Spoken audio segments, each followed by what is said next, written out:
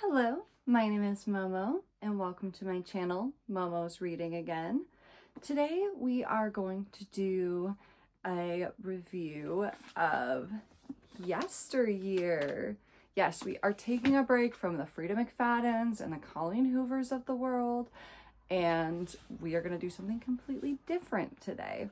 However, one of the reasons, well, there's two reasons I wanted to do this book. One, I purely just thought it sounded interesting. To be honest, it just sounded cool. And two, I feel like it really kind of ties in to, I would say more Colleen Hoover than Frida McFadden, but definitely that like trad wife values, women constantly getting pregnant, traditional gender roles being a huge part of the story, etc., is very present in this book. I will say it is more present in this book in the sense that they are, I want to say critiquing, but honestly, at times it feels like a critique, and at times I feel like the message is a little nebulous. It gets a little lost. And we're going to talk about that. I did actually enjoy this book. I think this book is written a lot, like with a lot better quality than the things that we normally cover. That being said, there's definitely some stuff to dive into. I will say this book does get a little bit confusing because, well, confusing in the sense, I don't know, sometimes it actually was just confusing to read, but I feel like it may get a little confusing trying to recap because in each chapter we wildly go back and forth. Like one paragraph will be set in like 1855, and then the next paragraph we're in present day, and there's no real like distinction between those two things. So I will do my best to make that as clear as possible, because I do see how that could get really confusing really quickly. So buckle up. I will say too, I don't really feel like I need, my normal caveat of like, if you're a fan of this writer, because she's a new writer. Well, I don't know that she's a new writer, but like, she's definitely not been in the public eye like this before. That being said, trigger warning wise, they're always in the description below. I always put them for every single book, even when they don't put them. I will say though, this book was not particularly triggering. I mean, there is a lot of discussion of like pregnancy and stuff, which definitely can be triggering for some people, but there's no like child abuse, there's no like super bad domestic violence, there's no drugs, there's no alcohol, like there's no like sexual assault. Like no one's getting murdered for once. So as far as trigger warnings go, this book is a little bit lighter than some of the other stuff that we've covered. So yeah, like I said, let's buckle up and let's get into Yesteryear. This book is put into parts, and part one is called The Past. Honestly, this like part thing is one of my biggest gripes about this book, because this says past. It's not about the past. It's actually about the present, about like what's happening, like if the book was today. And then the next section is the present, which mostly covers the past, like the 1855 part of it, but also like bounces back and forth. But even the parts that it bounces back and forth between, it's bouncing back and forth between 1855 and the past of this current character. So like not happening today. And then the last section is the future, which is like, I guess kind of the future, but really in the future section, they're talking about the present. So that was fucking stupid. I don't like that this is included. It doesn't make any sense. It literally just makes the book more confusing. And it's also just a lie. It's dumb. That was dumb. I don't know why we included that. So this first section, the past, is pretty long. And a lot of it, we're just kind of getting like an overview of who Natalie is as a person. Spoiler alert, she's the worst. I'm not gonna lie, this book, one of my other main criticisms of this book is it feels like if someone who was a better writer than Colleen Hoover tried to also write Colleen Hoover. Because, like, why is every woman in this, like, a bad person? Like, they are all villainized. They are all, like, portrayed to be bad people and bad characters. I will say the men aren't particularly portrayed as, like, good characters either, but, like, all the women are evil. Like, none of the women are good people. So, that's tired. We can let that go. Because I understand that, like, you know, we're writing about someone who's, like, inherently a bad person. Like, Natalie is not, spoiler alert, Natalie is not a good person. She's just not. Like, and you're not supposed to think that she is. Like, she is just not a good person. But also, while that's fine, like, you could totally write a book with, like, an unlikable main character. Well, let me rephrase that. You can write a book that has a main character who does things that are bad and is inherently not necessarily a good person. I don't think you should write a character who's blatantly unlikable. Because even if they're a bad character and doing bad things, I should feel some sort of affection for them, some sort of, I don't know, familiarity with them, like something that ties me to them. Because otherwise, why the fuck am I going to read the book?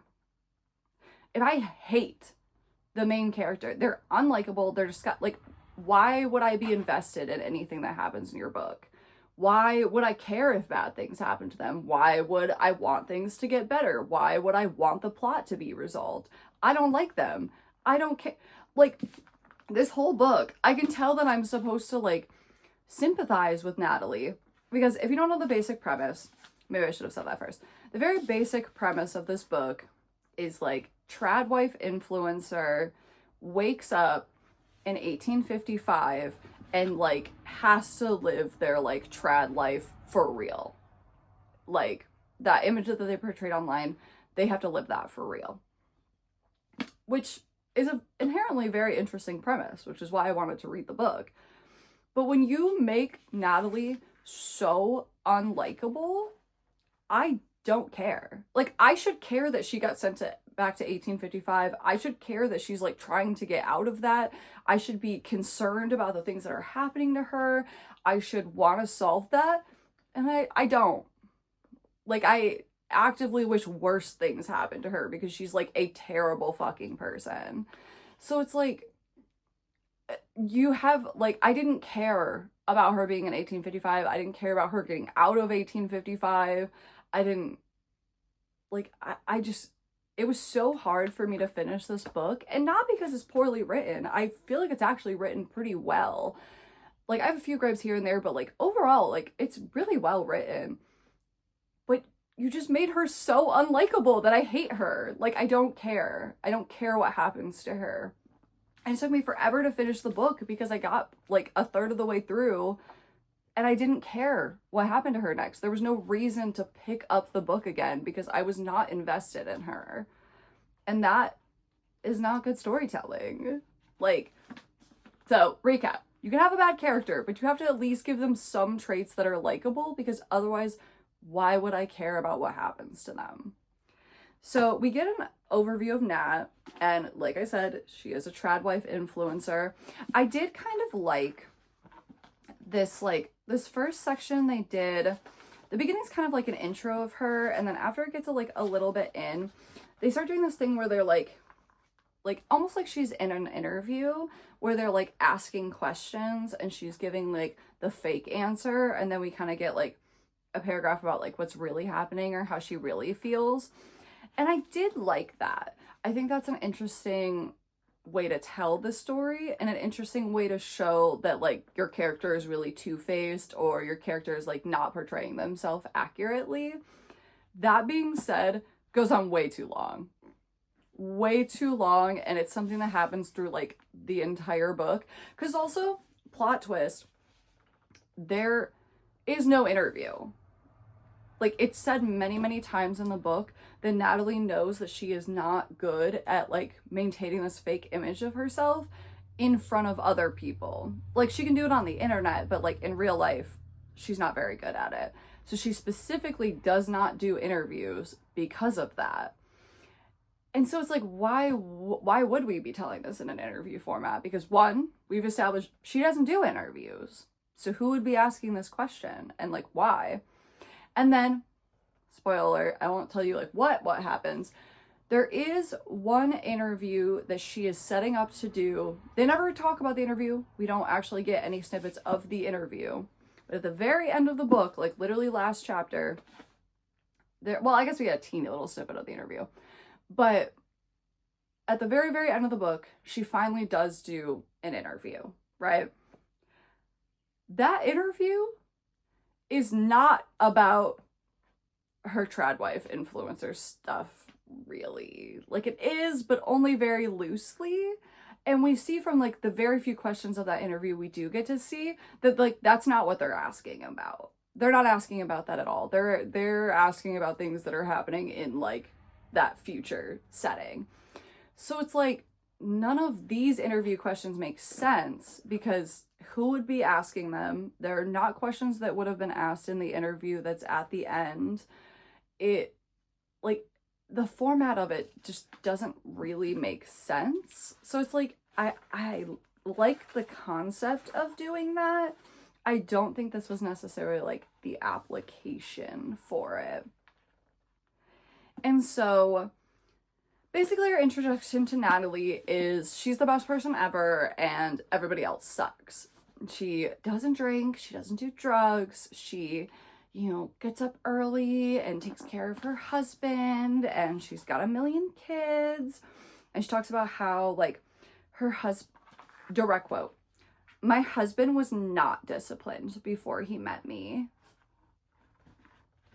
Okay, girl, because you're just, like, the best thing ever. And that is a running theme. That is Natalie's thing. If you wanted to sum up Natalie in like a sentence, that sentence is she thinks she's better than everyone else. And plot twist, that doesn't change. There's no growth. She does not grow as a person. That does not change at any point. The last page of the book, she thinks she's better than everyone else, just like the first page of the book. And again, not a good way to tell a story. Because not only have you made her so unlikable, which is like purposeful, I understand that. But then when she has, like, you're telling me she gets sent back to 1855, she lives all this trad wife stuff for real, and realizes that it's very, very, you know, difficult, and all of this stuff, and she just has zero development. Like, she doesn't learn anything from that. She does not change as a person. She is just as awful at the end of the book as she is in the first chapter. So, like, why would I pick up this book? Like, that's why one of the reasons it was so hard for me to get through it, because it was like, she's not learning anything. She's not developing in any way. There's no character arc. There's no emotional arc. Like, there's nothing. So, like, why would I care?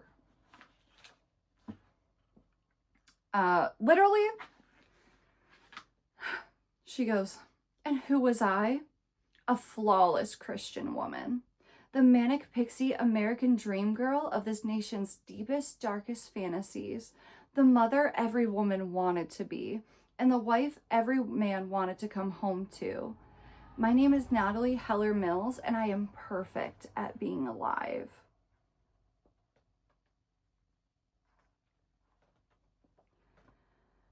She's the fucking worst, dude. I'm gonna try not to just repeat that over and over again. She is. She is the worst. She's set up to be the worst, and she learns nothing. She is the worst at all points through this.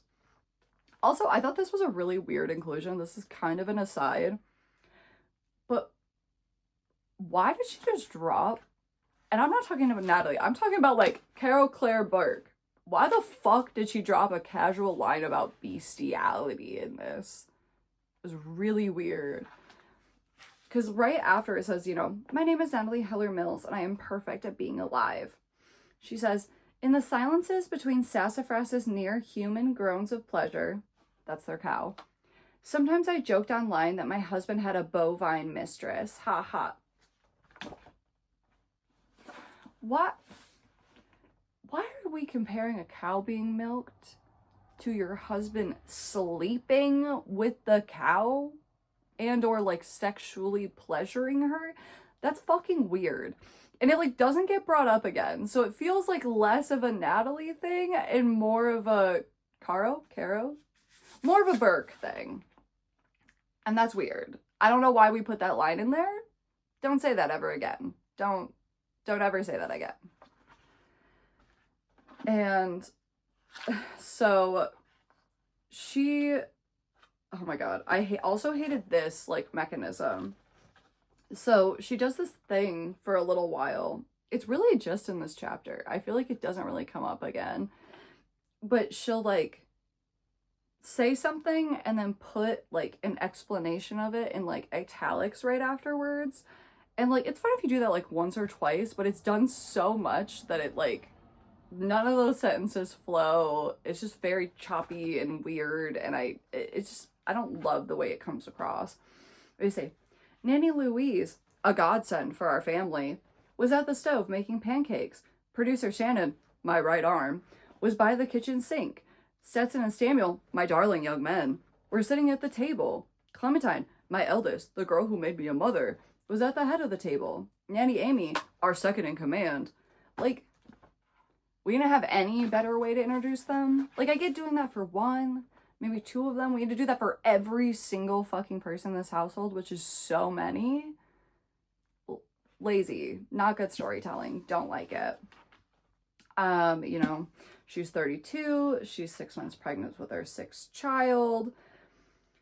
It's just a lot about her Instagram and how, you know, I'm not getting too into this now because she does go on and explain like who their nannies are and that the nannies help with the kids and that her producer helps her film and all this stuff. But like we talk about all that at length later in the book. Like we didn't really, that's also the thing too, is like we didn't really need all of these introductions because I honestly, by the time I had gotten to the end of the book and I went back to like write my notes for each chapter, I forgot that like this whole first section had even happened because we talk about all of these characters with so much length and how she meets all of them and how she hires all of them and what they do and what they're like and everything, that like all of this was unnecessary and very forgettable. Like besides establishing that Natalie's like a bad person, like none of this was particularly like memorable in any way. So this is what they start doing, like the interview thing where she says like, why don't you ever show all the help you have behind the scenes? And, you know, she gives her fake answer like, we love our employees like their family, so we go great means to protect their privacy. Like, I wouldn't be able to forgive myself if my social media account ended up compromising them in any way. And then we just kind of like move on. That's the thing too, is like, okay, you've kind of set this up as like, okay, here's her fake answer, here's what's really happening, except literally when you first start doing that, that's not the mechanism, because it just goes into like, oh, when I stepped in the kitchen, Shannon was doing this, and my 4 oldest children were eating breakfast, and like, it's nothing about the nanny, it's nothing about the help, it's nothing about the way that's portrayed, like, and she describes her kids in like really weird ways. Like, Natalie is not a good mother, which like, that is a part of this book, is that like Natalie is not a good mother, so like that's not me just like putting that on her, like that's kind of part of her shtick, is that she's like not a good mother, because she like describes them like, I rarely paid attention to the differences in the children. Both the girls and the boys spoke similarly, laughed similarly. Their clothing was a rainbow of neutrals. I walked over to my 2 boys, blah blah blah blah. She describes them as a pair of dressage ponies. And so it's just like, she clearly doesn't like respect her children. She barely doesn't even like really think of them as people. Like, she literally compares them to animals and talks about how like she does not pay attention to them. She doesn't know the differences between them. They're all the same. And she also talks about how,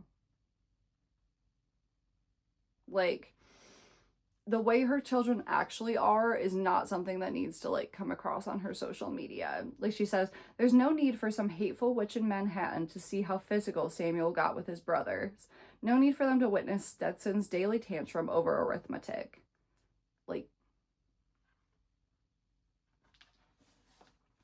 we know they're kids. Like, they're kids. Like, you don't have to portray them as little, like, weird robots. Like, I don't like that. Like,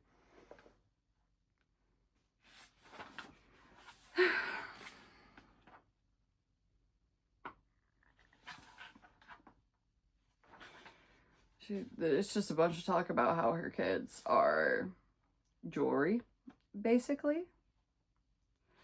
Her child does. There is, like, kind of an interesting part where, like, her older kid is like, what's trad wife mean? And, like, she tries to kind of, like, explain it away and all this stuff. And I was like, why would my kid be asking this? And it's like, because they also homeschool their kids. So it's not like their kids are, like, going to school and, like, learning things from other people or being exposed to anything. Like, they homeschool them all at home. And we'll get into that later. So it's like, just honestly, none of this chapter is particularly interesting. It's a lot of stuff that, like, we honestly don't really need to talk about because it is gone over in excruciating detail later on. So it's like, I don't really understand why this first section was even really, like, included. Like, none of it's really, like, necessary. Like, I get that we're trying to get, like, the image of, like, who Natalie is as a person, but, like, that comes across just fine in the story. Like, nothing here, like I said, like, I forgot this part even happened. So it's like by the time, like, because they talk about Shannon, right? Shannon, the producer, literally call her producer Shannon. And she, like, we get the whole story of, like, how they met, all the stuff that happened with Shannon, all this, because, like, it's kind of hinted at that, like, something bad happened with Caleb. Like, something weird happened between Caleb and Shannon. It's almost, like, hinted at, like, okay, maybe he, like, assaulted her or was, like, coming on to her or something. That's not what happens. But, like, by the time I got to the part where we actually introduced Shannon, I'd almost completely forgot about all this. Like, I kind of forgot that there was even, like, a weird thing with her and, like, Caleb, because this part is just so unimportant and unmemorable. And it's honestly literally just repeating a bunch of shit that we cover later. So I just feel like it was unnecessary. The only thing I will say that is, like, not, like, important, but the only thing from this that really, like, will come up later that we don't necessarily, like, recap later in the book. At one point go to Target with a couple of her, like, children, and she runs into this girl named Vanessa, who she used to go to high school with. And she has nothing nice to say about Vanessa. It's all very, very mean. Very, like, oh my God, she, like, wishes she was me. And it's very self-absorbed, very negative towards Vanessa. And she literally goes, women like Vanessa, they didn't know what they wanted. They couldn't possess a truly principled stance, even if someone injected it straight into their faces. While also admitting that she, like, frequently checks up on Vanessa. She goes, yeah, I'll admit I check out on her Instagram from time to time. Okay, so you're not better than her. You're literally doing the same thing you're accusing her of doing, which is, like, keeping up with you. And Vanessa's like, you kind of see this internal battle of, like, Natalie being a huge fucking bitch, and then, like, trying to, like, come off okay to Vanessa, because she was like, oh, it's wonderful to see you. You should bring the kids over. Blah, blah, blah. And, you know, Vanessa's just like, thanks. And then they have just, like, that's really about the extent of their conversation, actually. Is, like, this couple second thing. But it will come up later, so I just wanted to mention it. but it's kind of insignificant. It's really just like we see Natalie struggling not to be a huge bitch and like not really portraying herself super well, and thinking Vanessa is like so into her and like so about her. Also, we get more weird asides, which like I said earlier, like I'm already done with this. Like, we say something, we say an aside. We say something, we say an aside. Like, it's tired. It's old. You've made me tired of it, and we are literally on page 22. Like, I'm sick of it. Like, stop doing that. But she does it like 40 times on these 2 fucking pages. Like, none of it would ever happen, and yet the idea of that impossible day would sit there, growing bacteria in the back of her throat for the next month, or week, or month, or year. A profoundly humiliating desire, as strong and confusing an animal as the ones that inspired her to watch lesbian porn on low volume while her husband was sleeping next to her. Vanessa's like married and has children. She hasn't given any sign that she's been a lesbian. There's nothing in her past that like makes her a lesbian. Like, there's nothing about her that would say that. And Natalie literally says in an aside right after it, in parentheses this time, she was definitely the kind of woman who watched lesbian porn on low volume while her husband was sleeping next to her. Okay, well, first of all, that sounds like that's you. Because why are you putting that on other people? That's a really weird thing to, like, accuse someone of. Which, that being said, there is nothing wrong with heterosexual people also ingesting not heterosexual, like, pornography. That's fine. I know plenty of women who are very straight who will watch lesbian porn from time to time. Or, you know, whatever. That's fine.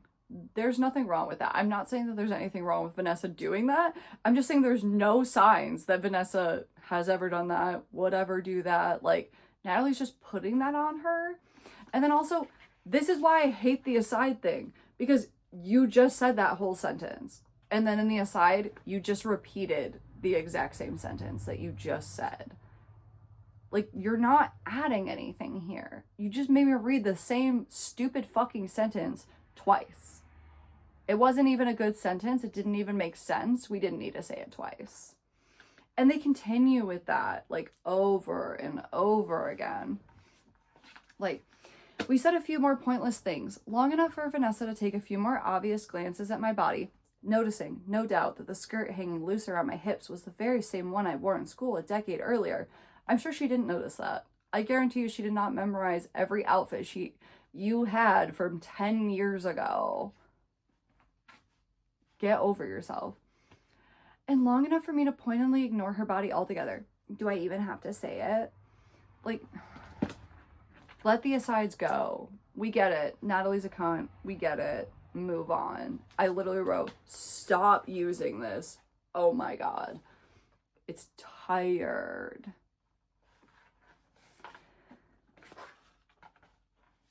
And the only other, like, important thing about that, like, trip or whatever is that they get back in the car and Natalie tries to film them.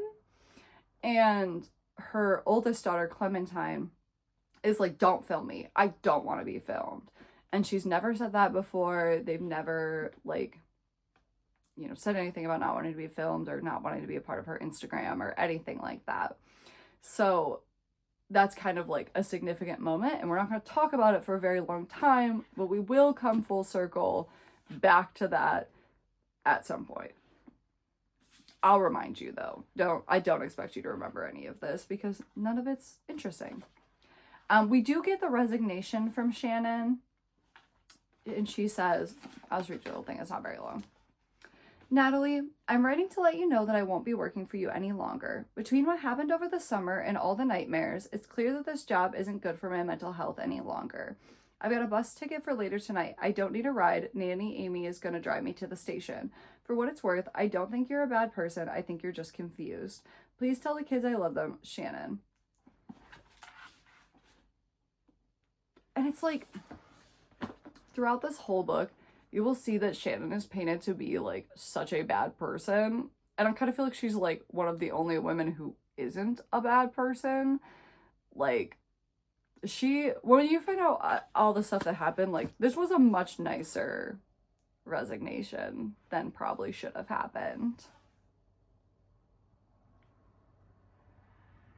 Or even this, like, more of this stuff about the interview that, like, doesn't make sense. So we get this, like, interviewer. When it comes to consent, do you think children are capable of... Oh, please. Pause. Can I finish my question? Longer pause. Yes, of course. When it comes to consent and the use of children's likenesses on public social media accounts... Actually, I need to take a quick break to use the restroom. Would that be all right? This interview never happened. There was no interview like this.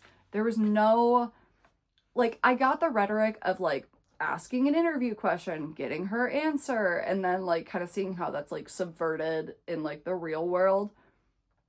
This interview never happened. Like, why are you saying, like, oh, can I use the restroom?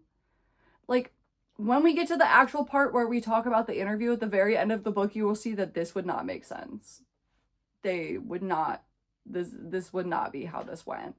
So it's like, what is this? Like, it doesn't really make sense. And it sucks because I did actually kind of like it at the beginning of the book, and it wasn't until I got to the end that I was like, oh, so you just, like, made your own story not make sense. Because you easily could have written in at some point a setup for her to do an interview like this. And, or even, like, some mention of it or something, and you didn't, and you made that very specific and over again that she would never do interviews, never do interviews, never do interviews. And then an interview she does do is, like, way different and not about any of this stuff. So it's like, what are we talking? Like, it's... I wasn't annoyed when I first read it until I finished the book. And, like, now going back to it, I'm annoyed. Like, this shouldn't have been how this was set up.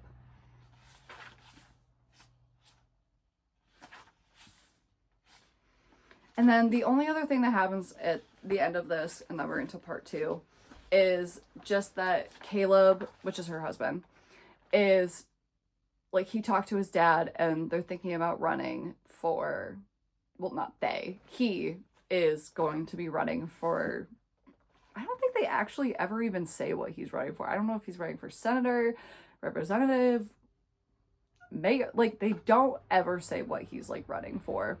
But his dad is a politician. He's been a senator. I think in this he wins his, like, 8th bid to be senator or something like that. And he's, like, thinking about running for president. So his dad is, like, a very long-standing political figure. And he's decided that it's finally time for Caleb to run for office, even though we never hear about what office this is or what that might mean. And really, that's the only other thing that happens. Like I said, I know that I kind of glossed over this, and then I usually go in much more detail about, like, what's happening in the story. But I promise you, all of these things are going to be so talked to death that you will be grateful that I didn't sit here and make you listen to everything first to then have all of that stuff repeated ad nauseum later on. I'm saving you. I promise. From here on out, when we get into this part 2 part, I will be going more in depth about, like, what's actually happening. But this first, literally 28 pages, worthless. We should have just cut this. None of this should have happened. It didn't need to be in there. It was... I get that we're supposed to understand Natalie better as a character. She's the worst. You don't really need to understand anything about her. She has no depth. There's nothing to her character. There's no arc. Nothing. It's unnecessary. Part 2, the present, which is not the present, like I said. We actually are waking up in 1855 right now. So why the fuck we titled this section the present when we go back and forth between 1855 and her past? Stupid. I love that I started this by saying this is well written and all I've done so far is rip apart the writing. The writing gets a little better, but there are a lot of... It's not about the writing as in, like, literally, like, the way the sentences are, like, structured. I think the actual, like, writing portion of it is fine. Like, the physical words on paper are fine. It's, like, the mechanisms used and the way that the story is set up that's stupid. like, it's really more about, like, the story mechanisms than it is really about, like, the specific writing. Like, there's not really, like, I'm sure through this whole video, honestly, like, I'll probably never really critique, like, the writing choice or the word choice or sentence structure or anything like that, because all of that was fine. Like, this book clearly had an editor. It just feels like it didn't have a good enough editor, if that makes sense. Where reading, like, Colleen Hoover and Frida McFadden, I'm like, I feel like no one's ever read this book before you just, like, published it. Like, did anyone even, like, glance at these pages? Like, nobody saw a problem with this. Where this is more like, I can tell that you had an editor, but I feel like this needed a good, like, 2 more drafts before it got published. So anyways, Natalie wakes up in 1855. And she wakes up in her house, like in, you know, her trad farmhouse that she has. But it's really cold. She, like, goes to reach for her phone and, like, ends up almost falling out of bed because, like, her phone's not there and, like, the table's different and, like, she misjudges the distance. The floors are different. It's, you know, really chilly in there. Like, she can tell that it's, well, right away, she's like, okay, something is wrong. Like, I'm not under my comforter. Like, this is not the right vibe. So immediately she's thinking, like, oh my God, I got kidnapped. Oh my God, something really horrible just happened to me. And she hears, like, children calling her from the other room, like, saying, like, Mama, like, come have breakfast and stuff. So she goes out there, and the kids are out there, but, like, the house is different. It's, like, it's her house and, like, her layout and, like, the structure of her house, but if her house was built in, like, 1855. Like, the boards are different and rough hewn, like, there's, you know, little cracks in the ceiling where, like, the boards aren't quite perfect, and so it's, like, her house if it was built in 1855. And when she goes out, she sees her children. She says, you know, sitting by the fire are my children, who are also not my children. There's 4 of them, 2 girls, 2 boys, all wearing raggedy-looking clothes that remind me of a pioneer reenactment. Which also, I didn't peg this when I was reading it before, because the children are kind of, like, an afterthought most of the time. And, like, that's kind of, like, on purpose. Like, it's acknowledged that, like, Natalie, like, at one point, like, she doesn't even recognize her daughter, and she doesn't know, like, anything about them. So, like, I don't expect her to, like, know them all right away. But it's weird because I just realized that it said she was pregnant with her 6th child. And, spoiler alert, she wakes up, she's not pregnant anymore. So, you know, that baby, not there. And, but I just realized it's 2 girls, 2 boys, but she had 5 children because she was having a 6th. So why are there only 4 children in this house when there should be 5 at least? I just realized that. That's weird. And then, essentially, they kind of, like, it's like her children, but they have different names. And I think the purpose behind that, I mean, it does have, like, a narrative purpose, like, we'll kind of learn later. But I think the main purpose in, like, that part of it was to give something to distinguish between what's happening in the present and what's happening in, like, 1855. Because, you know, when I read the name Mary, which is, like, instead of having Clementine be her oldest, like it is in the present, her oldest in 1855 is Mary. So I know, like, you know, I read the name Mary and, like, automatically I know, like, okay, this is, like, an 1855 section. Because they're not, like, really good at distinguishing. Like I said, like, it goes paragraph to paragraph and wildly swings back and forth. Like, even right here. Like, you know, she steps out, she sees the children, and then we immediately, like, there's a line break, but there's no, like, asterisk, there's nothing, like, separating these 2 sections in any way, shape, or form. And then this section is all about her giving birth to Clementine and how she was, like, afraid of it. Which, like, we're not even gonna get into that because we talk about that in excruciating detail later on. So it's like, and then immediately, again, no line break, we immediately go back into 1855. Which is like, you know, I'm not an idiot. Like, I can tell the difference between the two. And, like, you know, I understand, like, flashing back and forth. I feel like this is probably very confusing to a lot of people. Because there was even a couple times where I had to stop myself and be like, wait, where are we right now? What are we talking about right now? Like, and I'm reading it, like, very deeply because I know I'm going to come here and analyze it later. So, like, I'm reading for the meat of the story and, like, really digging into it. Like, I can imagine, like, as a casual read where you're kind of just, like, you know, just reading for fun and, like, skip it, like, this might get really confusing really quickly. Because there were a couple parts even I had to stop and be like, wait, where are we right now? What are we talking about? And like I said, like, the flashbacks that we're getting are not to the present day. They're, like, Natalie's past. So, like, why did we title this present? I keep talking about that, but it's, like, such a big gripe for me. Why did we do that? That doesn't make any sense. That was stupid. And, you know, honestly, sounds bad, but a lot of these 1855 parts we will kind of, like, skim through kind of quickly. And it's not because I'm not trying to, like, share the story with you. It's because they're all the fucking same. I can tell you right now, everything that happens in the, well, minus some stuff that happens at the very end, the majority of the stuff that happens in 1855. Oh, I woke up. Where am I?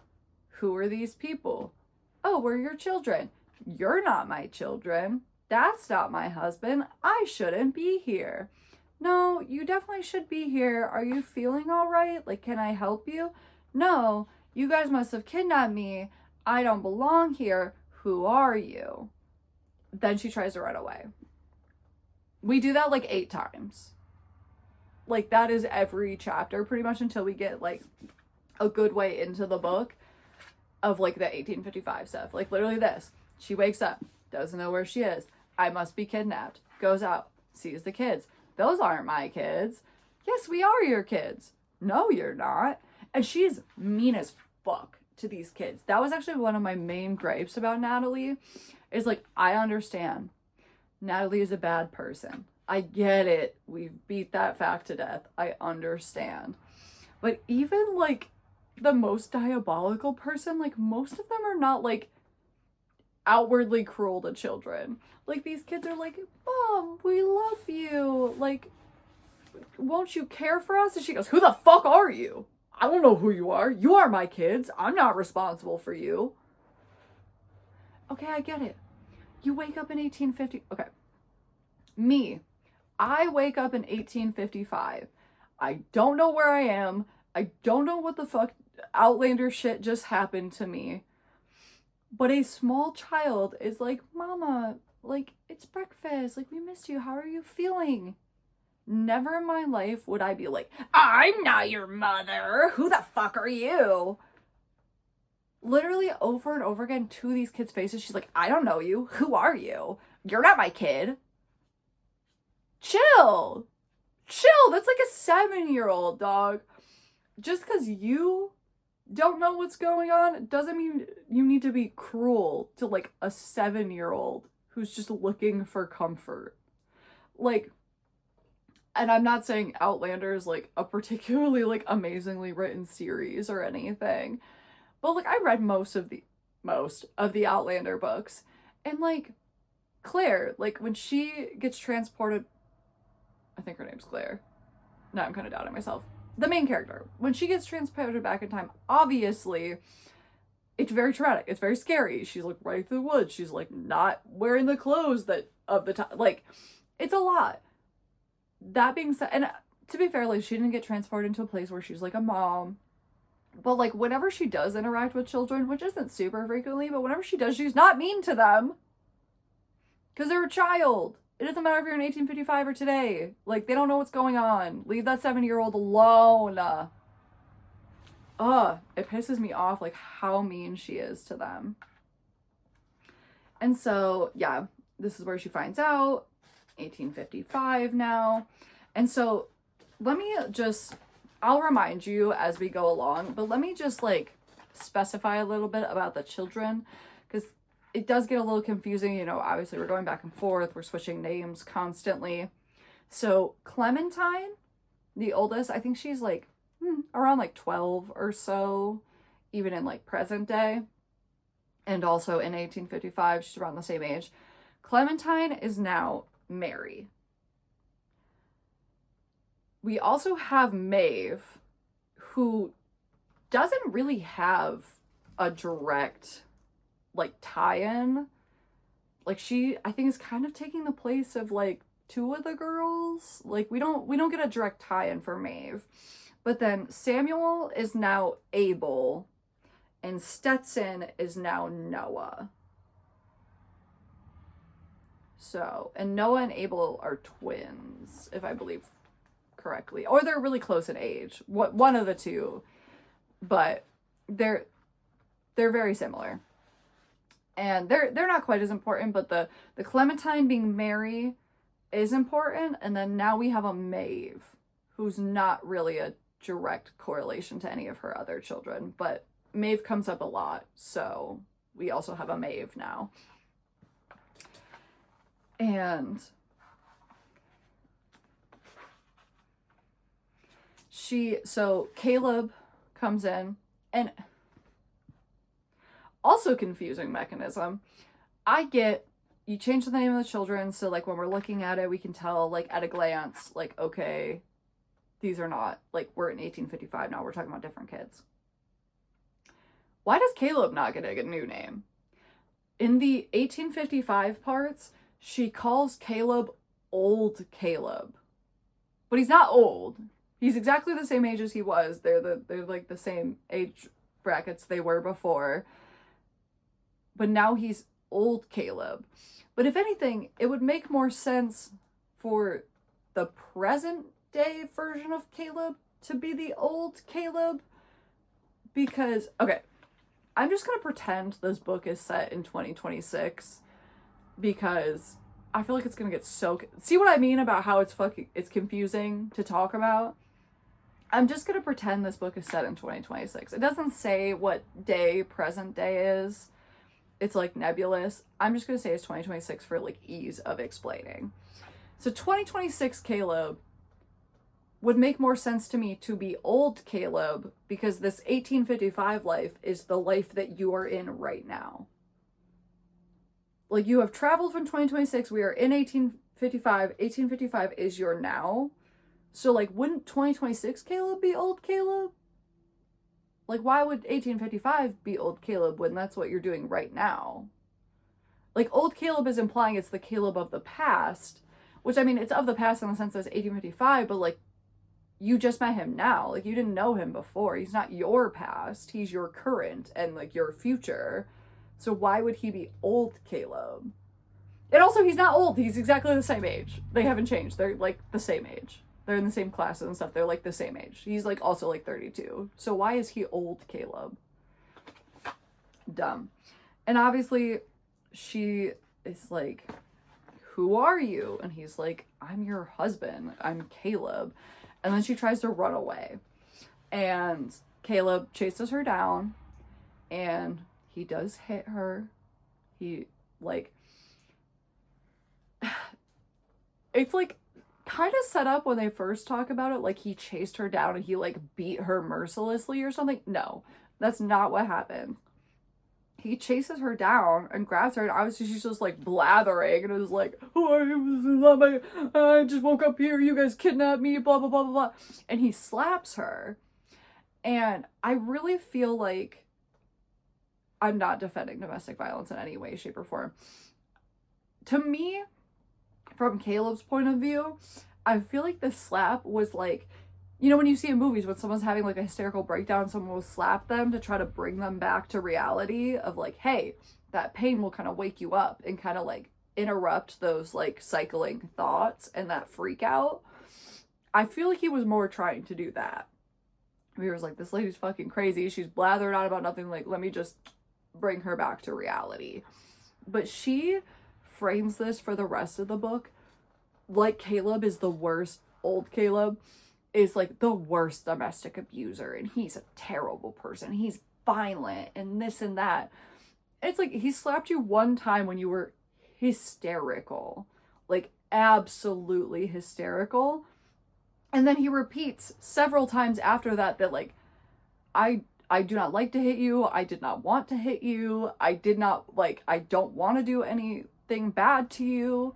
So it's like the whole time she's like trying to paint him as a domestic abuser, but at the same time it's like, girl, I think he was just trying to bring you back to reality. And like he's made it pretty clear that like he does not want to be violent with you, and he's never violent with her again.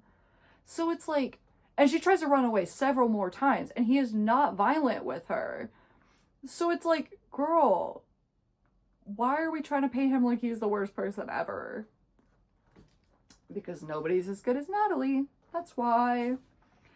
Remember, nobody's as good as Natalie. Chapter 2, we go back to Natalie's past. And it's going to get really, I feel like all this timeline stuff can get really, really confusing. Especially because it tells us we're in the present. But like, if you know, like we arbitrarily gave the present like 2026. Then like this is probably like 2016-ish, because she said when she saw Vanessa in 2026 that it had been like 10 years since high school, and this is her like leaving high school and going to college, so like roughly 2016-ish. And I'm not going to get into all of the like giving a date to every single thing that happens, because it's all arbitrary, and like there's a lot of points where like we're not really given like a set like, oh, it's been 2 years since this happened. But just for like clarity's sake, like this is roughly like 2016-ish Natalie, and she is heading off to college. I almost said for the first time. Obviously for the first time. She's headed off to college, and her mom and her sister are like saying goodbye to her. And her mom and her sister are honestly like the only two characters in this book that I actually like, really. They'll play more of a part later, but I feel like they're the only characters who aren't written to be like absolutely terrible. And so they're very fringe, but I do like both of them. And it is very cute. Like we get this like goodbye from both of them. And like her sister, who is 19 and she's like 17 at this time, her sister's like goodbye or like words of advice are don't do cocaine. Like Natalie would ever do cocaine in any way, shape, or form. And I thought that was really cute. Like just, you can tell she's like a little sheltered, like she doesn't know much about the world. Like that's her image of college, is that like everybody does coke. I thought that was kind of cute. But her mom, and this will come back at the very end, her mom only has one thing to say, and she says, "Remember, Natty, just remember to be kind." And I think that's important to keep in mind as we're reading this book, even though like this actual statement doesn't really like resurface till towards the very end of the book. But I think it's important to remember as we're going through this that her mother did not make her this way. Her mother did not set out to imbue her with these like trad wife values and this like extreme Christianity, extreme, you know, negativity towards women and stuff. Like her mother raised her to be kind. Natalie chooses not to be kind. And I know there's a whole nature versus nurture argument, and honestly I think the right answer is it's a mix of both.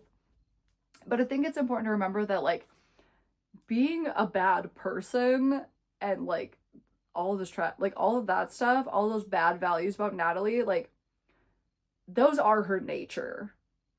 That is not how she was raised. I just don't want Natalie's mom to get any strays as we go through this. Like Natalie was not raised to be the way that she is. She was raised to be kind.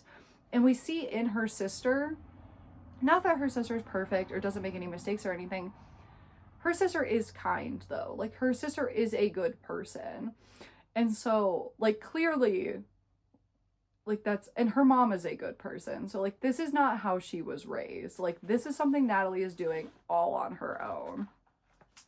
We also get a little view into Natalie's personal belief system and how she like views the world, and let me say it's fucking dismal.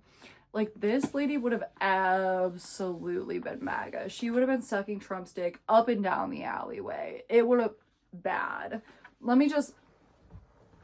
This paragraph right here will kind of sum up Natalie's belief system for the entire book. This is just what she truly believes.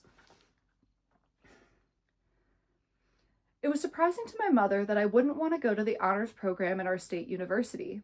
Surprising, more generally speaking, that I would want to venture outward into the world when the world so clearly had lost its way. Out in the coastal cities, nuclear families were an endangered species. Children ran barefoot in the streets. That doesn't happen.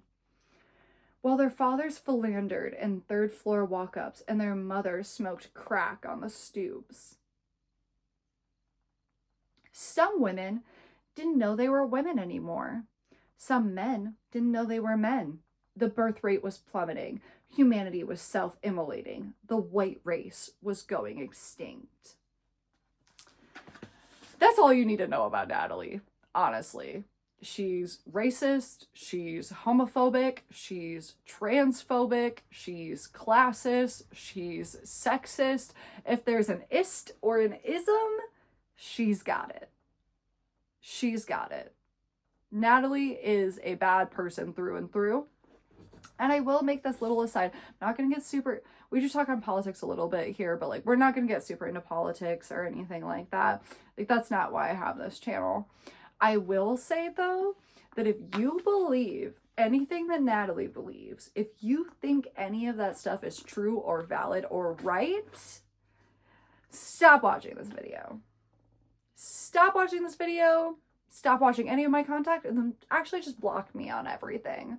Because one thing we'll never do here is give credence to any of that.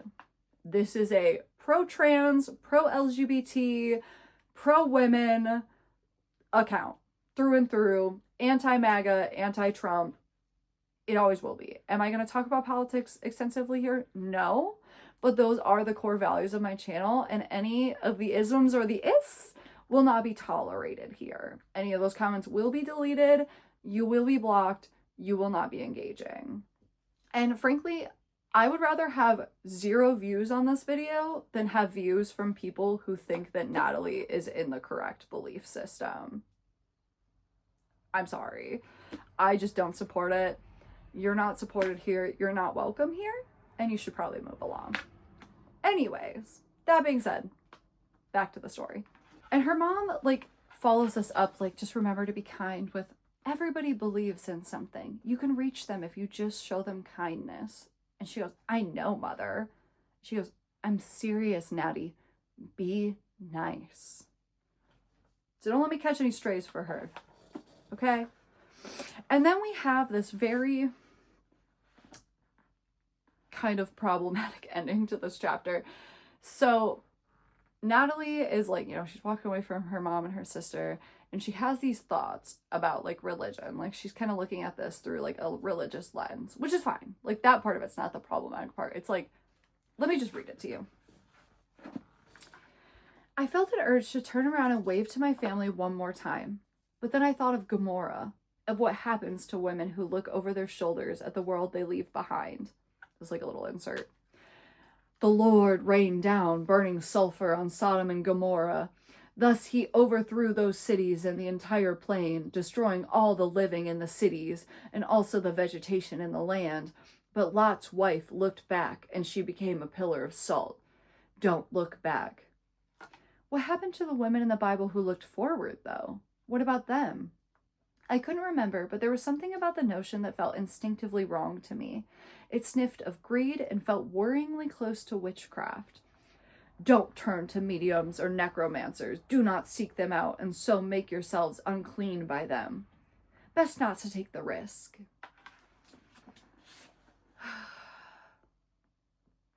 I just want to preface this by saying that there is nothing wrong with being religious. There's not. I don't have any problem with people who are Christian or anything like that. But I do think it's deeply unhealthy when you don't even want to wave goodbye to your family because you're worried the Lord might raze your town to the ground and kill everybody. I'm not going to get into the whole Sodom and Gomorrah thing, because the Sodom and Gomorrah thing was about a lot more than like women looking back. Like, that actually has very little to do with the Sodom and Gomorrah story. So it's weird that even like that would be the take that you would get from the Sodom and Gomorrah story. But the fact that, yeah, like you were so terrified to even wave goodbye to your family because you think that it's too close to witchcraft is crazy. And that's like a running theme throughout this book, is doubt your doubts, not your faith. And I think that that is so dangerous. And it's not dangerous in the way that I talked about Colleen Hoover. Like, this is not rhetoric that is dangerous to the reader. With Colleen Hoover, she takes all of these horrific, awful things, like these horrible marriage values and relationship values and these horrible people, and she holds them up and says, like, you should root for this. This is the way things should be. This is what you should be admiring. This is what you should be doing. Where I feel like this book, it makes it very clear that, like, that's not what you should be doing. This is not healthy rhetoric. This is not something you should be believing. Like, this is not a good thing. So I don't think this book is dangerous in the sense that I think it's like leading people astray or it's going to give them any like bad values or bad lessons. I think it's very clear in the book that like, this is not acceptable. This shouldn't be happening. But I think it's dangerous in the sense that like, this is real rhetoric that actual people out in the world, especially women, are told over and over again. And like, it's just cult tactics, to be frank about it. That's a cult. You doubting your doubts, not your faith, that is a cult. You should be able to, for example, my booth mate at work, he is, I wouldn't say like excessively religious, but he definitely is religious, and he used to go to church multiple times a week, like still goes to church, and we have lots of discussions about religion. But they're discussions in which we repeatedly challenge each other. You know, like I'll say, well, okay, but what about this? You know, and he'll either be able to back it up and be like, oh, well, yeah, but then, you know, the Bible says this and then this and this, or the opposite. And he'll be like, huh, I've never really thought about it like that. That makes a lot of sense. Like, I need to look more into that, or, you know, whatever. Like, me challenging those beliefs does not make him feel less solid in his faith or in his beliefs. It just gives him more things to consider. And that's healthy. That's normal. I think that your faith isn't really faith if you cannot doubt it. Like, if you cannot critically analyze and like question the things that you have been taught that you were supposed to just take at face value and you're never ever supposed to think about them, like, that's dangerous. You should be critically thinking about why you believe the way you believe. And the reason why you believe what you believe should not be, I don't know, one guy standing at the front of the church told me to believe that way. No, you should really think about that. Read the Bible, see what it says itself, listen to different people interpret it in different ways. Because that is something that comes into this book, is that, like, you know, they kind of go from a little bit more of like maybe more of a, it's not necessarily stated that they're like in a fire and brimstone type of church, but like it's kind of portrayed that way by like how fanatical like Natalie's beliefs are and how intense they are, versus later on her family goes to a church that's more like a love thy neighbor type of church. And I think that that's important because, you know, there are people who are super into the fire and brimstone thing and like whatever, to each your own. But I think it's perfectly reasonable to have grown up that way and kind of be challenging that and then look to someone who interprets the Bible in a different way, where, you know, the being a good person and doing good things becomes less of, I'm only doing this so I don't directly go to hell and get tortured for eternity, into, I am doing these things because Jesus loves me and Jesus loves everyone, and he wants me to spread that love to everyone. Like, I think that personally, as someone who's not religious, makes a hell of a lot more sense. It also makes you a hell of a lot better of a person. Like, because you're doing these things because you just want to spread love rather than like, oh, I might get punished for it, so I'm just going to be nice because I don't want to get punished. Like, that's not really being nice. Like, and I think that, like I said, like, anything that tells you that you should doubt your doubts and not your faith is lying to you. It is not a valid platform. They know something is hinky there because they know that if you started doubting what you're being told, you would find out right away that what you're being told isn't valid. And that's why they don't want you to question it. Like, a real, true pastor or any person like that in religion that actually cares about you and actually wants, like, and believes in what they're saying would want you to doubt. They want those questions. They want that probing because they have reasons to say, yes, you know, like, Jesus did say love thy neighbor. Like, here are all the reasons and the examples on like why that's the case. And like, you know, Jesus washed the feet of the prostitutes, and, you know, Jesus loved Judas even, you know, when he betrayed him, and, you know, etc., etc. Like, anything that's telling you doubt your doubts and not your faith, that's a cult. And there's a reason that they don't want you to probe deeper. And I really like that this book not only brings that in, but makes it very clear that, like, that's stupid and you shouldn't believe in something that's telling you to do that. Like, I think that's a really solid lesson, and I did like that that was included here. Chapter 3, we are back in, I don't know, if we started in 2026 and her graduating was like 2016, or yeah, like her graduating high school was like 2016, we're probably in like 2020-ish, 2021-ish, maybe, somewhere around there. And her and Caleb bought a farm, which we'll go way more into like all the intricacies of like how that happened and stuff.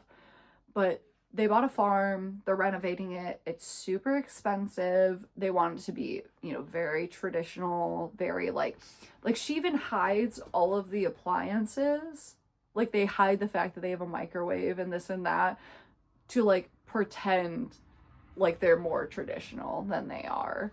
And it's very clear, like, this farm costs, we'll find out later, over $5 million.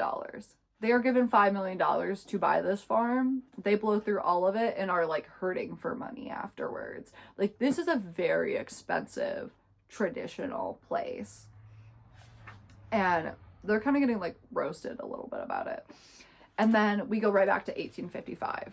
And it's the same thing that happens in like every 1855 section, basically, is like she wakes up in bed again.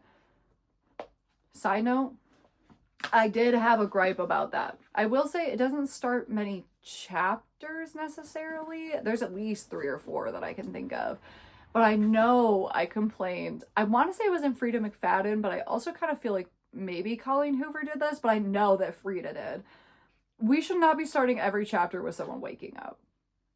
You don't need to keep telling me over and over again, they woke up, they woke up, they woke up, they woke up. Yeah, people do that. People do that every day. Duh. I have 2 brain cells. I can figure that out. Because we can, like, she wakes up in bed and it's 1855 and it's like, yeah, we already did that. That was what last chapter was about. Why are we starting chapter 3 with that again? We already did that. And it's literally just her being like, who are these people? Who are these kids? And Maeve being like, come eat with us. And she's like, who the fuck are you? Like, it's just that over and over again. It's just her being like, I don't know why I'm here. I don't know why this is happening. And then we get this, at the very end of this chapter, we get this little scene that annoyed me on multiple levels. Because first, she, you know, Maeve convinces her to get out of bed. She goes in the kitchen. Mary is making soap. And she goes, because Mary, she like poured out the soap into the molds, and then she sprinkled like some lavender in them. And she goes, oh, who taught you how to do that? Who taught you to use herbs? Which, first of all, use 2 brain cells. Like, just because stuff was back then, there was perfumes hundreds and hundreds and hundreds of years ago. They go back all the way to like ancient Egypt, and honestly probably earlier than that. And we just might not even have record of it. But bare minimum, they go back to like ancient Egypt, which is ancient. So like ancient Egypt is closer to like caveman times than it is to present day. This is a what? Like, what do you mean? You're so flabbergasted she put lavender in soap. Like, no shit, dog.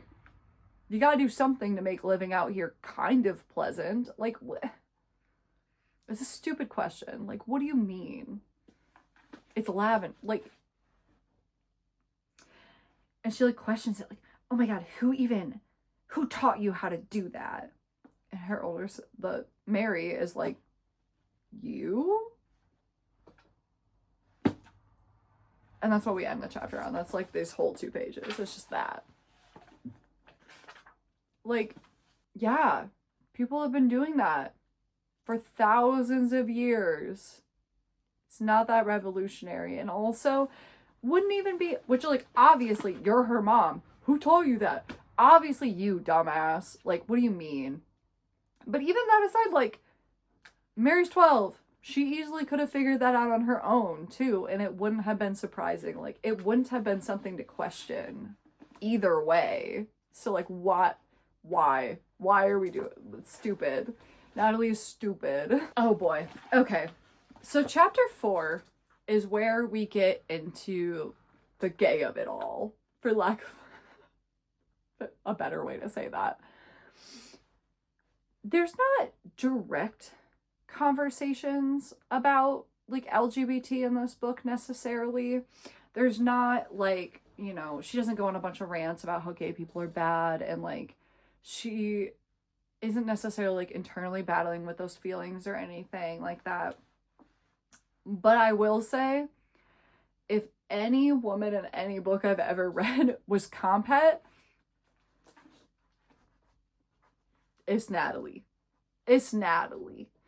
And if you don't know what compet is, I'm not getting into all of that right now. But the very brief description of compet is essentially, it's based off of a longer book, meditation, whatever you want to call it, that I'm actually blanking on the name of at the moment, that essentially discusses how women who believe that they are straight but are deeply unhappy in heterosexual relationships, how like sometimes it turns out they are actually gay, and because of society and what they're taught and what's taught as like right and wrong and stuff, they just are unable to realize that about themselves, and then they struggle in these heterosexual relationships. I myself struggle to identify with compet because that's something that I went through myself. I very much, well, I wasn't raised in any form of anti-LGBT type of way. I just want to establish that my upbringing and my family had no problem with gay people. It was not like that type of thing. And I was not raised to be religious either. So it doesn't come from that. But it comes from that overview of society as though like, you're a girl, you're supposed to like boys, like you should be boy crazy, that's what's normal.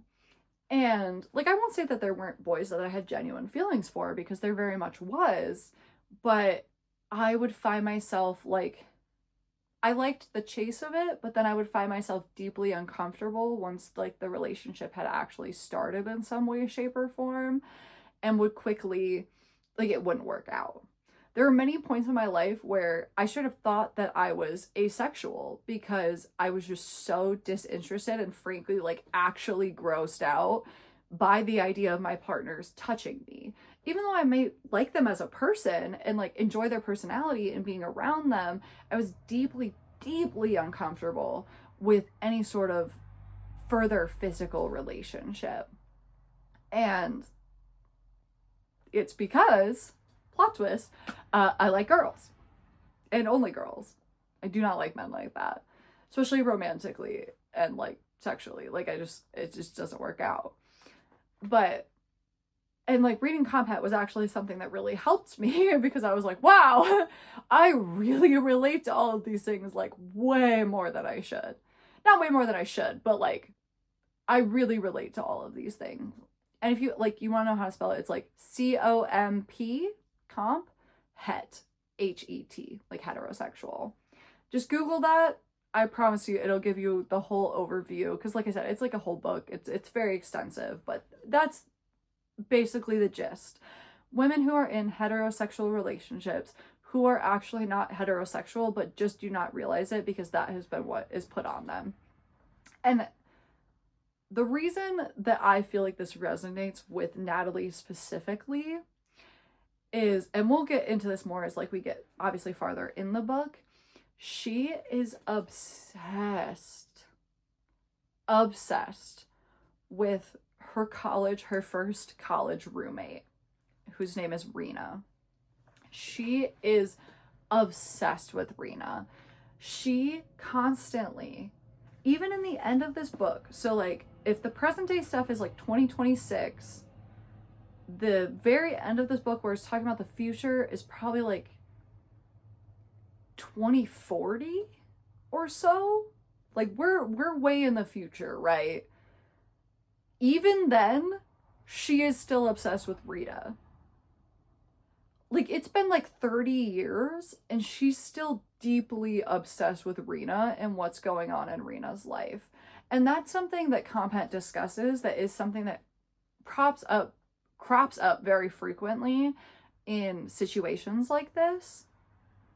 And it's that a lot of women who experience Compact have these relationships, whether they're as a child or a teen or an older adult, where they're in these relationships with women. And I don't mean like a dating relationship, but just like a friendship, an acquaintanceship. They know these women where they have a very unhealthy level of involvement, level of obsession with it.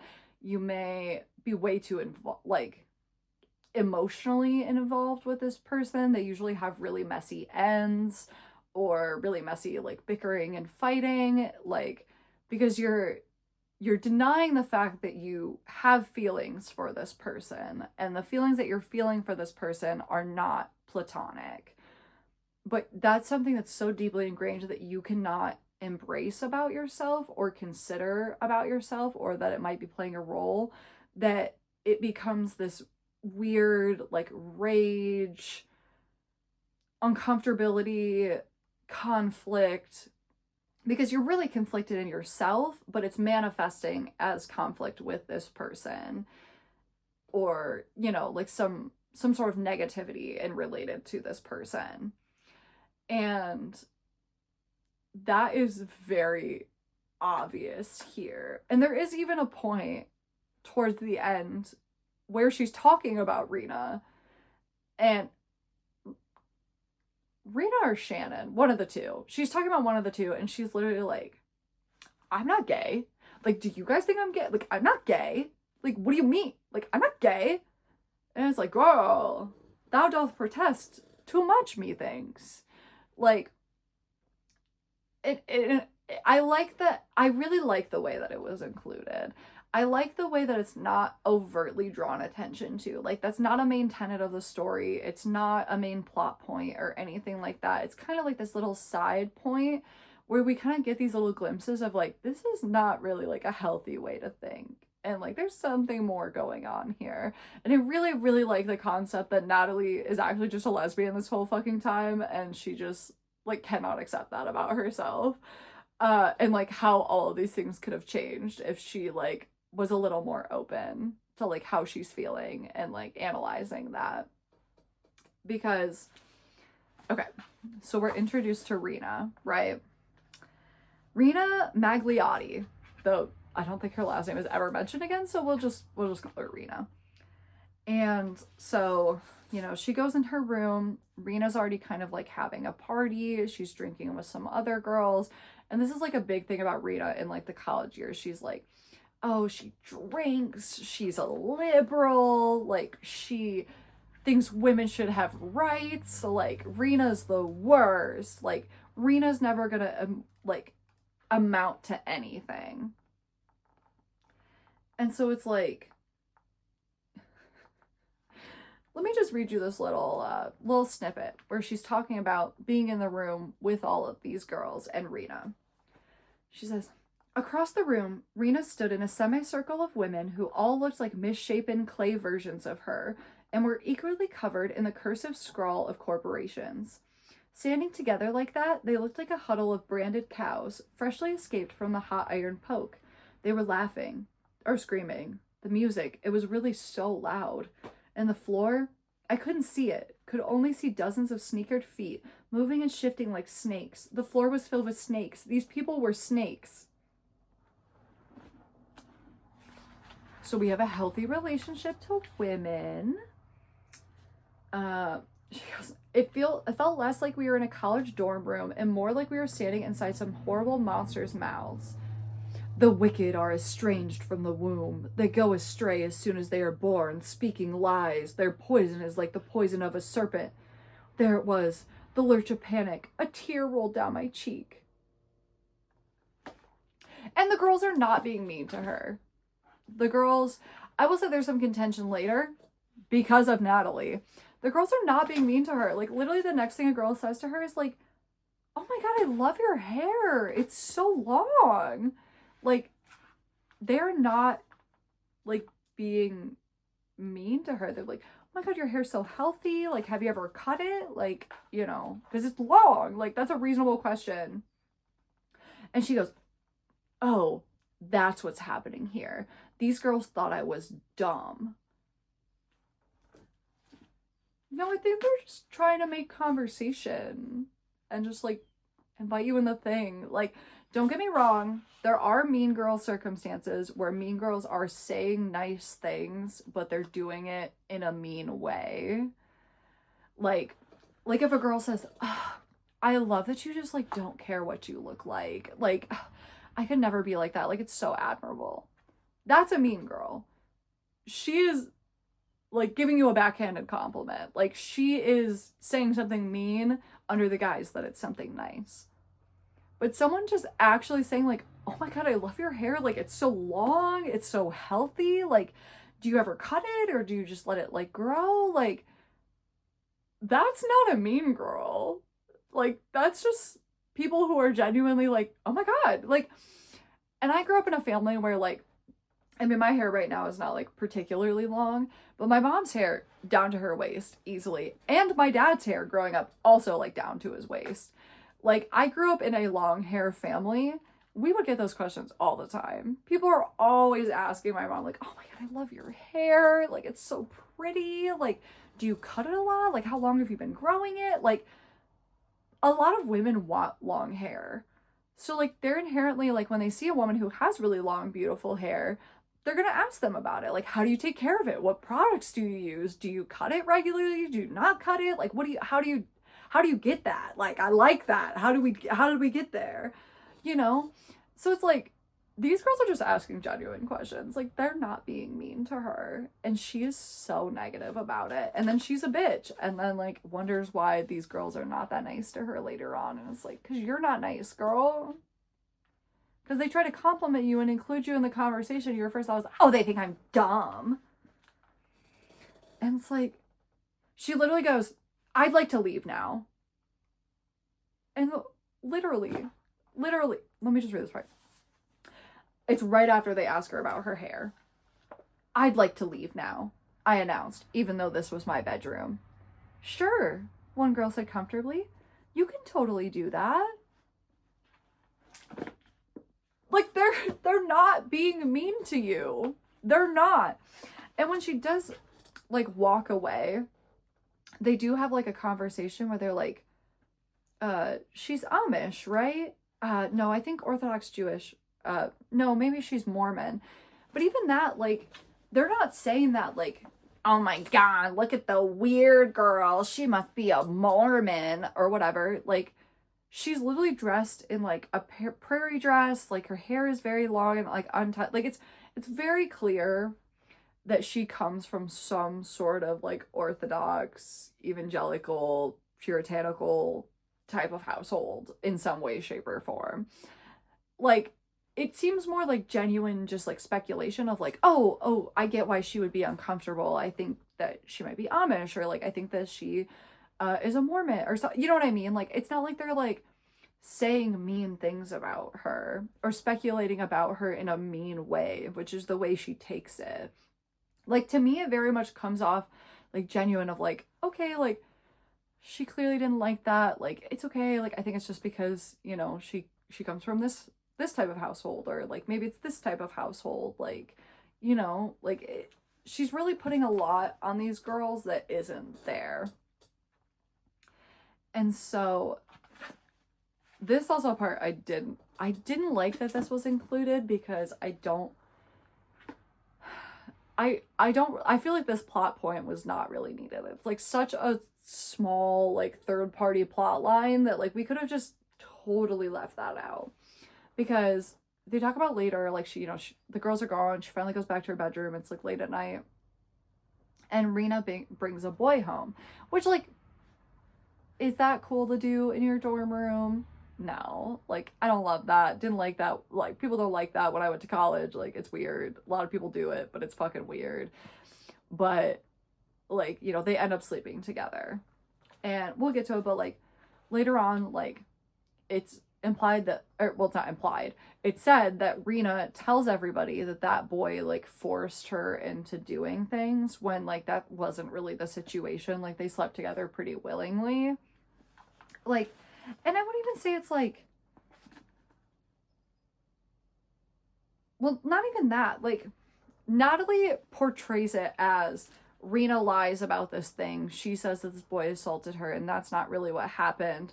But like, that is kind of what happened, because like, we get this whole thing, you know, mattress, blah, blah, blah, blah. She tells him to come here. She describes like hearing, you know, sexual noises. And then Rena says, Rena mumbled, didn't like that. And the boy goes, oh, no worries. And she goes, I feel sick. And the boy goes, do you want me to go? And she's like, no, it's okay. So it's like, it's, I'm not saying that like this boy like assaulted her, but like clearly there was some part of her that wasn't enjoying this, or wasn't enjoying some of the things that happened, and like probably was a little too drunk to be consenting to anything. So it's like, you're putting on this later, like she's like this liar of sexual assault, and it's like, no, I think she was really uncomfortable and too drunk to consent. Like, that did happen to her, and you witnessed it. And like, the fact that you're calling her a liar later is like weird. Like, we just could have like just left out that plot point entirely. Like, that just didn't even really need to be included, and it was just like a weird thing, I think, to be included.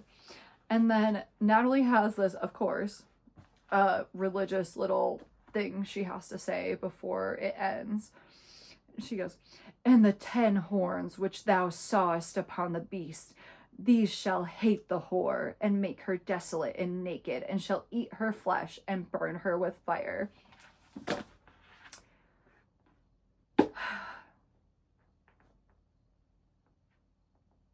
Oh, Natalie. People can like a boy. That's fine. Just, she really tries to portray that Rita is just like the biggest whore ever and all this stuff. And we literally ever hear about her being with like 2 people. And it's like, girl, I think you're really putting a lot on Rita. I think maybe we should look in ourselves a little bit. But also, like, when I read this part about Rena, I was like, or the brief parts that are like 2016-ish, like when she first goes to college, I was like, okay, this is just like more exposition about how Natalie's like this and her thought processes and stuff. And then, like I said, she is obsessed with Rita. Like, she is still thinking and talking about Rita 30 years in the future, give or take. So it's like, okay, there's some deeper stuff going on here, because like, that's not normal. Like, what are we doing, girly? Chapter 5, I forgot what number we're on. Chapter 5, we are back in 1855. same shit we've already talked about. She talks more about how the house is like kind of run down and like the differences of like how it's older than it used to be. You know, she talks about how she has to use the bathroom, and they're like, okay, do it. And so she talks about how she has to go to the outhouse. That's literally it. That's the whole chapter. That's all that happens. So chapter 6, we go back to 2016, and we're talking about Rena again, and talking about how she like likes her dorm and stuff. And she is like, oh my god, the women are heathens. Like, she literally says, no one was grateful to be here. As far as I could see, no one was grateful for anything at all.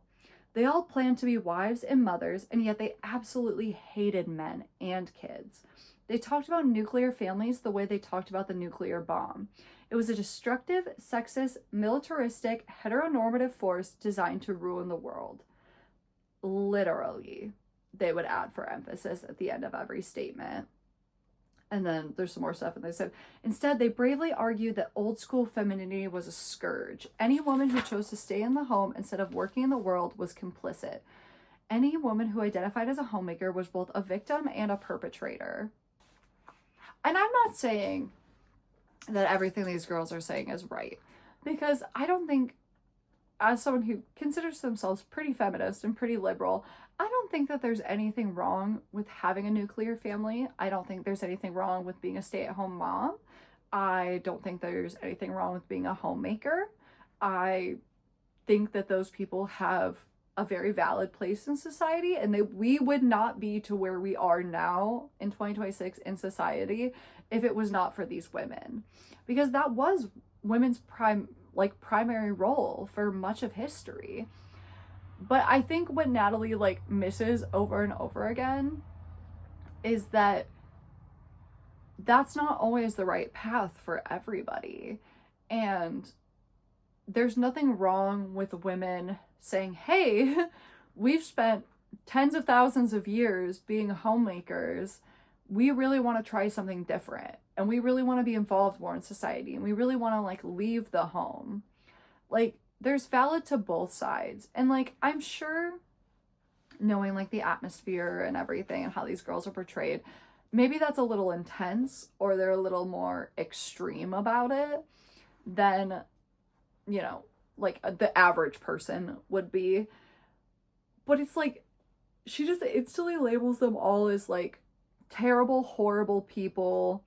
They're just the worst. And it's like, we can't use just one brain cell to even just like consider the things that they're saying for like 5 seconds, or even just considering like, okay, these girls hold very different beliefs to me. Like, maybe these just aren't the girls I want to be friends with. Like, you think I went all the way through college and all the friends I made, like, and I didn't meet people that I didn't agree with? Like, I mean, I wouldn't say I really met people like Natalie per se, but like, I definitely met people that like, I didn't really like their values, didn't really like their morals, didn't really like them as a person. And I just wasn't friends with them and didn't hang out with them. Like, even through college, one of my best friends who I literally lived with for a long time, and like we were in the same sorority and like we were very close for many years, was deeply, deeply religious and actually deeply traditional. Like, even though she was in college, like she did really want to be like a stay-at-home mom, and like that was really what she wanted to like do. And like, you know, marriage was very important to her, and like saving her first time for marriage was very important to her, and things like that. And like, there was nothing wrong with that. Like, we were best friends. Like, we spent every day together, especially when we lived together, and like happily. Like, just because that's not what I wanted for myself doesn't mean that I couldn't be friends with someone who does want that, you know? And it's only because I feel like when you really look at this, like, if you very surface level read this, like, you're just like, oh, these girls are whatever. But like, when you really look at it, it's like you kind of realize like, no, Natalie is the one shutting herself off from all of this human connection.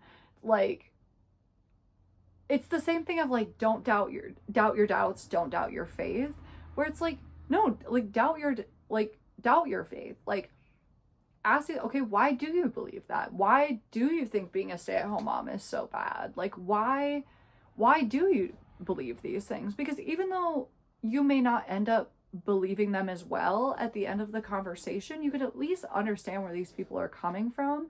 And you may get snippets where you're like, I actually haven't really considered that. Like, maybe I should think more about that or look more into that. And like, it doesn't even have to change what you believe. Like, never once through all of our friendship did I tell that person, no, you shouldn't be a stay-at-home mom. No, you shouldn't save your first time. No, you shouldn't be so focused on marriage. No, you shouldn't be religious. Because those things are fine. Like, we can have different, like, goals and different values and, like, still get along. Like, just because I would rather die than be a stay-at-home mom doesn't mean that I think this other person who really wants that shouldn't do that. And I feel like these girls probably were the same way, but Natalie just never even gave them a chance. You know what I mean? Like, I feel like if Natalie would have actually talked to them and been like, hey, yeah, like, this is where I'm coming from. These are kind of my views. Like, there could have been some really interesting discourse there. And, like, Natalie could have learned a lot. But Natalie's got a Natalie, so that doesn't happen. And then, so she goes to her RA, and she wants to move rooms. And the RA's like, no, like, nothing's happened. Like, no one's threatening you. You're not unsafe. And so she goes back to the room, and Rena is like kind of having another little like party, like people are drinking, there's some girls there, they're all like talking, and they kind of had this conversation that wasn't like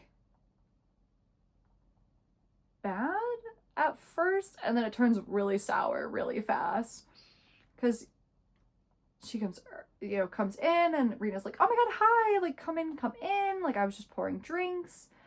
And another girl recognizes her and is like, oh, hey, like, Natalie, right? Like, we're in the same gender studies class. And Rena's like, oh my god, like, you know her? Like, isn't that like a 400-person class? And the girl's like, yeah, but Natalie got into this intense debate with the professor the other day about biological differences. She had all these studies lined up in her arsenal too, like, bam, women are physically weaker. Bam, men aren't good at domestic chores because their eyesight is designed for predatorial work. Bam, the female body is designed to nurture. And what do you think of that? The professor was so pissed. It was honestly hilarious. And Rena says, yeah, Natalie doesn't care what other people think. Do you, Natalie? And she says, what other people think of me is none of my business. And Rena goes, God, Natalie, like, you're so precious. Did your mother tell you to say that? Which, I will say, like, obviously that's a little catty. Like, that's one of the few moments in these conversations where she thinks these girls are being catty, where I'm like, okay, yeah, like, that was an actual catty comment. And so Natalie says, just because you hate your mother doesn't mean I have to hate mine. And Rena's like, I never said I hate my mother. When did I say I hate my mother? I love my mother. And all the other girls are like, yeah, we've never heard you say anything about your mom. And then Rena, Rena is pissed by this, which understandably, I would also be pissed about that comment. Because, like, what the fuck are you saying? I love my mom. And she goes, do you want to know what I think, Natalie? And she goes, I think that you think you're better than all of us.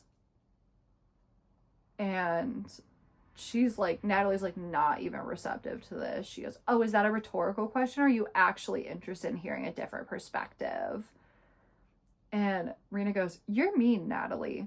You roll your eyes when we talk. You make little comments under your breath. You think we don't notice, but we do. And you're extra mean to me. You ignore half the things I say to you. And it's like, which I actually love. Which, like, first of all, go off, Rena. Snaps. Because Natalie is a mean girl. Like, she thinks she's so much better than everybody else. And, like, she's like, I've deigned myself to speak to these people lower than me. Because even when Rena is talking, when Rena says, like, do you want to know what I think? She says, no, Rena, I don't know what you think. In fact, I'm shocked to learn you have any interiority to speak of.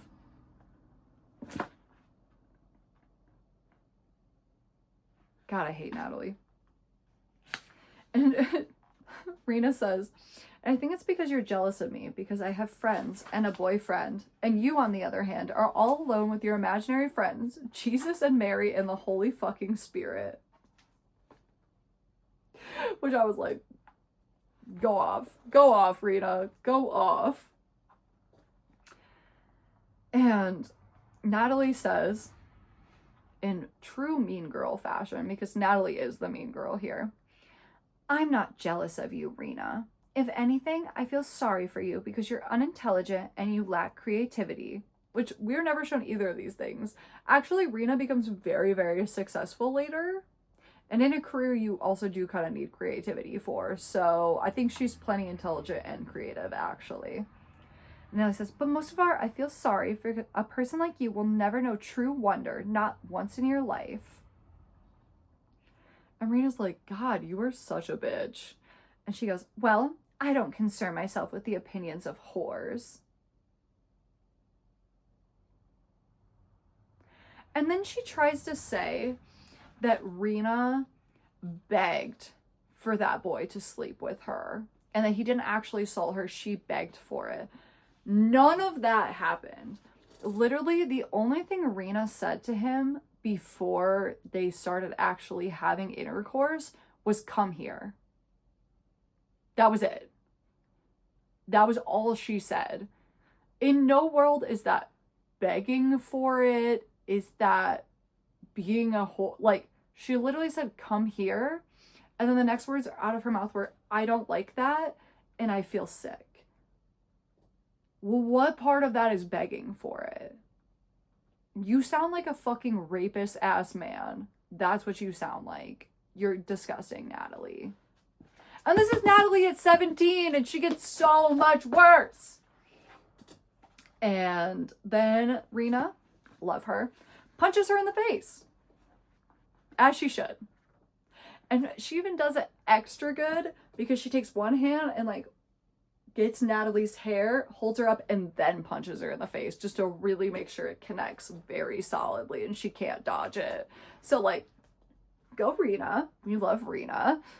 And then Natalie ends up, she does get her private room because, you know, now there is like a physical harm or whatever.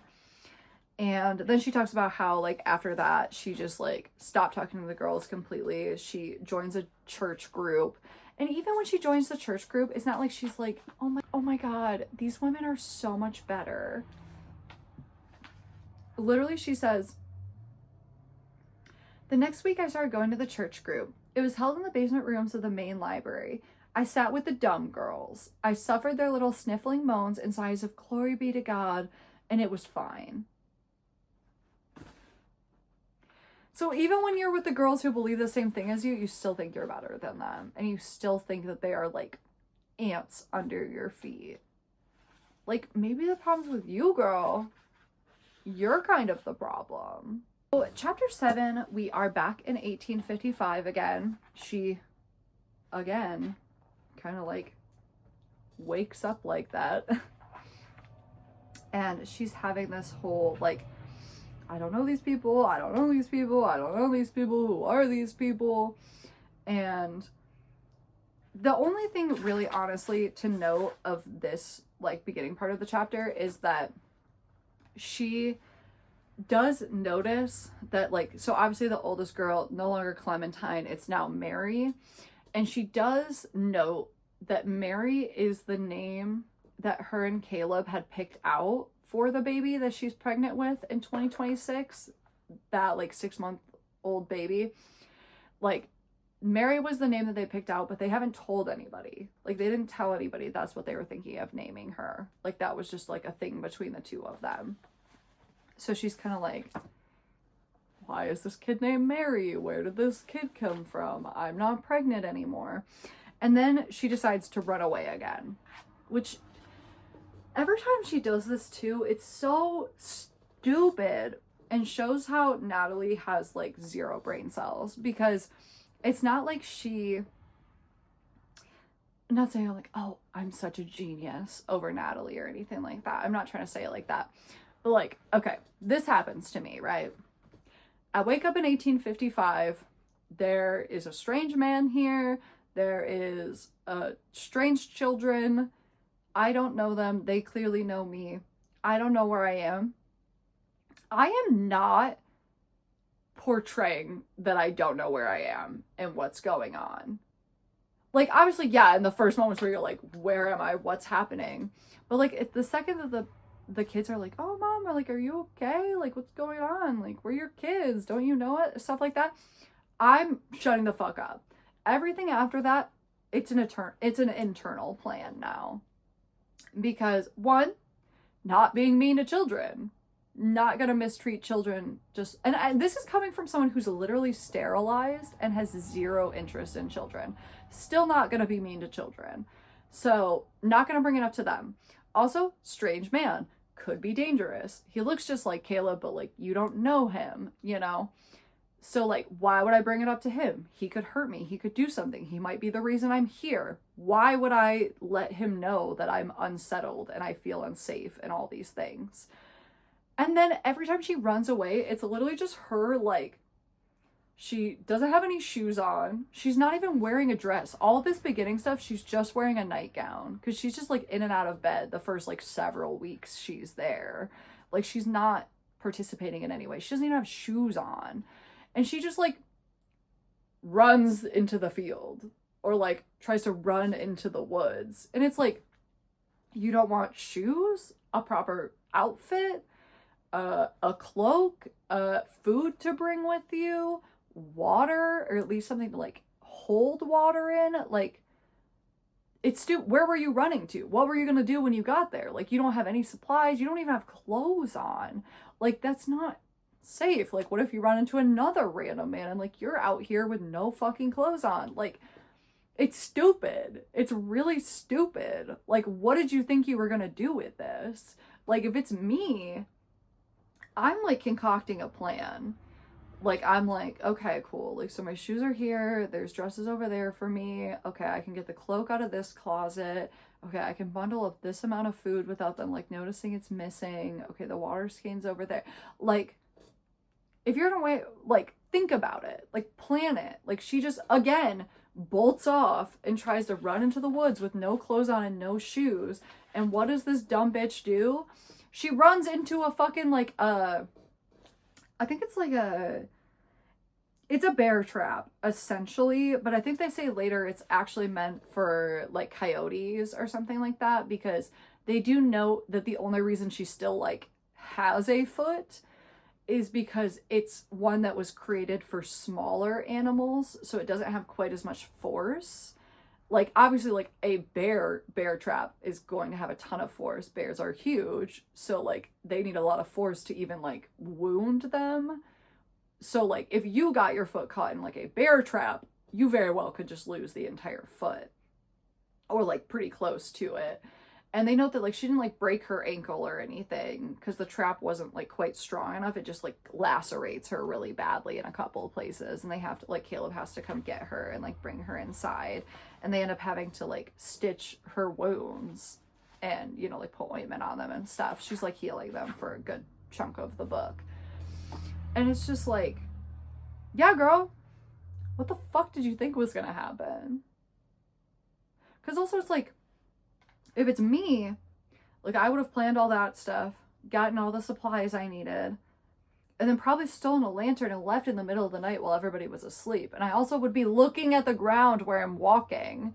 I wouldn't just be barefoot, just running in a sprint towards the woods. Like, where did you think that was, what did you think that was gonna do? Like, So, chapter 8 is back to 2016, and it's the introduction to how she meets Caleb. And Caleb is a spoiled little rich boy who was also raised to be deeply religious and traditional. Like I said, his dad's like an 8-time senator who later like runs for president in the book. Like, he comes from a lot of money. Like I said, like, their dad literally gives them a loan of $5 million to buy the farm, and it's, like, nothing to him. Like, he's literally like, I'll just give you the money because I want to watch this fail. you know, so he doesn't even care about throwing away $5 million.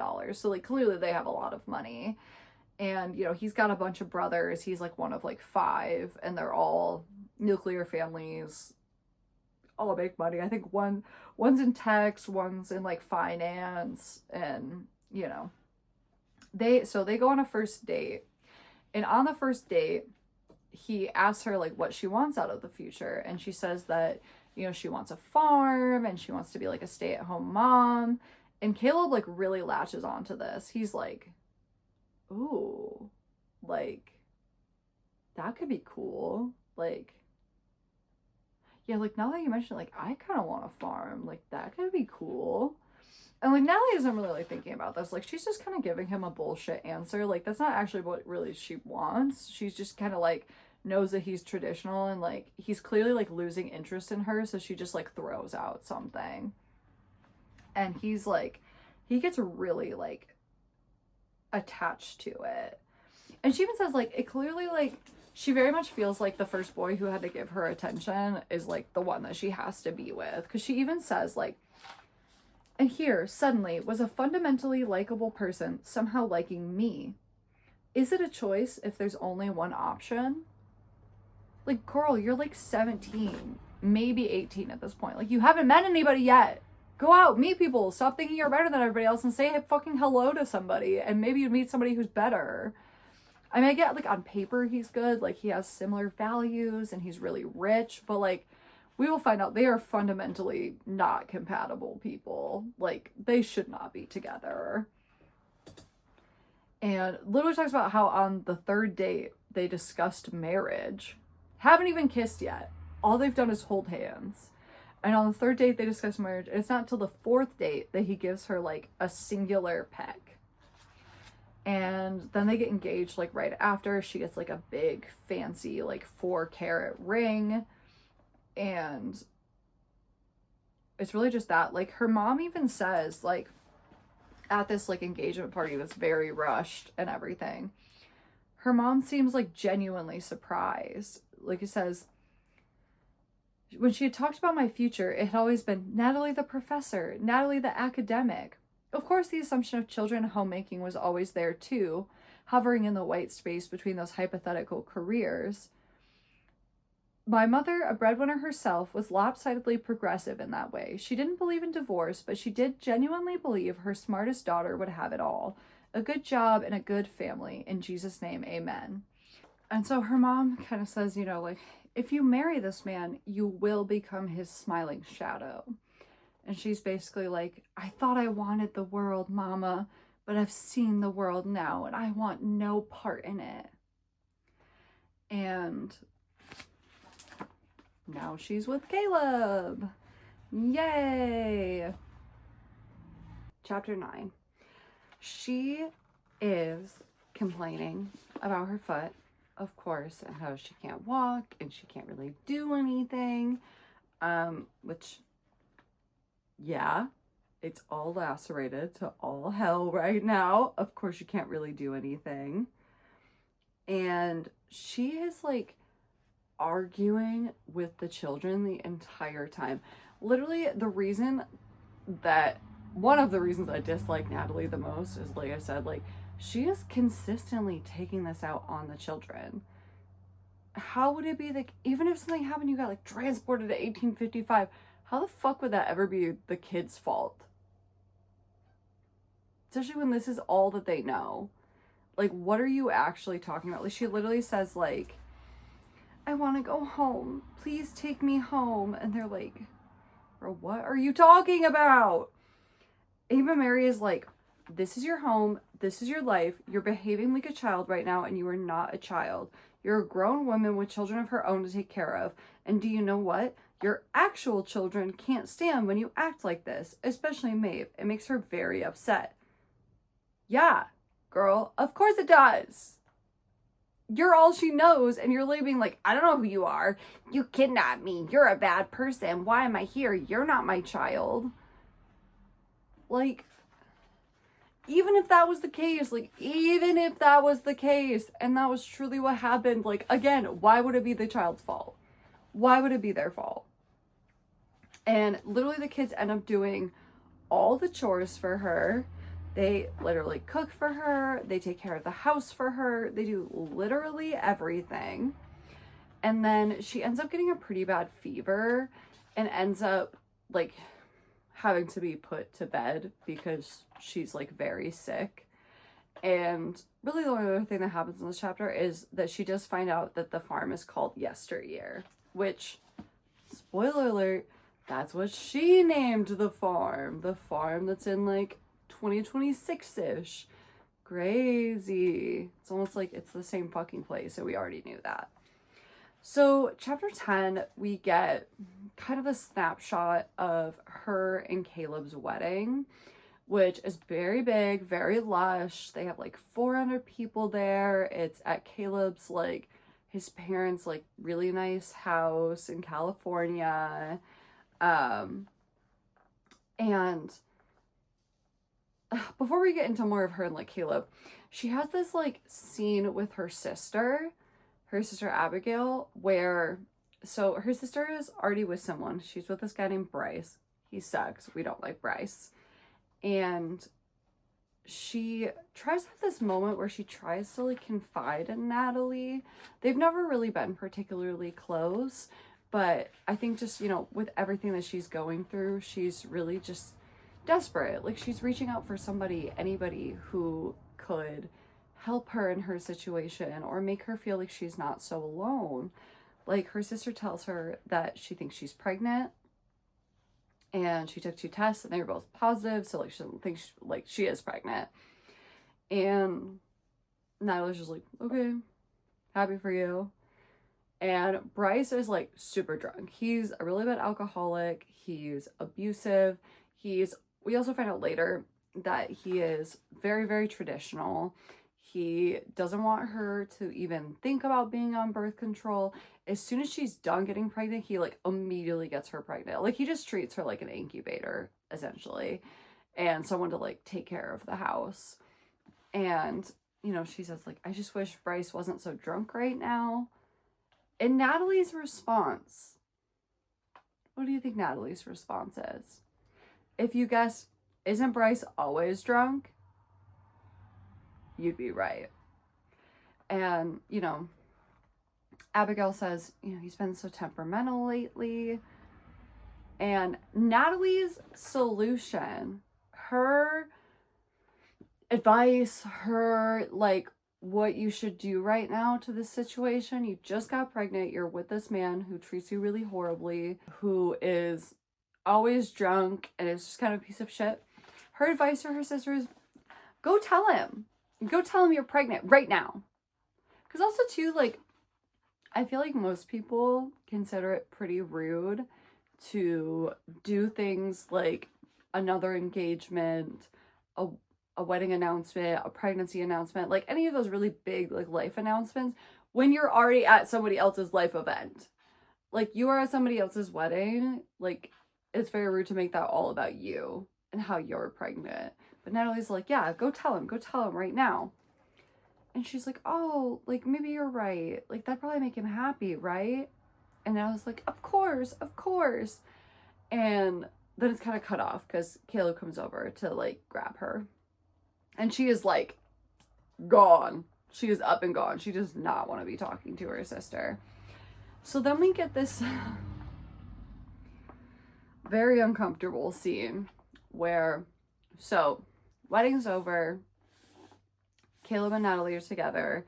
They are both virgins. And, you know, what normally happens on, like, a wedding night. And it like, doesn't go well. He cannot get there, or even remotely there to, like, kind of make it happen. It just, like, it doesn't go super well. They kind of sort of do it, but, like, not really. And, like, she's just kind of thinking, like, okay, like, Caleb's probably just really nervous and stuff like that. Like, she's a little too, what's the word I'm looking for? A little too self-absorbed to think, like, oh, maybe he's not attracted to me. Like, maybe I'm doing something wrong. It's all about, like, Caleb. Like, oh, Caleb's just not enough of a man. because he can't do that. But she also throws this weird little snippet in there that I thought was very strange, because it's like, Caleb's mom, Amelia, she's not perfect. Don't get me wrong. She definitely does things that are far from perfect. She is literally like a drug addict, and she does like overdose later on. And so like, she's not, you know, perfect by any means, but like, there's not really like, I don't know, like, she's not like a bad mom. Like, there's nothing that like she does where I would say like, oh, that's like a really like a bad, super bad parent. But there's this note that the author throws in there where he had never seen an adult woman's body, he told me that night. And then there's a parentheses, and it says, I would later learn this was technically a lie, that his mother had a tendency to take baths with her sons well into early adolescence. What? Girl, what? And that like never comes up again. Like, that's not a plot point. Like, I know like emotional, sorry, I have like mascara in my eye. I know like, you know, emotional incest, especially between like boy moms and their son, like, can get really weird really fast. Like, that's not necessarily like a super abnormal thing, but like, it was crazy thing to throw in here because it's like never ever addressed again. Like, we never speak of that again. So like, why did we even mention that? And then she immediately follows this up by mentioning that he went to third base with his second cousin at a family reunion. Who is hooking up with someone at a family reunion? Your family. Again, never mentioned again. Like, that doesn't really have anything to do with the story. Like, why was that in here? Why did we put that? Why, like, and then it is kind of like I said, like, Natalie is very vain, and she's like, oh, this couldn't be me. But like, it kind of is her. Caleb directly says like, hey, like, maybe you could try this, or you could try this, that like might make me, you know, get there. And she's like, no, thank you. Let's just do it the normal way. When he is not asking for anything crazy. So that'll come back later. And then she has this like, she has this whole thing about Rena again. We're going to talk about Rena again. That's going to keep going. And, you know, she talks about how sophomore year, it's supposed to be like 2017-ish, she runs into Rena, and she's not doing that well now because, you know, she's off like living with Caleb. And Rena finds out that the boy that she was sleeping with had like unprotected sex with someone else, and then like, because of the whole situation, she ended up needing to get an HIV test.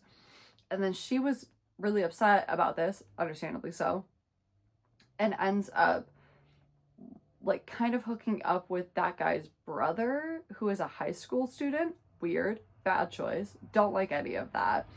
Rena gets way better later, but like, that's a weird point.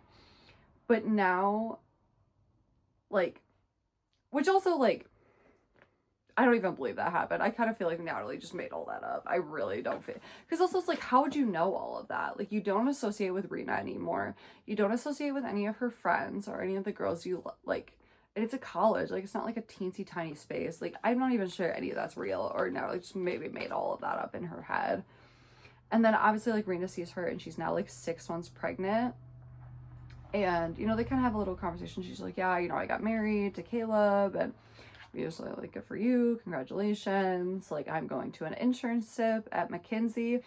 And then she goes into this literally 2-page rant, well, a little over 2-page rant, about how Rena's life is going to be terrible, and it's going to be hard, and she's going to have to work hard, and that's so miserable. Like, she literally says, From here on out, Rena's life was going to be hard. She would have to work hard to get the job and hard to keep it, and even harder to get promoted, and any promotion she received would only lead to more work, more responsibilities, more hours in the office, and in the meantime, she would have to squeeze out a few free hours a week to do anything else. And she just goes on and on and on about how it's bad to be a professional and it's bad to be in the workforce. And then, you know, Rena's going to get married, but she's not going to be that happy. And then she's going to try to have a kid, but it's going to be really hard. And then her husband's going to leave her. And it's like, none of that happens, because it's almost like that you're just making all that fucking up, Natalie. Just because you don't want that life doesn't mean someone who chooses that life is automatically going to be miserable and have like a horrible time. Julie says, it was clear Rena was dreading it. Not just the internship, but the rest of her own life. Girl, be so for real. Be so for real. And to be fair, like, that is kind of a point of the book, is that Natalie doesn't like perceive the situations around her in like the correct way.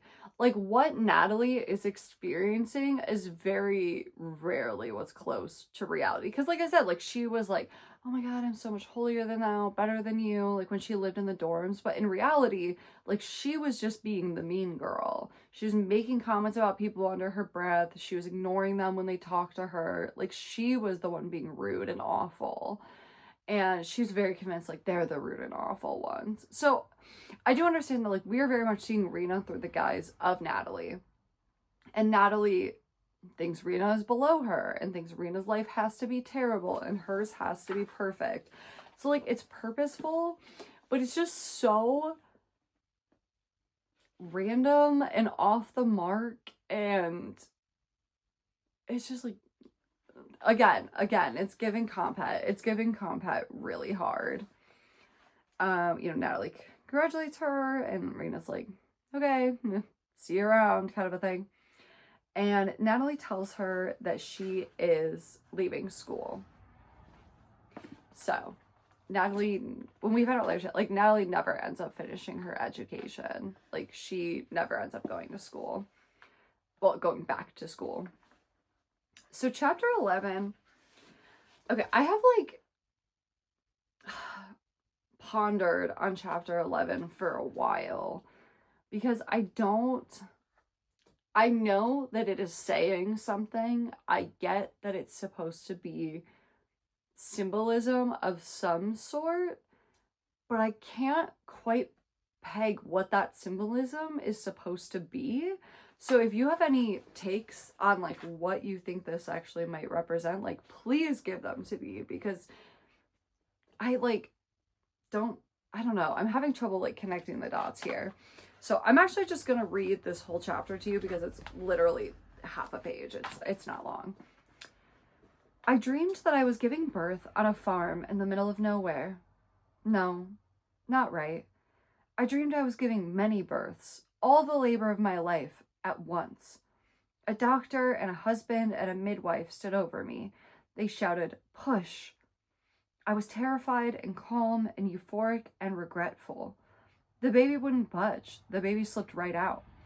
I felt the earth-shattering horror of the first time, on my back, staring wildly at an antiseptic ceiling, and the easy chemical slip of the following 3, and the roaring triumph on all 4s of the 5th. Finally at home, finally in charge, and then dozens of babies were pouring out of me, one after another, after another, after another. Crying and gasping on a dirty hardwood floor, bloodstains on my thighs, years of them, caked in sedimental layers on my skin. The doctor and the husband and the midwife had mouths but no eyes. None of the babies had feet. Mama, everyone cried. I mean, surface level, I feel like, obviously, she's had a lot of babies over the course of her life, and she basically has gone from being a scientist, being on like a super science STEM like track focus, to like literally being an incubator and like a trad wife. And I do think this is like that accumulation, because like we got that snapshot of her not having a good time having her first baby, and we will get a longer snapshot of that later where she's really didn't have a good time having that first baby, and she was forced, we'll get into that too, to have them over and over and over again. So I understand like her having the endless babies and the fact that she is just an incubator. I get the symbolism of that. Like, that's pretty straightforward. I don't know why the babies don't have feet. I mean, my guess is that like everything is so reliant on her. Like, she's presuming even the babies can't move around like without her help. But I don't really know where she's going with that, or like what exactly that's supposed to mean. I'm assuming the doctor and the husband, the midwife, having mouths and not having eyes is kind of like them all having input on what's going on with her, but then like none of them can actually see how miserable she is and how unhappy she is actually in this form of life compared to what she thought that she would be. So like that part makes sense, but I'm really stuck on the babies not having feet. I don't know why the babies don't have feet. Besides, like I said, maybe just that they're so like extra dependent on her and that she's just like expected to care for everything. But if you have any other takes on that chapter, I would love to hear them. So you know how I said we get a snippet of Natalie giving birth for the first time? This is where we are. Chapter 12. I will say, so I don't think that her mom is like a horrible person or anything. And I think that, you know, she tried her best in a lot of situations, and a lot of situations were a little out of her control or more than she could handle. But oh my God, she's the worst in this scene.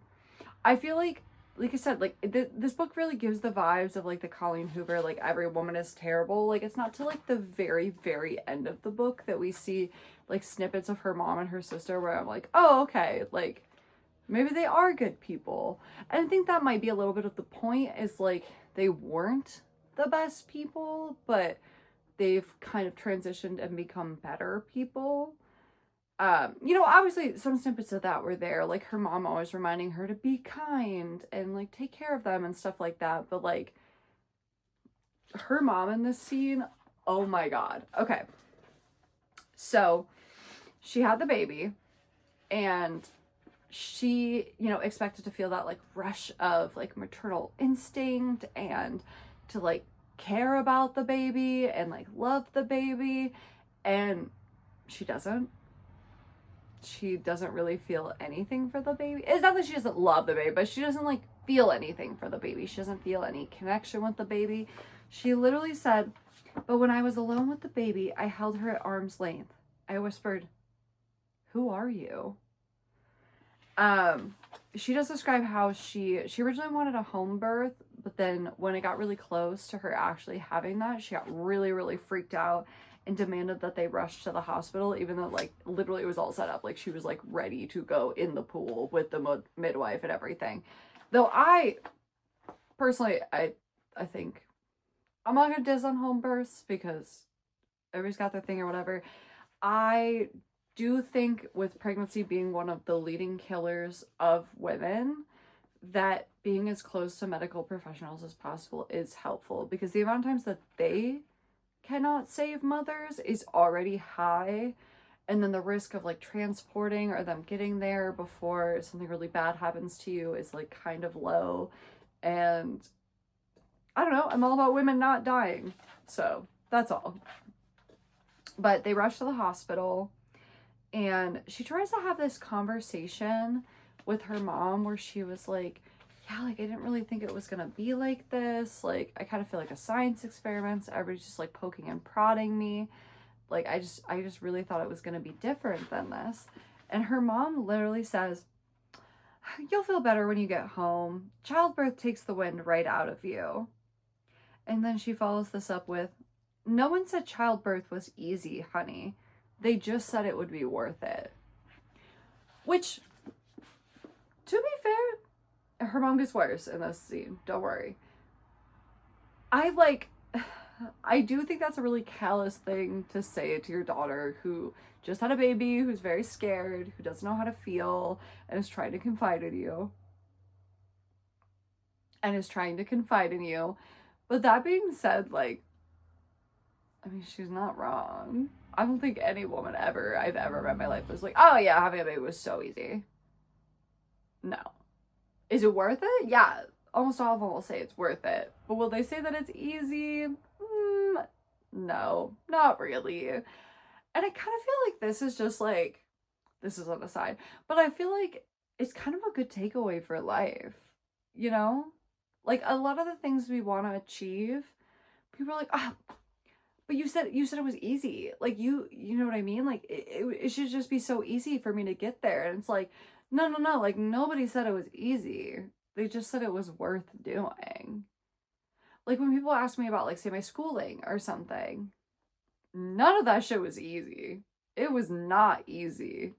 It was downright miserable at times. But was it worth it? I would say yeah. And I feel like most important things in life are like that. But she's unintentionally getting real deep. And she has this whole rant about how childbirth is worse than she expected, and it's messy, and it's gruesome, and like it was hard for her. And it's kind of like, yeah, dude, what did you think having a baby was gonna be like? Like, do you understand how babies are born? You thought it was gonna be simple or easy in any way, shape, or form? Crazy of you. That's on you, dog. And Natalie admits that she doesn't want to go home. And her mom immediately assumes that, you know, it's because of Caleb. And she's, you know, no, it doesn't have anything to do with Caleb. I don't think this is my baby. It doesn't look like me, and the way she watches me. And her mom, do you want to guess her mother's response to this? Response that her daughter straight up thinks that the baby that she watched come out of her body does not belong to her, which is already a warning sign for either like postpartum depression or postpartum psychosis, which would be the one I'd be more worried about if I heard that, because that sounds very much like a delusional thought. You want to know her reaction? She suggests that Natalie should get up and go on a jog around the hospital because she used to like to run. A jog after she just had a baby the same day. And the nurse is like, absolutely fucking not. No, you are not doing that. That is so dangerous. And then do you want to know what happens next? Natalie sneaks out and decides to listen to her mother and goes for a jog around the hospital, barely makes it anywhere, and starts profusely bleeding. Like bleeding excessively, passes out in a nurse's arm, and they have to rush and like intervene. Because you're not supposed to fucking go on a jog after you just had a baby. And her mom does not give a fuck. Like, her mom does not give a fuck. When they all rush in and Natalie's bleeding everywhere and the nurses are freaking out, her mom goes, oh, what's all this about? And she goes, I can't do this, Mama. I can't do this. And her mom says, oh, Natty, of course you can. And Natalie says, how do you know? And she says, I know you can because you have to.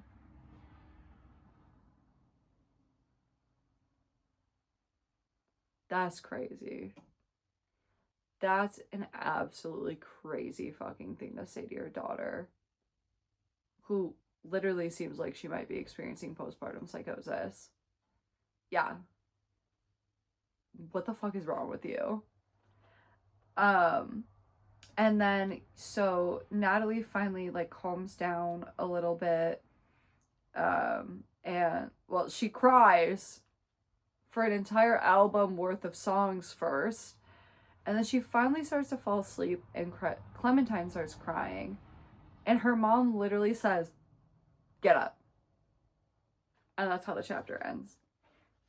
Like, see what I mean when I said every woman is evil? Because, like, up till this point, the only other real snapshot we've got of her mother, besides, like, lying about the dad thing, was her being like, you know, be kind. Just remember to be kind. Girl, was that kind? Because that didn't feel kind to me. That was not giving kind. Let me tell you. That was not giving time at all. Okay.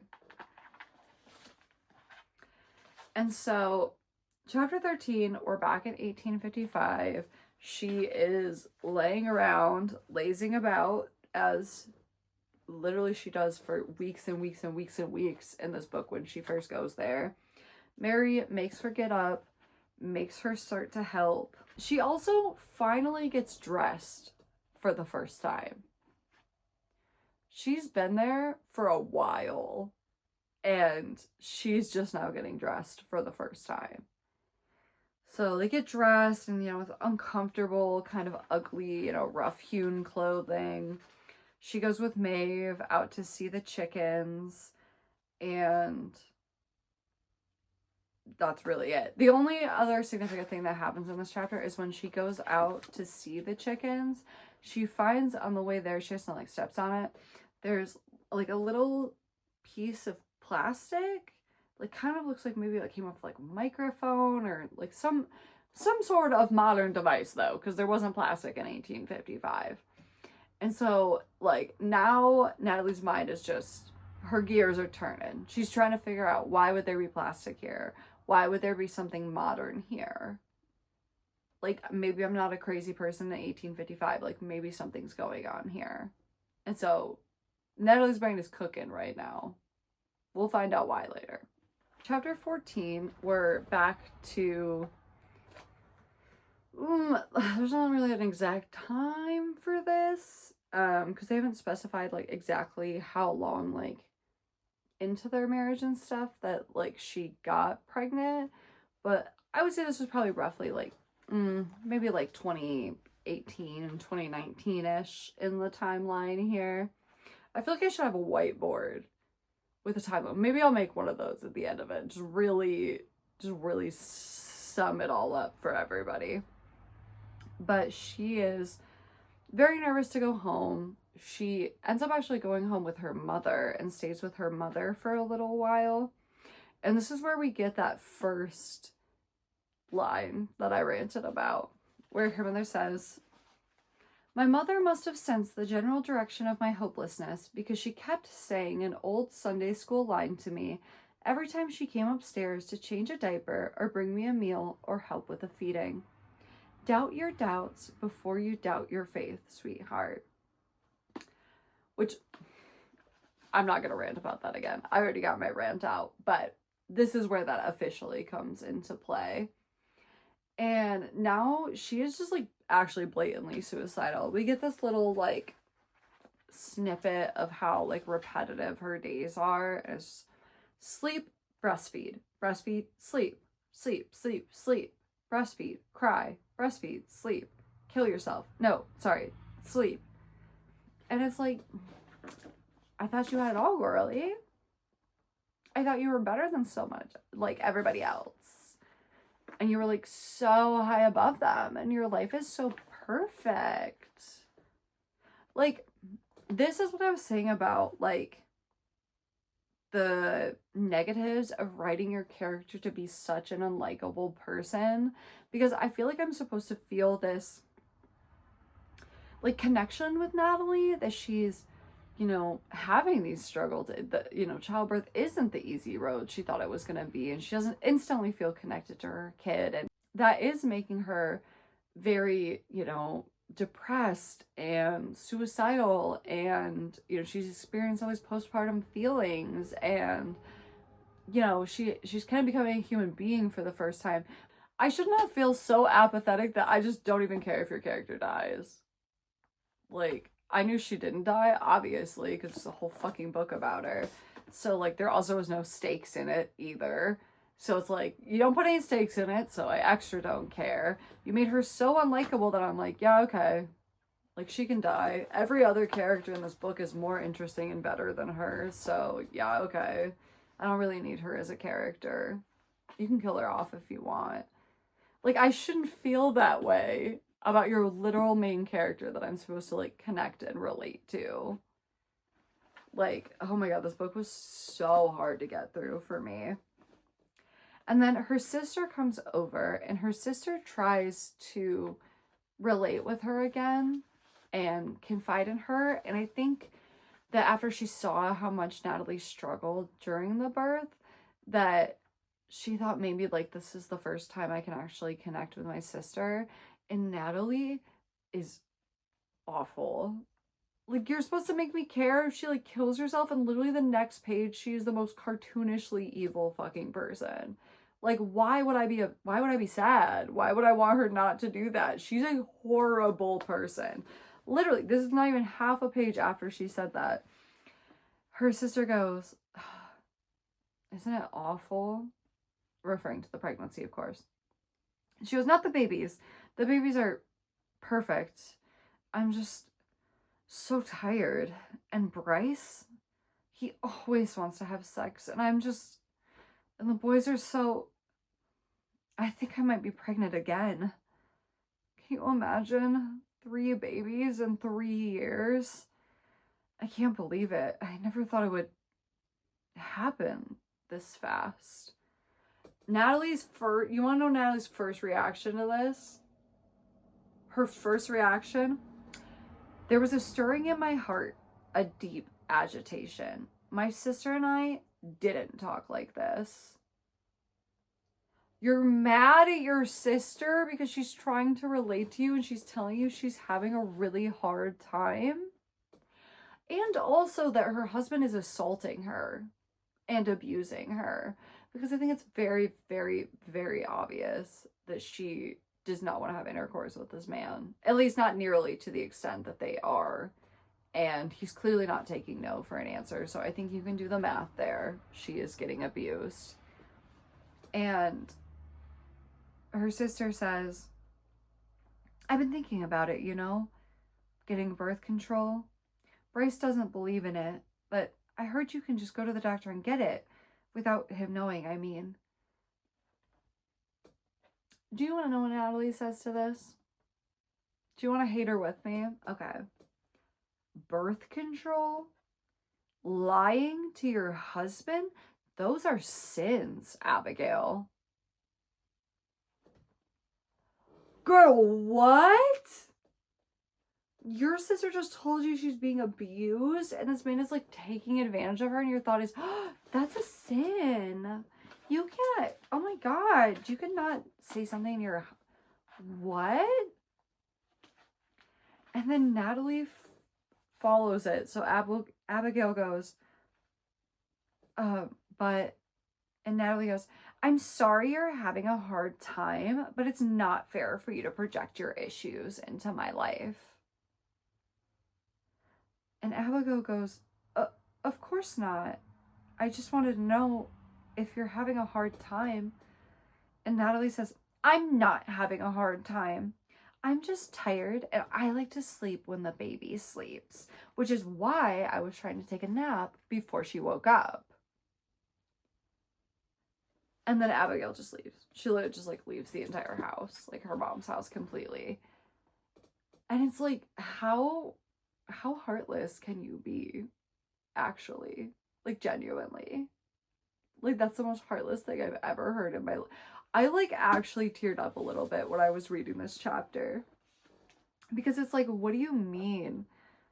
Your sister is trying to connect with you the first time and tells you these horrible things and how much she needs help, and your response is, don't project your issues into my life.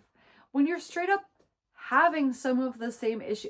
Well, to be fair, she's not having the exact same issues. Like, obviously her situation with sex is almost like completely the opposite, and like things about that are different. And obviously Caleb's not like an alcoholic or anything, but it's like you're still having issues. Like maybe they're not the exact same kind of issues, but you're still also having a hard time and have freely admitted that. So it's like, why are we being such a dick to our sister for no reason? Like, no wonder you and your sister aren't close. You're awful. You're the devil, actually.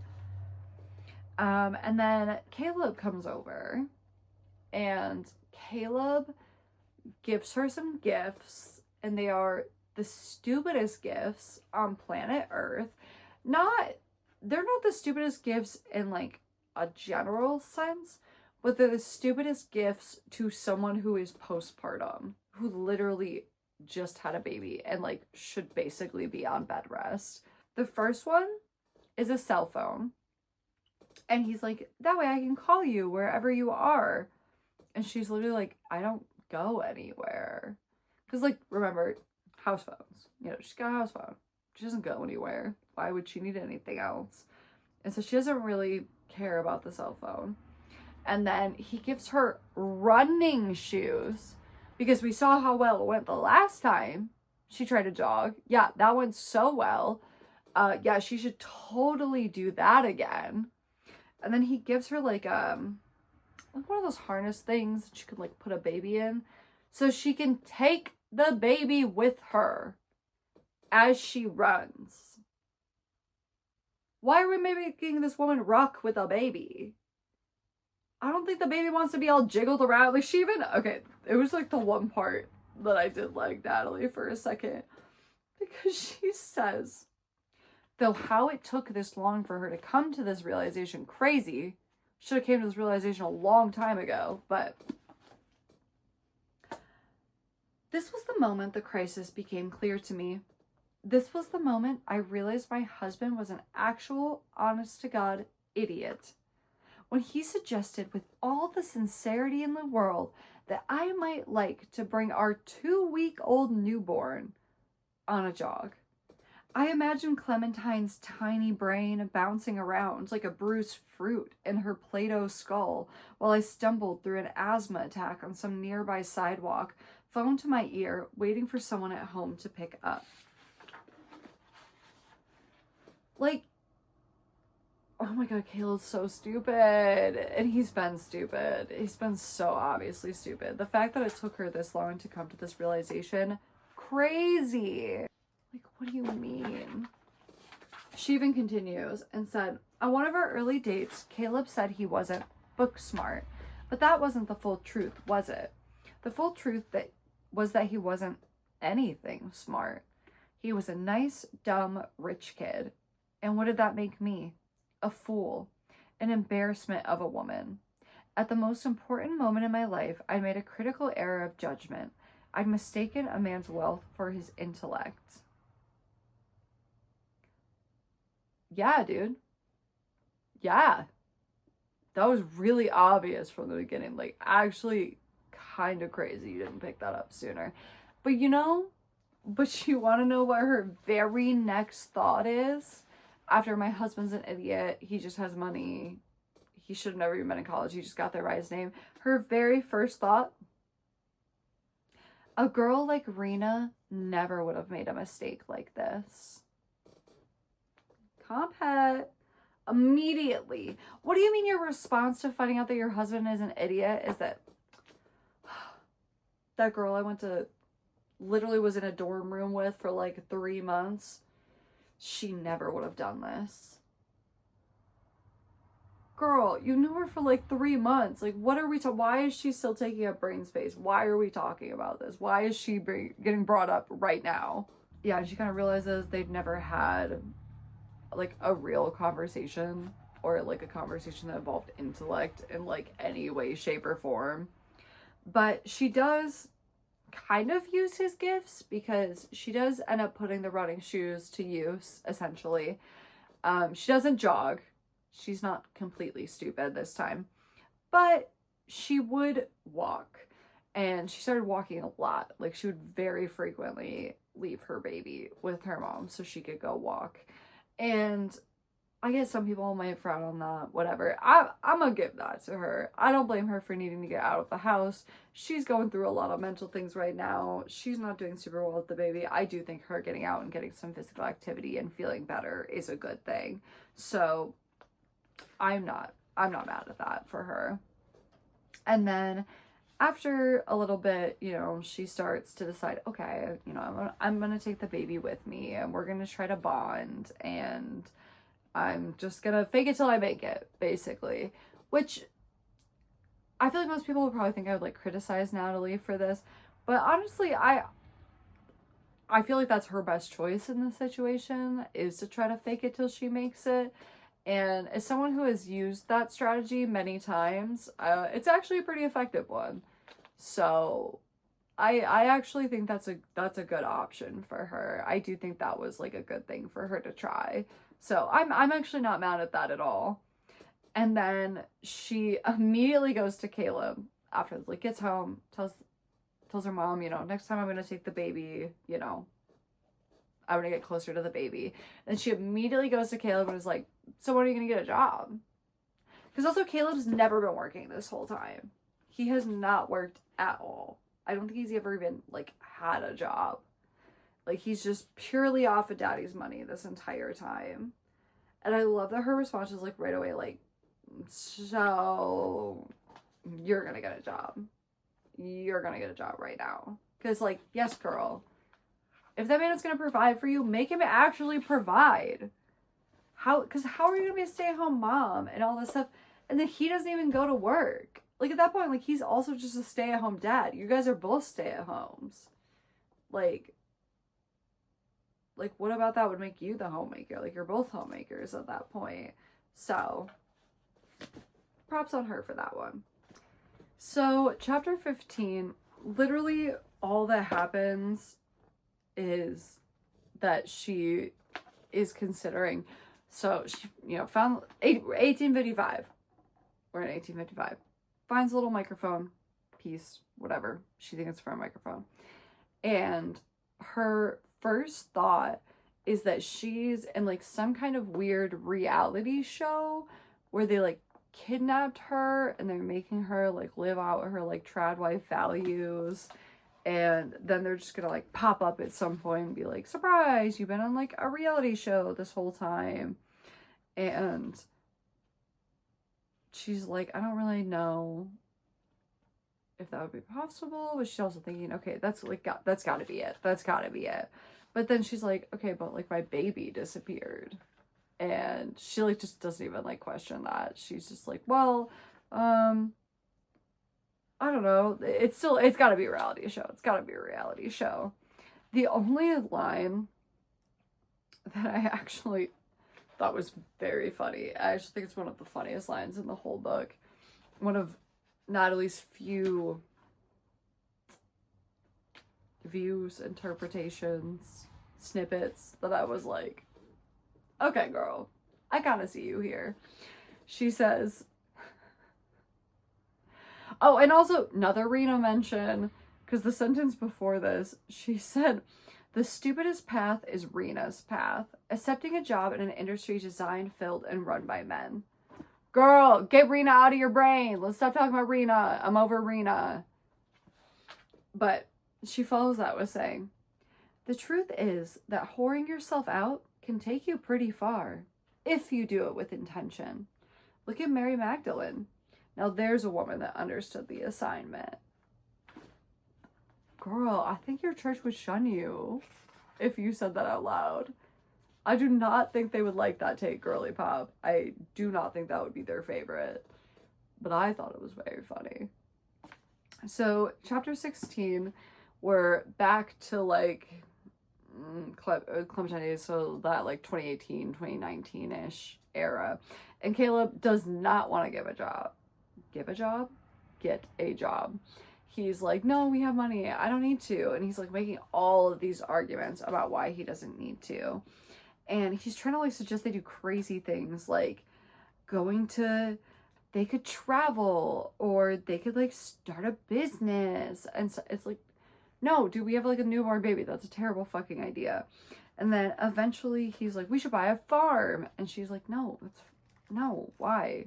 We're not buying a farm right now. We just had a baby like a month ago. That's dumb.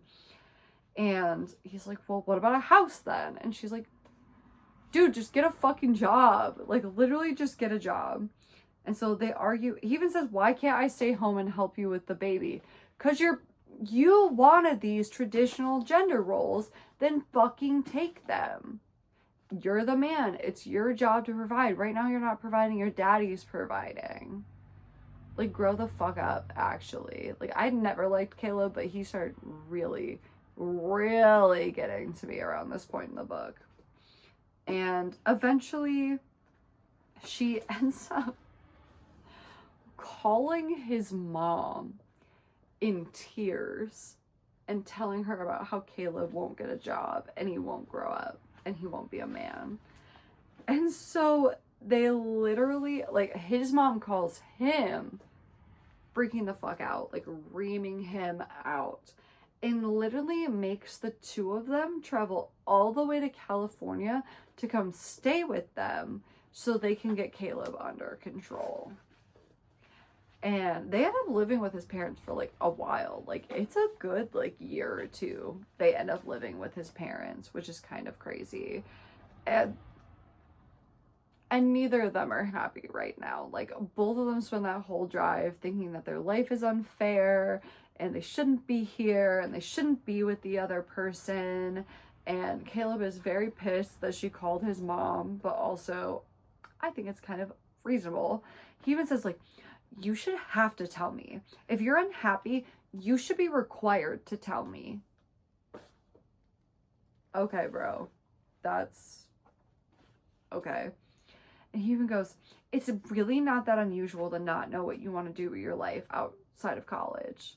Yeah, that's why we don't rush having babies and getting married, because you don't know what you want to do. And you barely know this person. You guys knew each other for like 3 fucking months before you got married, you dumb idiots. Like, yeah, and then you had a baby right away. Stupid. Like, what the fuck did you think was gonna happen? Oh, I don't like Caleb. And so his parents live in Napa Valley, of course. And they have a bunch of, like, servants, staff that kind of, like, take care of everything. But they take care of everything, it's, like, weird. Like, they specifically, like, do not want to see them. So, like, if you want, like, food or something, it'll just, like, kind of appear. And, like, the person tries, like, as hard as they can for you to, like, never see them, which is ew. And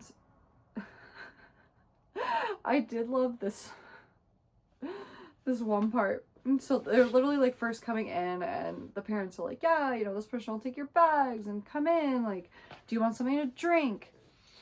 And the mom says, in the meantime, can I get you something to drink? A seltzer or a coffee? The dad goes, a pint of beer. And Caleb goes, a glass of milk would be nice. And Natalie's like feelings about this, hilarious. She said, milk?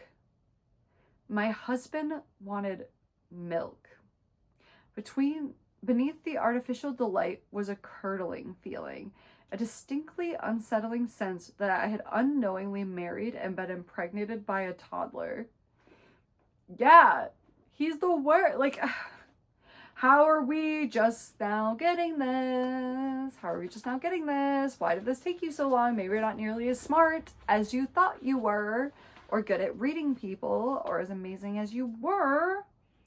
And then she kind of has this moment of realization. Again, far too late. She's not nearly as smart as she thinks she is. Where she realizes that none of the family likes Caleb. None of his brothers talk to him. They all separately go on vacations, like, together. Never invite Caleb. He didn't even have a best man at their wedding. And he's got 4 brothers. Didn't have a best man. And she is realizing, like, I saddled my horse to the wrong cart. Like, this was a bad adjustment. So, chapter 17 literally, she makes bread and then they clean her foot. That's it. That's all that happens in chapter 18, or chapter 17.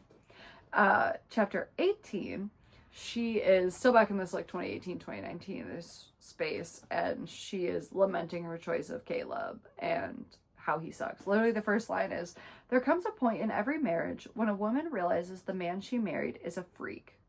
This is inevitable. And I literally wrote, as the good little lesbian I am, yeah, that's why we don't date men. Yeah. Yeah, that's why we don't do that. Because you're not wrong. She literally is like, it cannot be avoided. The only question is what type of freak your husband will be. Meaning, if you're lucky, you'll find out that your husband is preternaturally into vintage children's train sets. And you will not find out that your husband pays high school cheerleaders for sex. Like, this is the best we can hope for in life. A man whose freakishness is not unspeakably violent or technically illegal, and therefore is something we are able to bear. You wanted this life. You thought this was better than getting a career, finishing college, becoming independent, learning more about yourself. You chose this. You're trying to make me feel bad for you, but I don't. I don't feel bad for you. I kind of think this is exactly what you deserve, actually.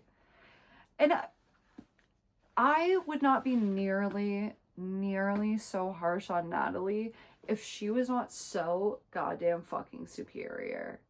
She literally just, and I'm like, I've obviously given you little snippets here and there. It's relentless.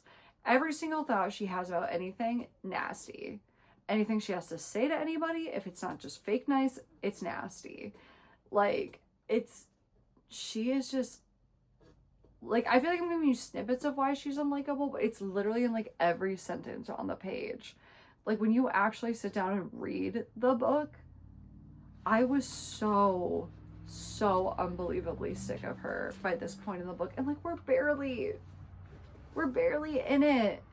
And she doesn't get better. She literally stays this way till the very last page in the book.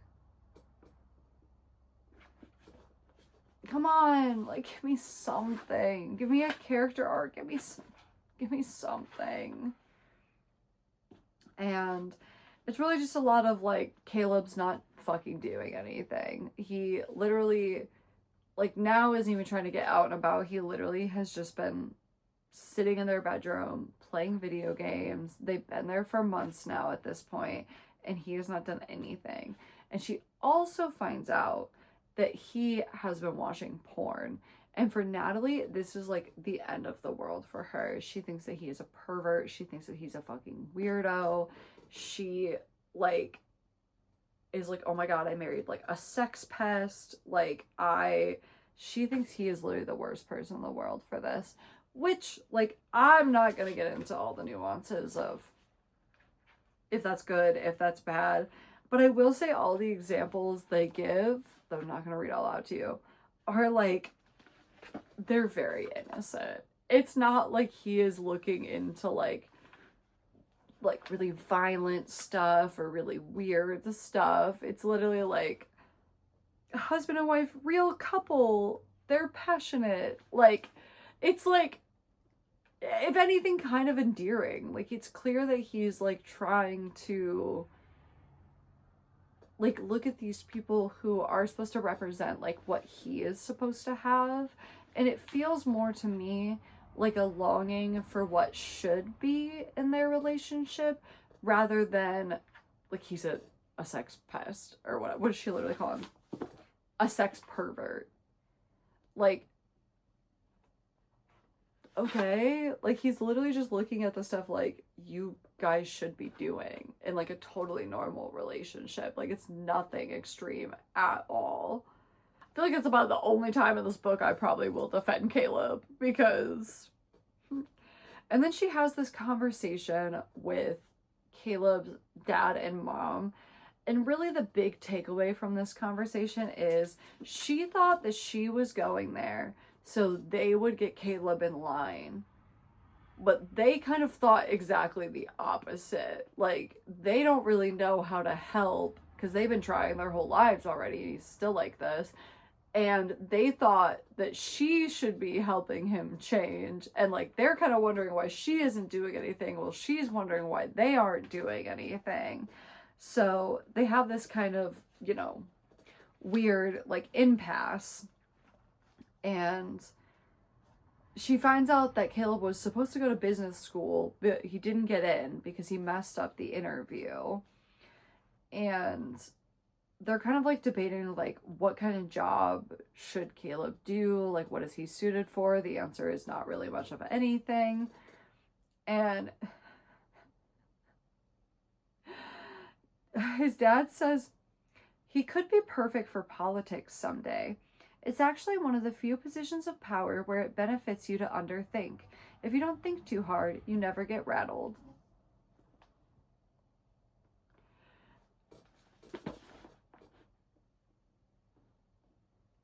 I love this line. This is one of my favorite takes out of the entire book because it is such, it's so on point for like what's happening right now politically, where it's like, oh my God,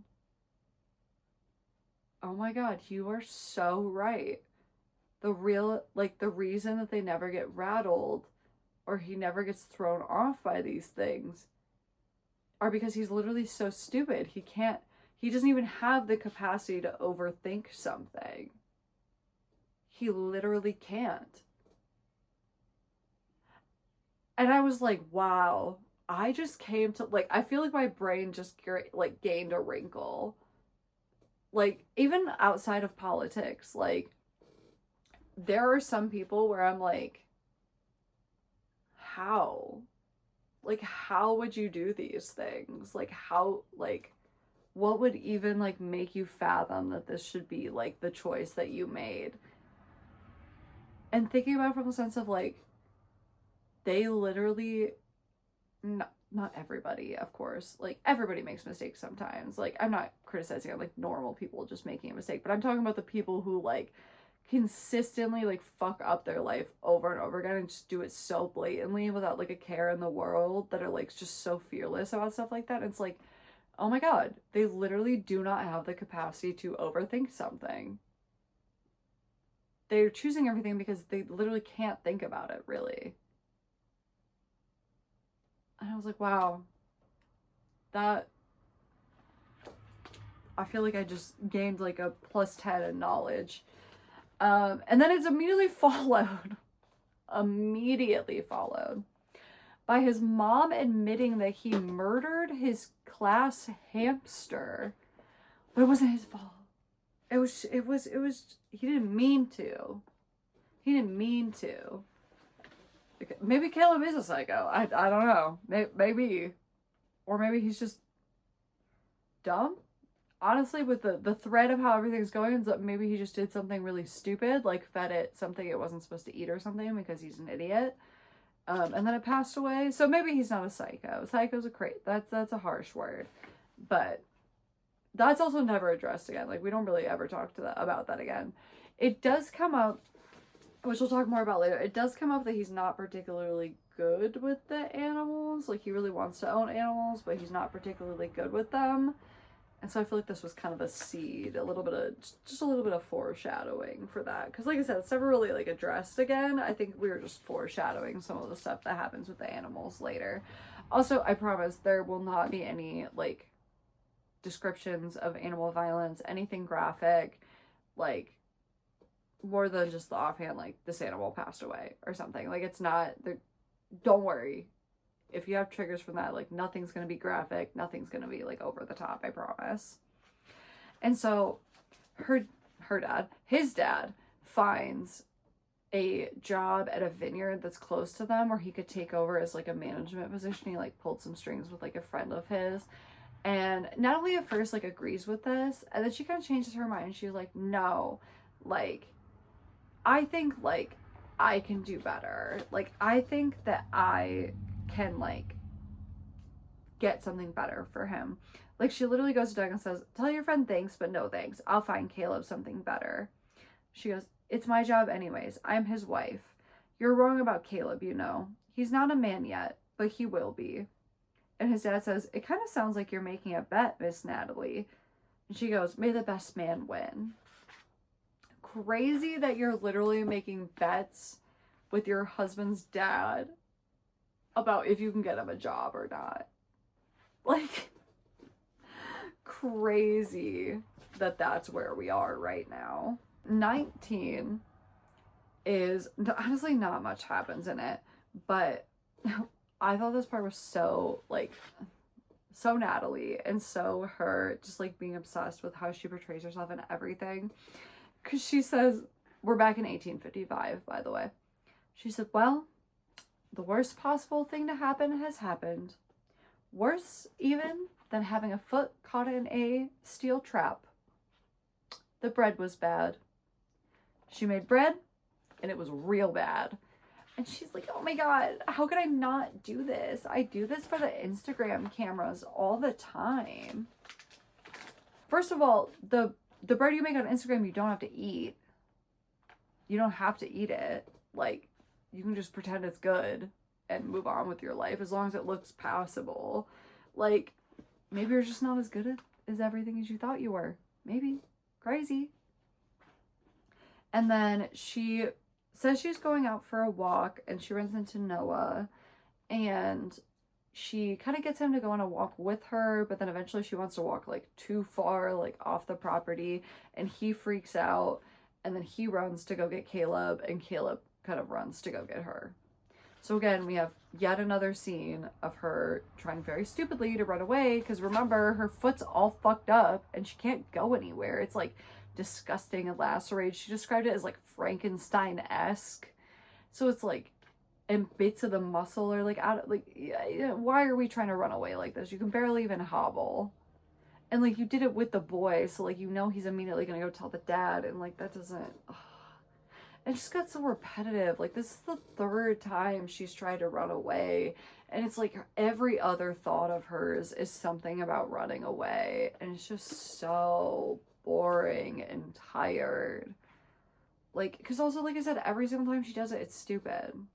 Like, she doesn't do it in an intelligent way, and then wonders why she fails and complains, and it's like, I wonder why. Chapter 20, we get this, well, at the beginning of chapter 20, we get this mechanism where it's kind of like before, when I was like, the breastfeed, sleep, breastfeed, cry, whatever, blah, blah, blah. Like, it's kind of one of those mechanisms where, like, nothing's in complete sentences, it's all very repetitive, and it's a mechanism that's obviously supposed to portray the mundaneness and the boredom of her everyday life and how this is really wearing on her. I understand the mechanism. That being said, so fucking boring. Just skipped right over all of that shit, because it is just paragraphs of it. Like, let me give you a little snippet. Afternoon. Spend nap time scrolling through job posting sites and highlighting potential listings for tomorrow's 5 required applications. Keep face blank when husband ambles past. Make comment of support when he mentions going on a jog, or applying to some jobs, or look at the jobs you sent over, even though you know he will do none of these things. Pray. Evening. Wake baby from nap. Change diaper. Breastfeed. Like, boring. I get the mechanism. Could have been done in a much more interesting way. And she has this, like, I almost called it a confrontation, but conversation with Amelia, where Amelia's like, "Hey, like, are you okay? Like, you're not looking very good." And Amelia basically says, like, "Oh, I'll take the baby. Like, you go up, have a bath, like, relax, like, you know, feel a little better, and, like, come back down." And when she goes up there, there is, like, a blow dryer, a curling iron, a bunch of lipstick, and a note where it's like, you know, "Take your time, mama." And it's, like, so clear that Amelia is saying, like, okay, you've been lazy and sloppy for long enough. Like, you have to start looking like a real woman, like a real trad wife, like right now. Like, she even says she could tell. What an elegant little ambush. Amelia might as well scrawl the true meaning in all caps lipstick across the mirror. Pull yourself together, you selfish little freak. And then she also leaves her a pill. She leaves her drugs. That's important. That's important for later. It was weird. So they bring up this whole thing with her. She calls her mom, and her mom, she asks her mom, you know, like, how did you do it? How did you make it look like it was so easy? This and that.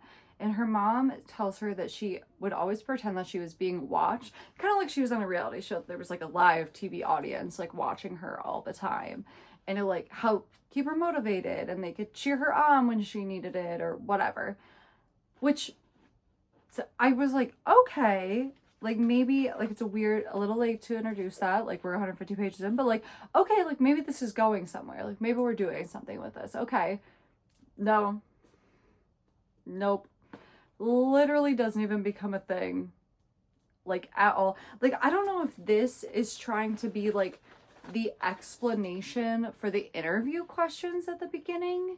Like maybe this is Natalie pretending that she's being watched and questioned by an interview person, but they never make that connection. This is like never really brought up again. She brings it up to like Caleb like once and is like, isn't this like kind of a crazy idea? Like, what do you think? Isn't that cool? And he's just like, whatever. And it's never brought up again. So I don't know if this was supposed to be like the explanation for that, but if it was, not clear, not well explained.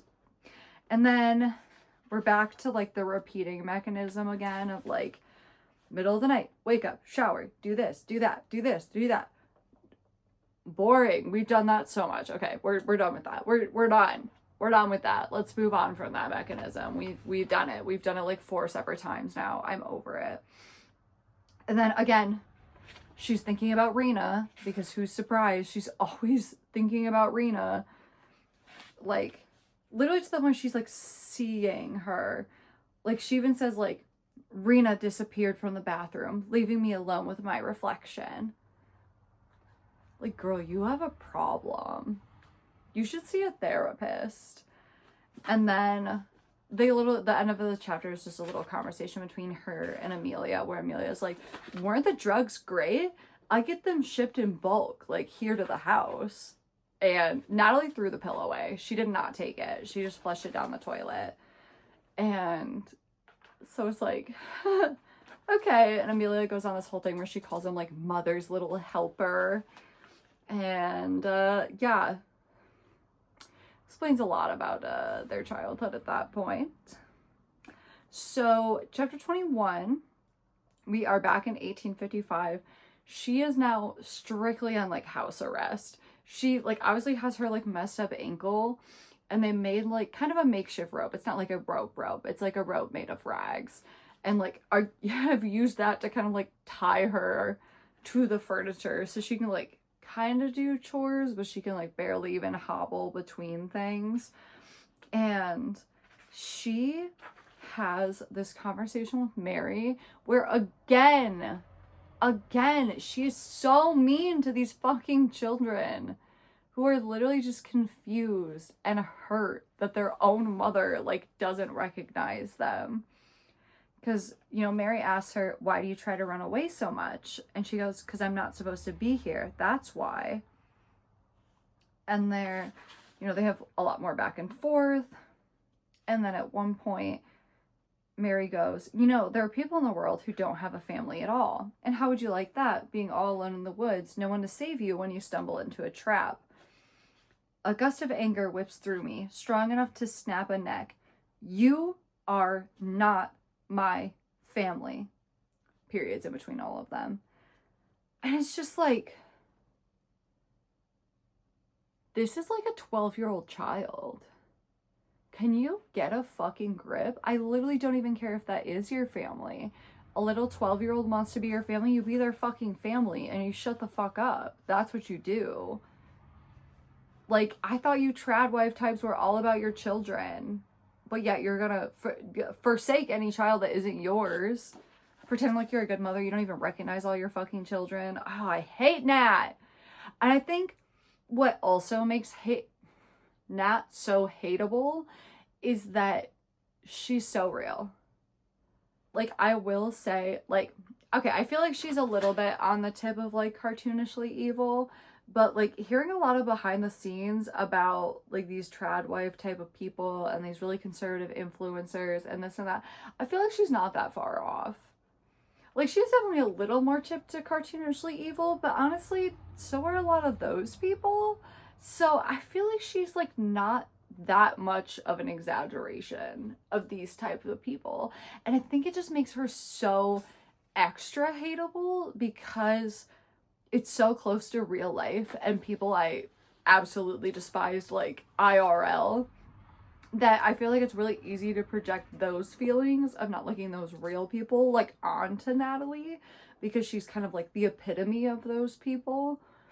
And I think that's good. Like, I think that that is important. Like, I think it's important to criticize those people and look at that critically and everything. And it sucks because it's like, I don't necessarily think people like that, like, say, deserve a redemption arc. But you do also have to realize that you're writing a story. And I do have to be, like, invested in the story and invested in the character. Chapter 22, Caleb finds the job he wants to do. He comes home, he's like, I found my purpose. I found the job I'm gonna do. And she's like, okay. And that is kindergarten teaching. He went by his old school and they had an opening for a substitute kindergarten teacher and he really wants to take it. And Natalie even admits that, like, this would be a good position for him because he's really good with kids. Like, even he said, you know, like, can't I just stay home and take care of the baby? And, like, she mentioned several times that he's, like, much better at playing with her and, like, he's, like, actually, like, he would be a really good stay-at-home dad. And so it's, like, one of those battles where it's, like, okay, yeah, like, that actually would be, like, a really good position for you, but also Natalie's a bitch, and she doesn't want to be, like, tied down to a teacher. Like, she says, like, teacher is, like, the worst thing he could possibly pick. And to be fair, it is a position that does not pay very well. So the whole point of, like, being someone who provides for your family and, like, takes care of the household financially, may not be super feasible, especially the kind of lifestyle they live through, like, kindergarten teaching. But Natalie is, like, so dismissive of this, like, instantly. But she realizes she knows how to manipulate him because she kind of goes, okay, hear me out. What if we don't do the kindergarten teacher thing and instead we do buy a farm? Remember, she shot down before and was like, no, we shouldn't buy a farm. She's realized, okay, if we did buy a farm, maybe that would give him something to pour his energy into because he was really excited about that. And it has a little bit more leeway to be, like, financially viable. Because she's not even, like, thinking about it in, like, an Instagram type of way first. Like, she's not even thinking in, like, a trad wife influencer type of way. She is not to the influencer, like, part of her life yet. She really is just, like, what can I do? Because he had even admitted to where he was like, the point is, she says, the point is sometimes you have to pretend to like something at first, and if you pretend for long enough, you might just end up liking it. He says, you mean to pretend to like one of those jobs you send me every day? She's like, yes. And he goes, but I know I wouldn't like that. You know what I would like? Being a kindergarten teacher. And so, yeah, she brings up the farm thing, and he's like, oh, like, I could be a cowboy? Like, I'd really want to be a cowboy. Like, that would be super cool. And so she's at least successfully started the manipulation. So chapter 23, she has a little snippet back from her, like, childhood. She's just thinking about stuff that her mom would tell her. There's, like, this I haven't mentioned it, it's really not important. There's, like, this running thing here and there where, like, her mom would kind of teach them about pioneer days sometimes and just talk about how it's hard, but like I feel like we get enough of that in the 1855 sections anyways. Like, yeah, we get it. It was hard to live in 1855. We don't need a bunch of extra talk about that. And so she's back in 1855 and she tells them to untie her. It's been like the whole day now and everything. And they're like, you know, you're not gonna run away. And she's like, no, like I'm not gonna run away this time. And then Mary gives her a drink before she goes to bed, kind of like a tonic, and it like knocks her out right away. And like she gets like the best sleep she's gotten in a long time. Chapter 24, we're back in like, you know, I'm just gonna say 2019 so I can stop saying 2 years every time. So we're in like 2019. And she, first of all, she starts looking at properties first. Like gets a realtor, starts looking at properties, finds a property she wants, even gets into like a bidding war, outbids the other person, ends up getting the farm. It's like an old cattle farm that really needs to be like renovated. It's like super like out of shape. And then she goes to Caleb's dad and she's like, hey, so I found something for Caleb to do. We're gonna do a farm and I need you to give us $5 million so we can buy the farm and like our renovations and like the first, you know, couple of years. And it's gonna be great. And he'll have something to do and we'll make money and it'll be cool. And the dad agrees. He's a little hesitant at first. And he's also a little prickly because he found out that she had already put the bids in and everything. And he's like prickly that she would do that without consulting him first. But he ultimately agrees. Yes, let's do it. I'll give you the $5 million. We'll call it like a 3-year deal. But there is a caveat. She has to do something if she wants this money. And of course, she's like, you know, what do you want me to do? And he establishes that she has to have more children with his son. He wants more heirs. She has to have more children. Which, first of all, you've got 4 other sons. You'll be fine. You'll be fine. But Natalie already kind of wanted to do that anyways. Like, yes and no. I feel like she really wanted to do that pre-Clementine. I feel like post-Clementine, she was a little more hesitant, where she was like, okay, this first one's not necessarily going so well. I don't know how many more of these I want specifically. But she doesn't really admit it, but she does feel a little hesitant. And then, you know, but she's like, yeah, that was always the plan. Like, I can definitely make that happen. And so she goes to Caleb and tells him, you know, hey, we're going to do the farm. You know, like, it's all going to work out. I found a property. We're going to do the farm. And Caleb is like, and she wants to do a cattle farm. Like, that's part of the reason they bought a cattle farm. And Caleb is like, okay, but like, there's one thing about the farm that I'm like putting my foot down about.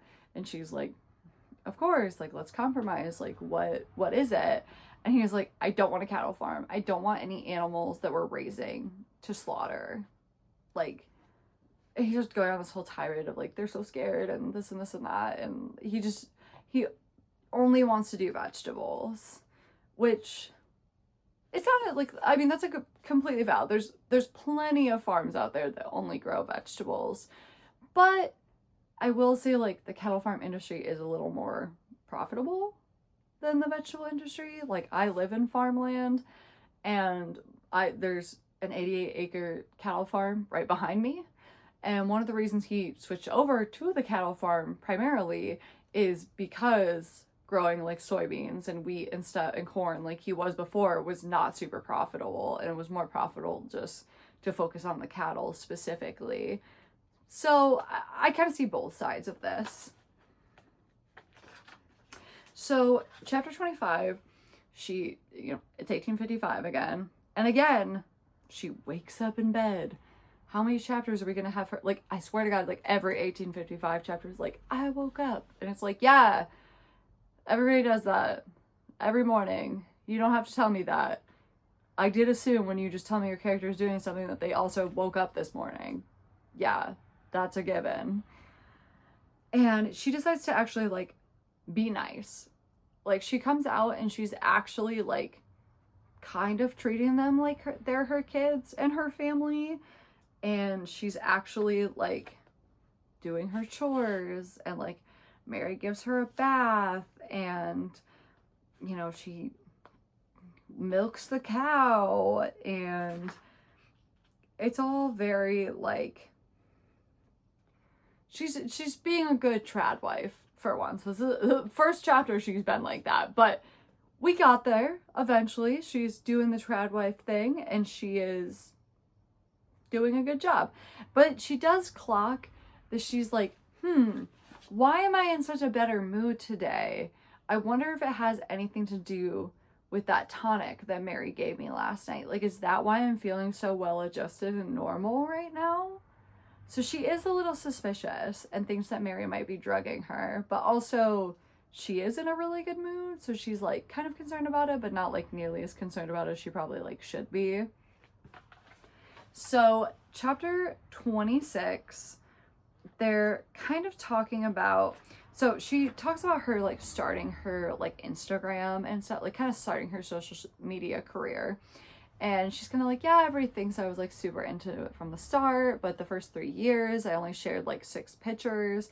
And then she goes one by one through all the pictures. It's just the stuff you would expect. It's like picture of her pregnant, picture of the kids, picture of Caleb out by the barn. And they do find like, they go to the farm and the farm is really beautiful. And they're like, okay, this is a really good opportunity. But they do find that like the renovations are very expensive. Like not only is she, you know, sparing no expense and making everything like super tricky with like wanting like only like traditional appliances to be out, but all the real appliances to be like hidden, like the microwave and the fridge and stuff. And like she's definitely not making it easy on them. And they end up finding a lot of black mold. So like that really puts them back for a while. And they kept like, yeah, like that adds a lot of money to it.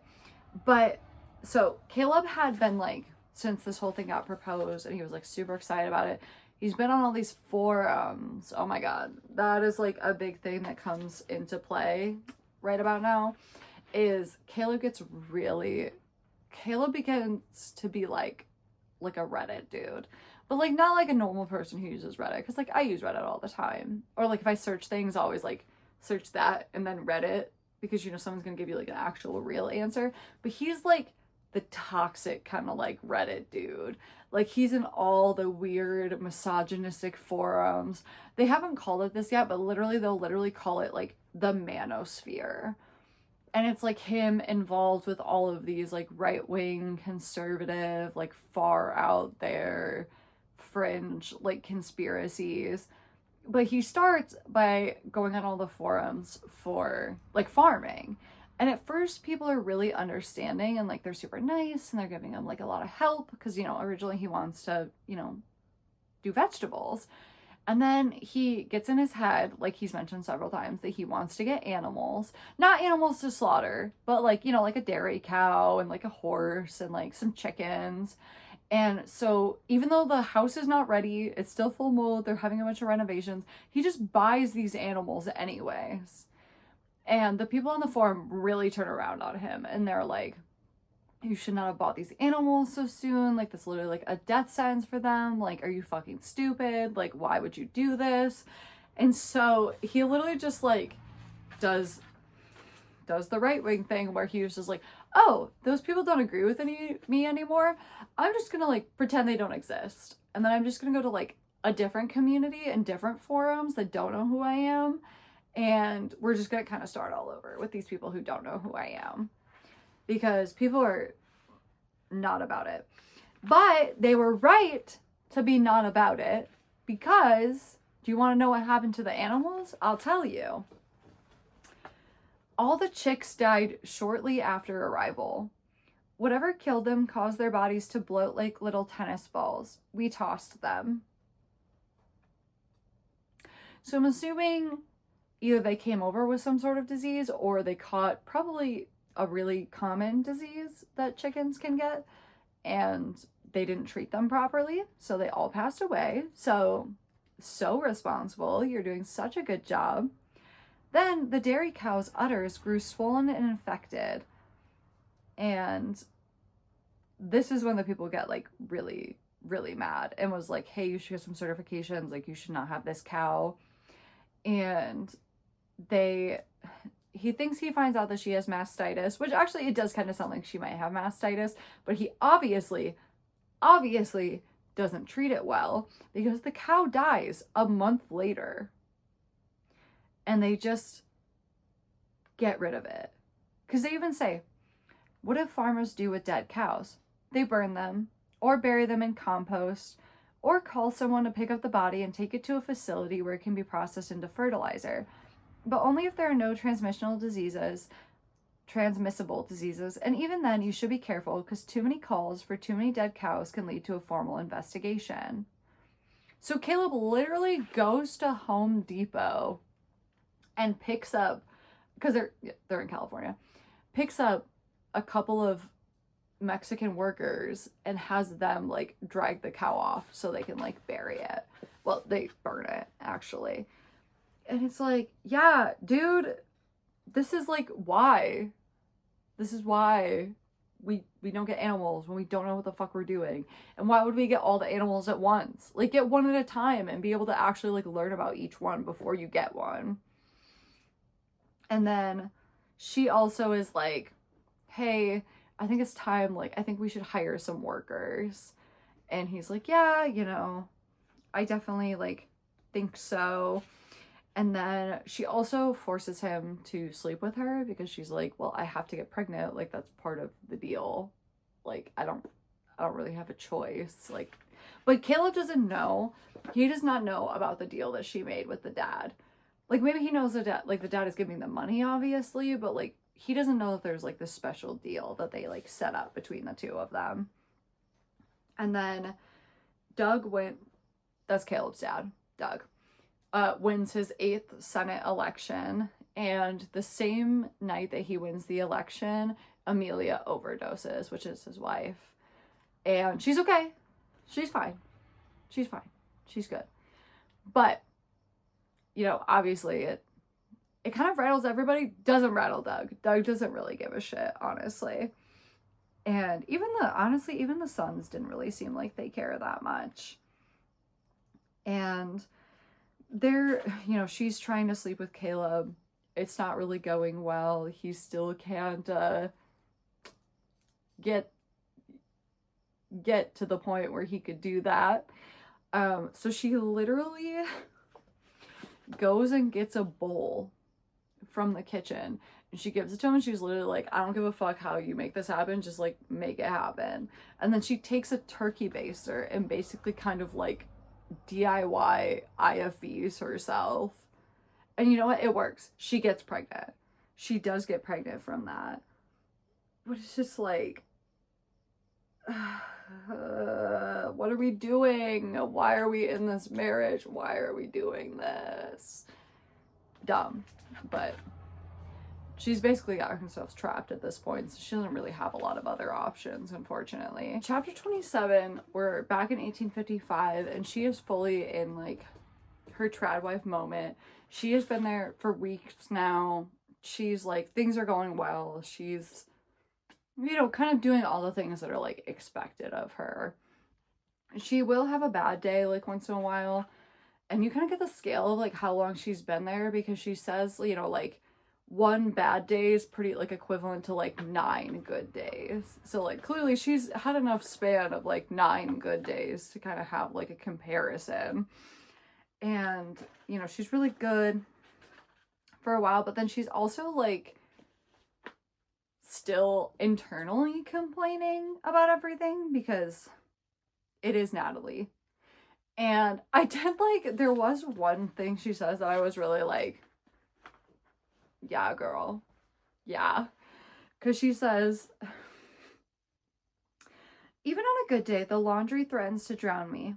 If a person had told me, before I ended up here, that the simple act of washing clothes could take you hours, that it could cause your fingers to crack and bleed from the cold, I would have laughed and said they must be doing something wrong." I would have said that I would find a way to do it in half the time. And do you know what? I would have been fucking wrong. And it's like, girl, yes. I feel like and I'm not even saying this just like a Natalie thing or a Tradwife thing. Like, I feel like all of us have kind of romanticized views of the past and are very much, well, like, yeah, they struggle, but like, I would do it. Like, I would be fine. And like, in reality, most of us would not be fine. We grew up not all of us, that's a generalization, but like, even in modern day, like, we did grow up, most of us, pretty privileged, you know, even having things like cell phones, cars, electricity, bathrooms inside of our houses. Like, even a lot of like the poorest people will still have had some of those base things and at least some like exposure to them. So it's like, I didn't like that, where it's like, yeah, I feel like that's true for a lot of us. Like, we all think we could do it better, and like, we could not. So, chapter 28, she has this conversation with her mom and her sister. So, her sister comes to visit them for the first time at the farm, and her mom and her sister kind of like out on their property, and they're just kind of chit-chatting. And her sister confesses that she is going to divorce Bryce, that she no longer wants to be with him. And Natalie goes on this fucking spiel, just tearing Abigail down. Literally being like, you could never do this. You'll never make it. You shouldn't divorce him. Your life will be worthless. Like, she literally says, yeah, they have this conversation. She literally, like, is pregnant and drinking a large glass of wine. So, like, clearly she's not in a good place. Like, give Abigail a break. But, you know, she tells them, you know, she's leaving, blah, blah, blah, blah, blah. And she's like, you and Bryce have no money. How could you afford to divorce him? And she says she took out a loan. And they're asking her a bunch of questions. She's basically like, none of you are asking, like, why are you getting divorced? Like, are you okay? I'm sorry to hear this. Like, why are you guys acting like this? And Natalie is like, oh, well, I know why you're getting divorced. And I was like, okay, then why am I getting divorced, Natalie? Like, if you know so much about me, like, why am I getting divorced? And Natalie says, because your husband is mean and dumb and drinks too much. He probably calls you names in front of the children. He probably hits you sometimes. He's lazy too. He's never done anything with that shop. The man is and has always been a loser, and now it's becoming harder for you to bear. So now you, my poor sister, have somehow got into your head that you will be better off without him. And I'm sorry, Abigail, but you will not. You will be a single mother of 5 living on food stamps. That is what you will be.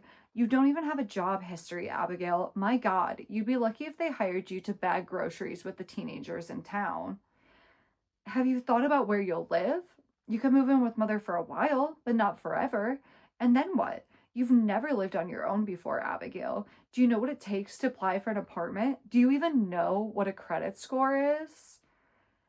And do you think the rules honestly don't apply to you, that you can just waltz away from all your responsibilities completely unscathed?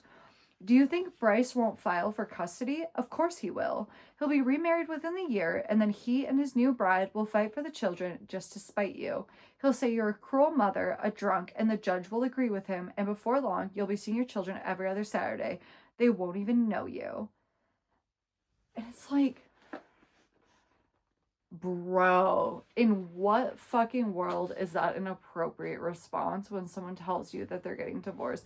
I get that there is like a nugget of actual truth in there, because Abigail was kind of just raised to be a stay-at-home mom. Like, she didn't go off to college. She's never had a job. Like, she doesn't really have any responsibilities besides like taking care of the children.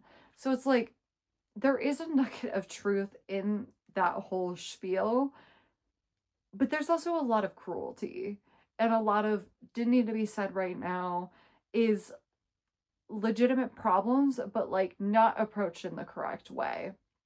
Where it's like, you know, a more correct approach would be like, hey, I'm really concerned about this. There's a lot of things about like living on your own and getting a job and stuff that like I don't know if you've actually considered. Like, maybe we should sit down together and kind of try to like hash out a plan for some of this stuff. Like, I don't think that being concerned is wrong, but the way Natalie is not concerned because she gives a fuck. She does not give a fuck what happens to Abigail. She doesn't. She's just doing this to be a dick. So it's like there was so many other ways to handle it. So it's like you don't care about Abigail. Like, why did you even have to say all of that to her? You could have literally just been like, that sucks, man. Change the subject. Like I don't know, you just like hurt her just to hurt her. Like, just for fun. Love that. And we also find out, which is not surprising, but it hasn't been mentioned up to this point, that Natalie is so, like, on her shit about what it would take to be divorced and all the things required and stuff like that, because Natalie knows that she is in the same spot. When she married Caleb, she signed several different prenuptial agreements, which basically means, like, if she ever leaves or anything happens, like, she's leaving with nothing. She's gonna have absolutely nothing. No money, no way to take care of herself. Natalie's also never had a real job. She's never had to do anything like that either. So, because even, like, the apartments they've had and stuff, like, Caleb's dad took care of all of that. So it's not like she has experience with that either. So I feel like the reason that she's so, like, she lashes out so much, it's just projection. She knows that she is literally in the exact same boat. Essentially, maybe not 5 kids yet, but she's in the exact same boat as Abigail. But, I mean, at least for her, like, her husband's not drunk. He doesn't beat her or anything like that. But also, there's nothing saying that Abigail's husband does that either. There's no confirmation or disagreement. I will say the only, like, little bit of confirmation is, like, when she does call that out, like, Abigail doesn't say anything and doesn't even, like, respond. She just sits there, like, flat-faced. So it's like, I do feel like if she was off with that, she probably would have protested a little bit more. But also, Natalie hit her with a lot of bullshit, like, one after the other. It probably would have been hard to, like, pick a thing to be upset about, because that was just like a whole wall of, like, every single thing you said was awful. So I don't blame her for not being able to, like, pick something up. Yeah, and at the end of the chapter, Natalie really comes full circle where she realizes kind of how fucked she is too. Because she says, an impossible thing to imagine. What might happen if my husband ever paused and thought about the governing law of his own starry universe? His wife might have been as well been a farm dog for all the rights she had. And even the stupidest, sweetest man can grow cruel and cutting when he learns a thing like that. She says that like it's foreshadowing. That never comes up again. He, like, doesn't really ever threaten to leave her. And even he kind of does, like, one time, and even then, like, it's not about her at all, really. Like, and it's not about, like, hurting her, being cruel to her. Like, he doesn't really control her at any point. Natalie just does whatever the fuck she wants. Like, that's just kind of her thing.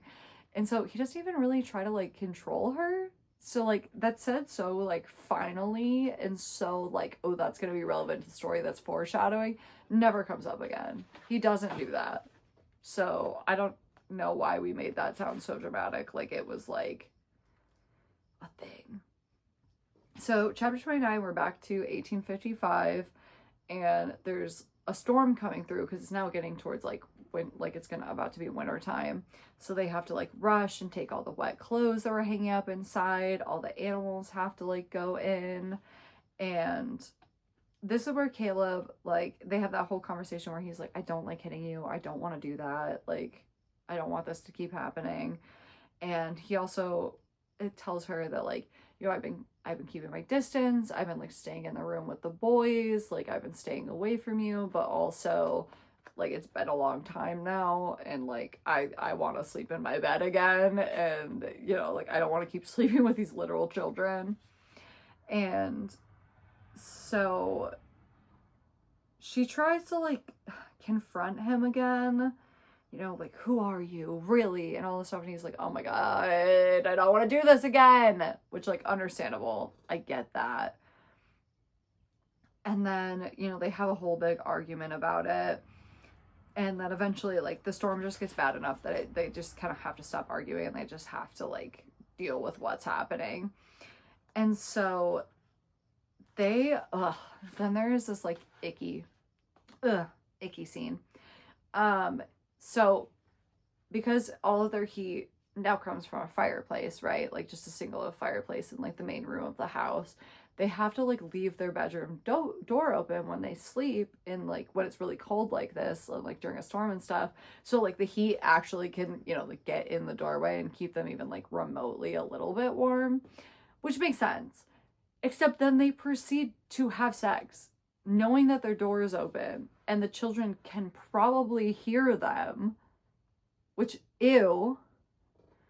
And then at first, like, she kind of sets up this, like, oh, I don't want to sleep with this man because it's like isn't my Caleb, and like I don't know who this guy is, but like she kind of almost sets it up like she's gonna get assaulted, like I don't really have a choice, like he's just gonna do it anyways. But then she ends up like having the best sex of her life with this guy who is just, it's just Caleb, with Caleb. And she literally like changes her tune immediately. Now she's like, oh my god, like I'm just here because God wants to see like what I'm made of, and like I can totally handle this challenge, and like it's not as bad as I thought, you know, like it's not. She even says like, well, I'm not sure what the end goal is, but that's fine, like he'll tell me when he's ready, like. And she, you know, says like the one thing though is that like she does not want to get pregnant here. She does not want to get pregnant in 1855, which reasonable. I can't even argue with her from that. So chapter 30, her sister and her mom are like about to leave from her visit, and she goes out with her mom for like a walk, and it's clear that like her mom like wants to talk to her about something, and she's kind of being like a little evasive, and eventually she kind of just spills the beans, and her mom apologizes for lying about the fact that like their dad was dead. Oh no, I lied, we're not there yet, sorry, I jumped the gun, we will get there. But she is like worried about Natalie, and she's like, oh, you know, I'm kind of worried about the children, I'm worried about the farm, and I don't know if this is like a good situation, and I don't know if Caleb's like ready to handle all of this, and you know, I don't know if this is really gonna like work well for you guys. And you know, she says, you're doing so much, Natalie, I just think you might have bitten off a little more than you can chew. Your friends are worried about you too.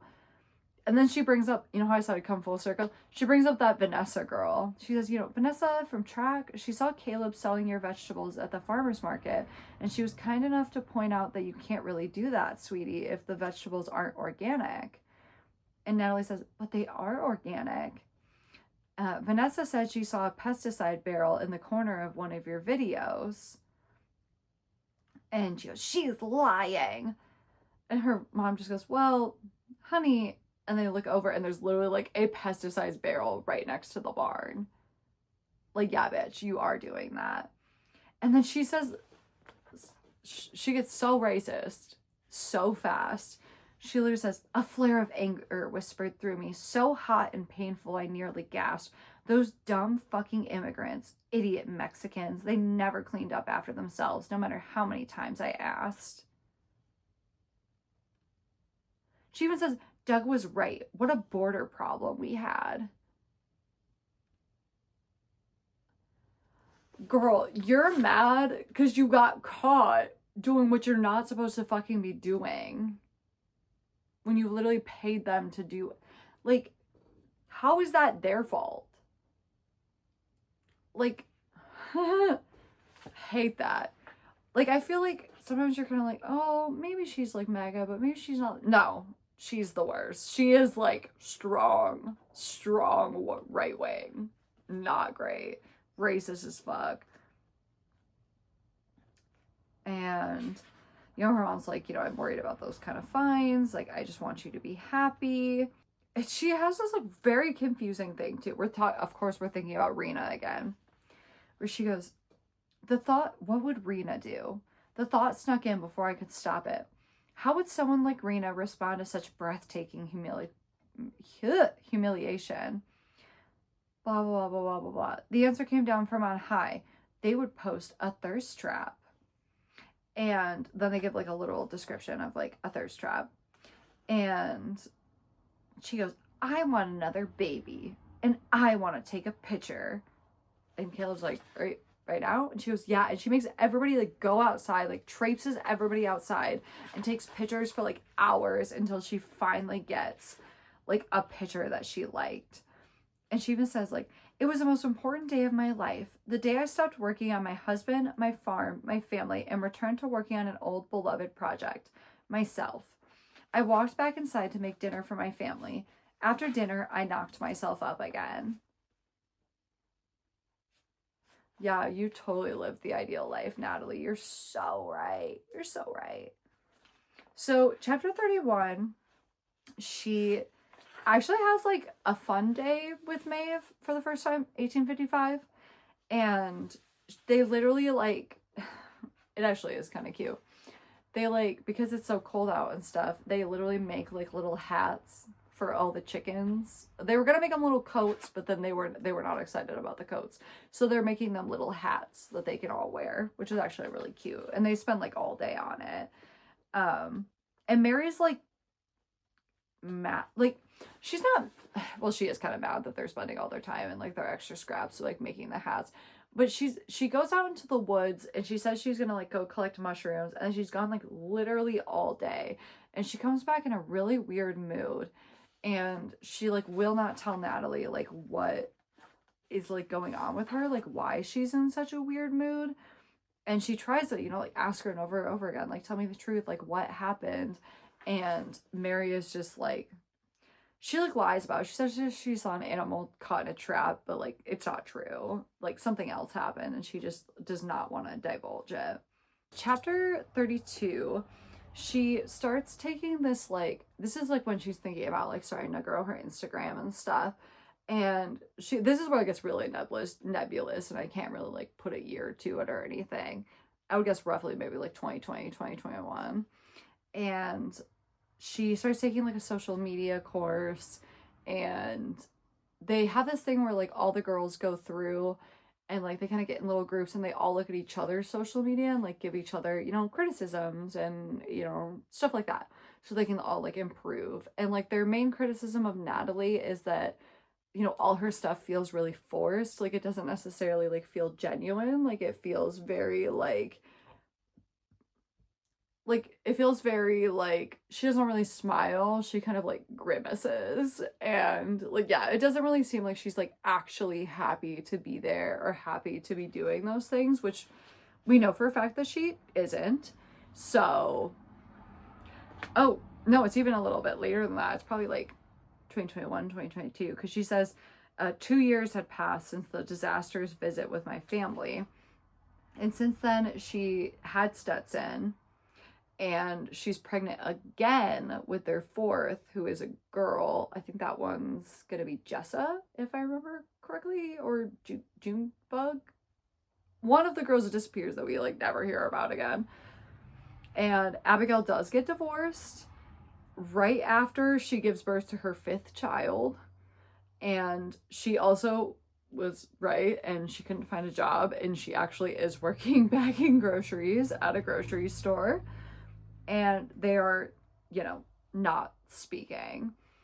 And she, you know, she's talking about obviously how her Instagram, it's not like getting popular. I think she's literally at like 1,000 followers. So like she's starting to build it up a little bit, but like it's nowhere close to like making her money or anything like that, which they actually really need to do, because Doug has started cutting back significantly how much money he's going to be giving them.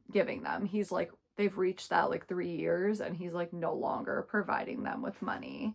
Chapter 33, we are back in 1855. Mary's still acting super weird, and she's really off. She's not like talking a lot. She's oversleeping. She's not really doing chores. And so Natalie tries to have a conversation with her, and, you know, Mary like is asking her like, why does everybody lie? Like, why aren't people telling the truth to me?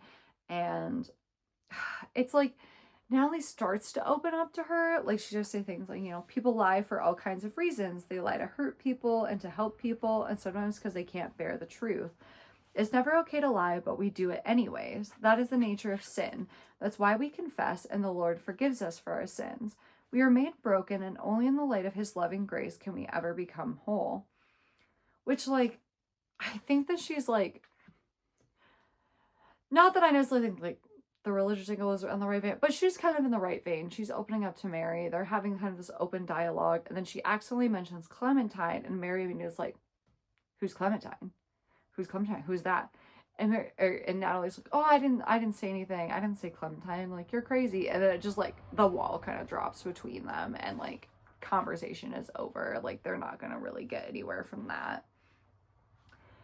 And then chapter 34, we start with Rena. Yay, more Rena. Now we're gonna stop hearing about Rena. And she's talking about how, you know, she films this video for, like, social media where she's talking about how she, like, got, like, laid off for her job and she's looking for a new job, and Natalie is all, like, flabbergasted, where she's like, oh my god, Rena and I are not alike. No, definitely not. Like, she's begging people for attention and for help.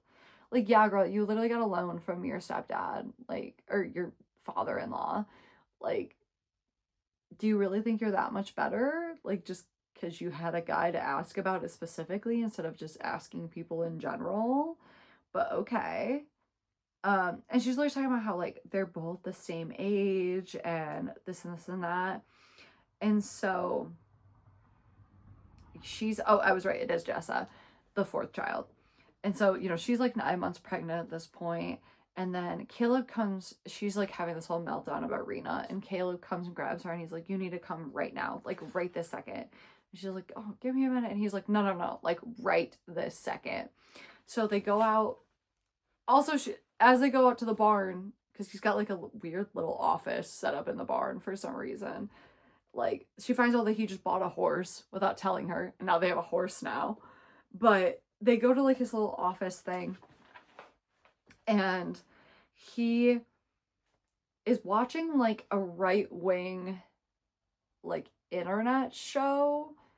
Like, it's like not really like a podcast. Like, it's more like an actual show, kind of like Stephen Colbert kind of energy, or like a setup like that kind of, but like it's only online and it's super right-wing, kind of like a fucking InfoWars, like Alex Jones used to have and stuff. It's kind of like that, super right-wing, super conservative talk show. And he's talking about Natalie's Instagram account, and Caleb tells her, like, yeah, I like talk about you in the forum sometimes, of like, you know, how you're kind of like the ideal wife, and like how you're having all these kids and your Instagram, and we have a farm and all that stuff. And I guess that guy is also part of the forums, and he ended up running with it and talking about Natalie on his show. And she goes all the way from 1,000 followers to 300,000 followers, like almost overnight. And it's like kind of a bittersweet thing, because she's got all these new followers, but also a lot of them are people who are criticizing her and the way she lives and like right-wing trad stuff. She literally calls them the angry women. Chapter 35, it is Abel's 13th birthday. He is now a man, as they say. And so Caleb, like, takes him out into the woods for the first time. And they're gone for, like, a significant amount of time. Like, they're gone, like, overnight. And when they come back, like, Abel won't talk about it. He keeps it very secretive. He's, like, won't tell his brother about it. He's like, oh, you guys will find out later, like, when you're a man. And this really sets Noah off. And he kind of freaks out on Natalie and, like, calls her a bad mother and, like, gets upset and storms off. And Mary has to kind of come find him and like calm him down. So chapter 36, she's talking about how she's like learning to like film videos and how like set up her videos are, but she is like now up to 1 million followers, and like her account is doing really well. It's doing so well that like, so she decides to go to the store to go pick something up, and she brings Jessa because she just had her baby, and who's like a newborn right now. And Doug calls her, and he really wants to like get involved with all that. He thinks it'll be good for his political career to like get that big forum of men and like that crowd like over to his side. So he's like really bugging her about promoting him on her Instagram and like her YouTube and stuff. And she's not super into it. Like she's like, I don't mind like showing us going to rallies and stuff, but like I'm not gonna like endorse any specific candidate. I'm not gonna say anything specific. And he's a little salty about it, but she's like, okay, I'm at the store, like I've gotta go. So she goes in, she goes to her store, does her thing, and on the way out, she runs into this lady who is a fan of hers and is like asking her all these questions. And you can kind of tell that like the Natalie in real life is not really like matching up to the Natalie that she expected her to be. So it's like already kind of weird, and she's very like not into talking to this woman. And the woman ends up following her out into the parking lot. And while they're out in the parking lot, Natalie ends up making a comment that she brought her baby with her, but then realizes that she really fucked up because she doesn't have the baby with her. She left the baby in the car the whole time. And this lady for sure knows that she left her baby in her car. Like, for sure knows. And like instantly gets really weird about it. And I really thought this was going to come back to bite her. And this is like never mentioned again. This like never comes up. Like, I feel like all the big influencers I know like that, like you're telling me if Nara Smith, if someone ran into her at the store and found out that she had just left her newborn baby in the fucking car the whole time she was in the store, like you don't think she would get canceled for that? Like she absolutely would. So I feel like it's really crazy that this like is not a plot point. It does not come back. It's more of a plot point because she goes home and then she kind of puts her foot down. She tells Caleb like, we have to get a nanny. Like I'm kind of losing my sanity. I'm like losing time. I'm like making mistakes. Like we have to get a nanny.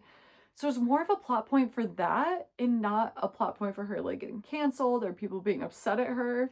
And it's crazy. Like it's not crazy for what people get upset at her later for, because spoiler, she does get canceled at one point. But what she did with that was equally as bad as what she gets canceled for. So it's like crazy that that never got brought up and like that never like resurfaces at literally any point, which is wild to me. So chapter 37, we're back in 1855. Abel and Caleb are back now, like I said, and Abel is very, you know, he's happy, but he's not like spilling the beans about what they did or anything like that. And she does have this weird, like, there's this weird aside about religion that she like, and okay, to be fair, I did not grow up religious, so please, if you did, like, let me know if this is normal. Like, maybe this is a normal thing, and, like, I just don't know that because, like, I wasn't raised religious. But let me just read this paragraph to you, and you tell me if it's normal or not, because I don't know.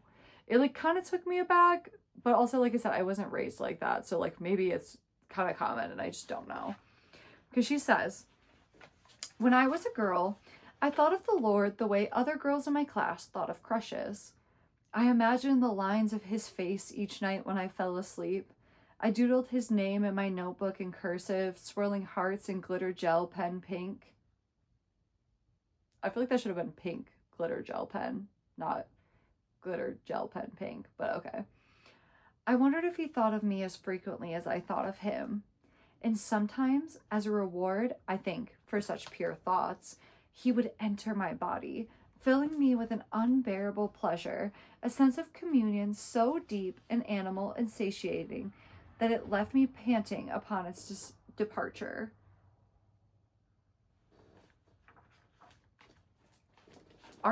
Are you like Mary or something? Like what do you mean you're in a sexual relationship with the Lord? Like, what? Is that normal? I feel like that's not normal.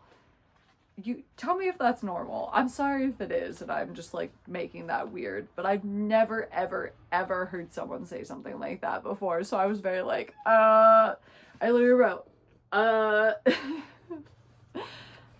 And she talks about how, you know, the days, they're going by. It's been months now from the previous time where it had already been months.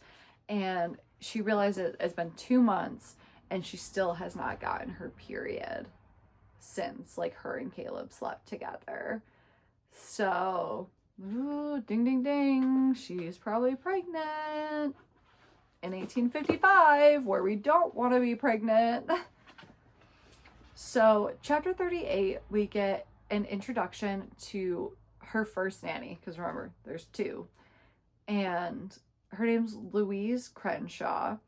And Natalie insists on calling her nanny Louise, even though Louise is like, no, you don't have to do that. Like, you can just call me Louise. That's fine. And she's like, no, I'm going to call you Nanny Louise.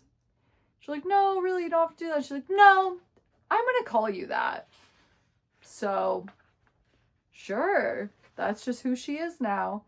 And Nanny Louise is, like, very clear about, like, not wanting to be involved in any of the content. She's also just very clear, like, she doesn't really like Natalie. And she doesn't really like the whole, like, fake vibe that Natalie is setting up. How she, like, pretends that they don't have workers, but they actually do. And they pretend that the farm is perfect, and it's obviously actually not.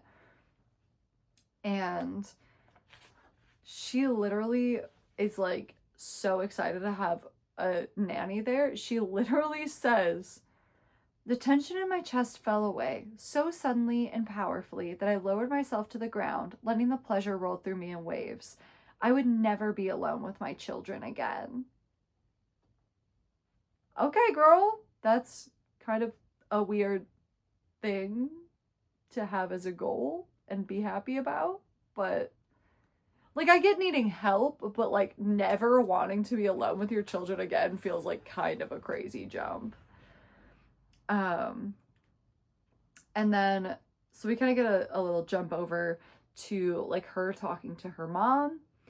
And, you know, her mom's kind of like, I don't get the whole social media thing. Like, I don't think you should really be, like, putting your kids out there. Like, what about the weirdos? Like, what if they do something weird? And then she kind of slips in and she's talking about how Abigail and her have started going to a new church, and that there's a really, like, cool pastor, kind of like I was talking about at the very beginning when I was going on, like, that whole rant, where, like, this pastor is very, like, love thy neighbor, he's pro-LGBT, he's, like, just a cool, modern, hip guy, and him and Abigail are dating, which is exciting, good for her, I'm glad she found somebody good. And, like, she even says, you know, like, he feels strongly that the gays should feel welcome. The gays is really funny. Just like anybody else.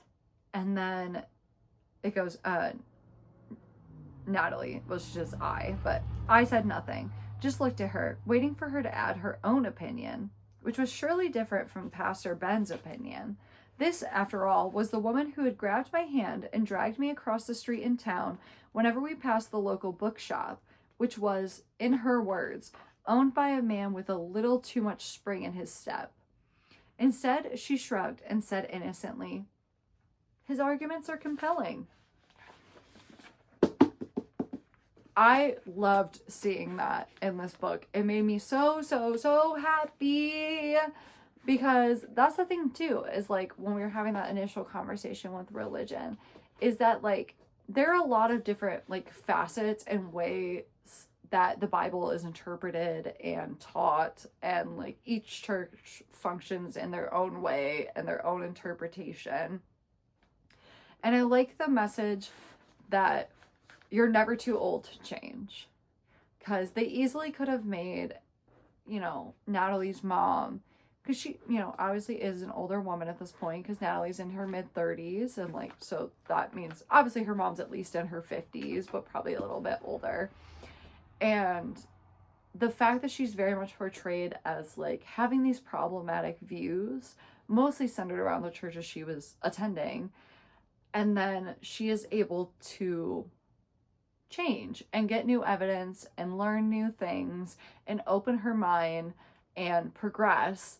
Like, I love that. I think it's a very toxic view to think older people can't change. Do I think there are people out there who can't change? that are so set in their ways they're just never going to change? Yes, absolutely. I very much do think that there's people like that out there. That being said, I don't like the view that just because someone is older that they can't learn new things, or they can't get new viewpoints, or they can't become a better person. Like, I think that is not a good view and never has been. Like, I think it's doing all of us, especially in society, a disservice from just giving up on anyone like over a certain age and just be like, well, they're just like that and they're just terrible and it's like fine. Like, no, like anybody can learn. Like, we can all get better, we can all develop, we can all learn about new things we never knew about before. And I really like that that was like included as a part of this.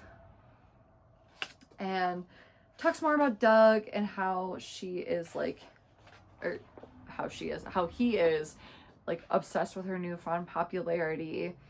And she's like, you know, thinking about all this, like all the popularity in her Instagram, and then she realizes that her sister doesn't follow her anymore.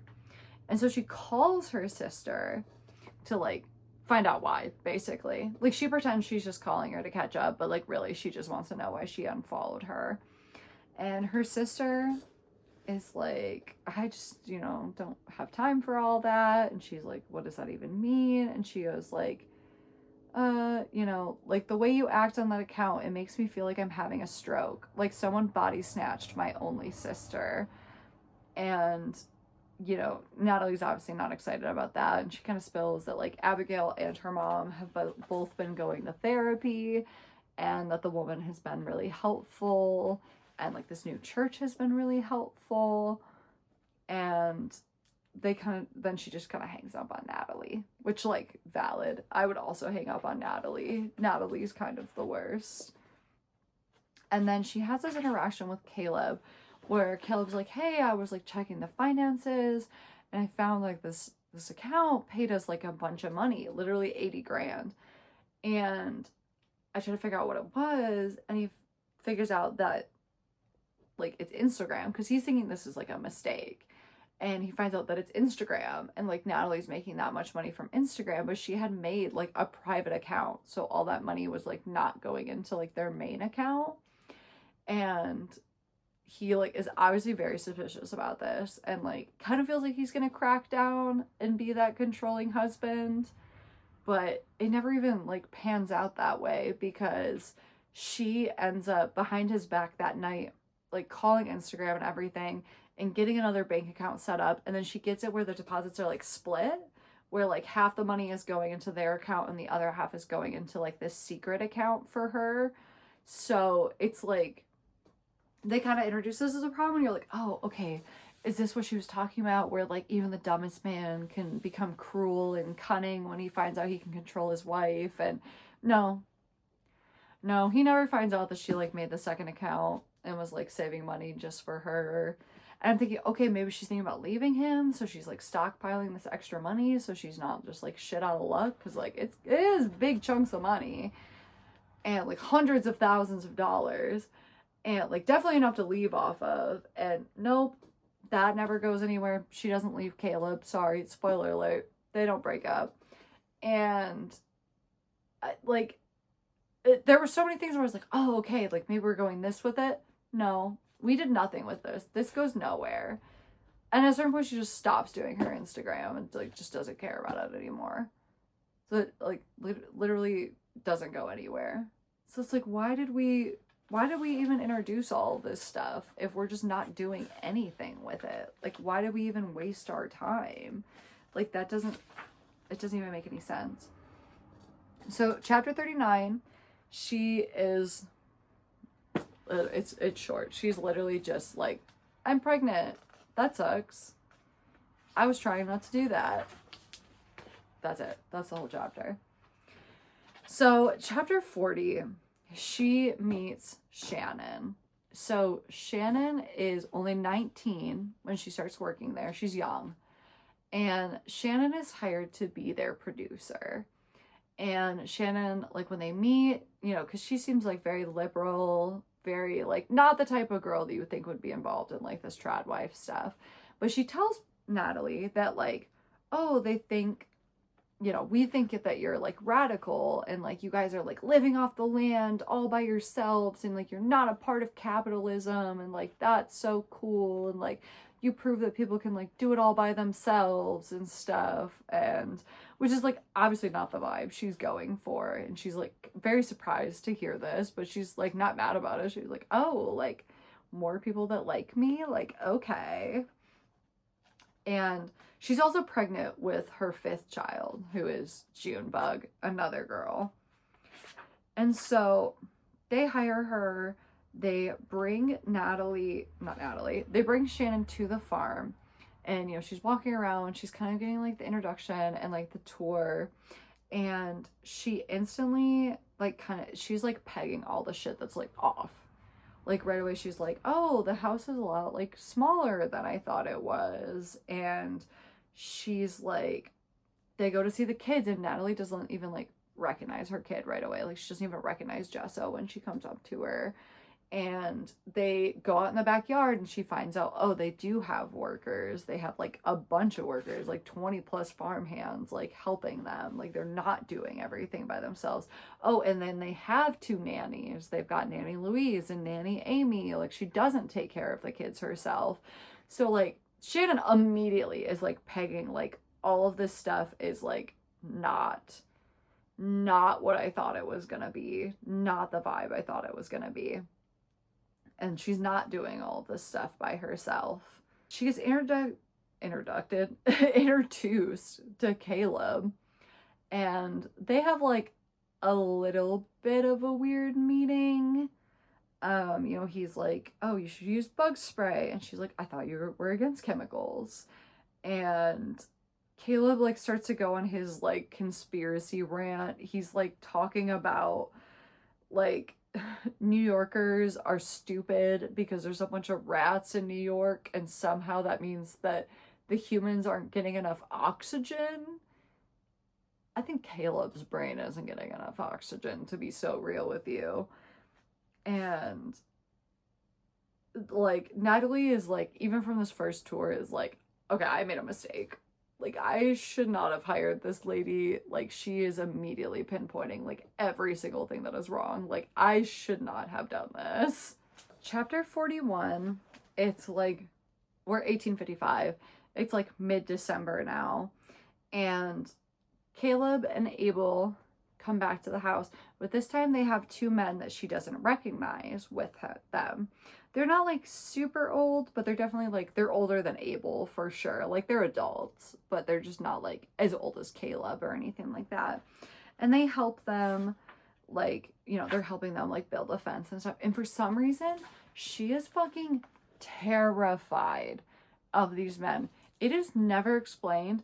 I don't understand this. If you've read this and you understand why she's afraid of them, like, please tell me, because I genuinely don't understand the reaction that she's having to them. Like, I don't know, we'll discuss it more, but like, I don't know if it was like something in her subconscious that's like kind of like pegging up, or like what it is, because she says like, glimpse, they're walking towards me. I turn around and I don't look back. I feel deep in my gut the urge to let out a blood-curdling scream. I want to run away from them. I bite down on my lip until my mouth tastes like a penny. The men walk past the coop without addressing me. Only one of them looks at me. It feels like my brain is splitting in 2.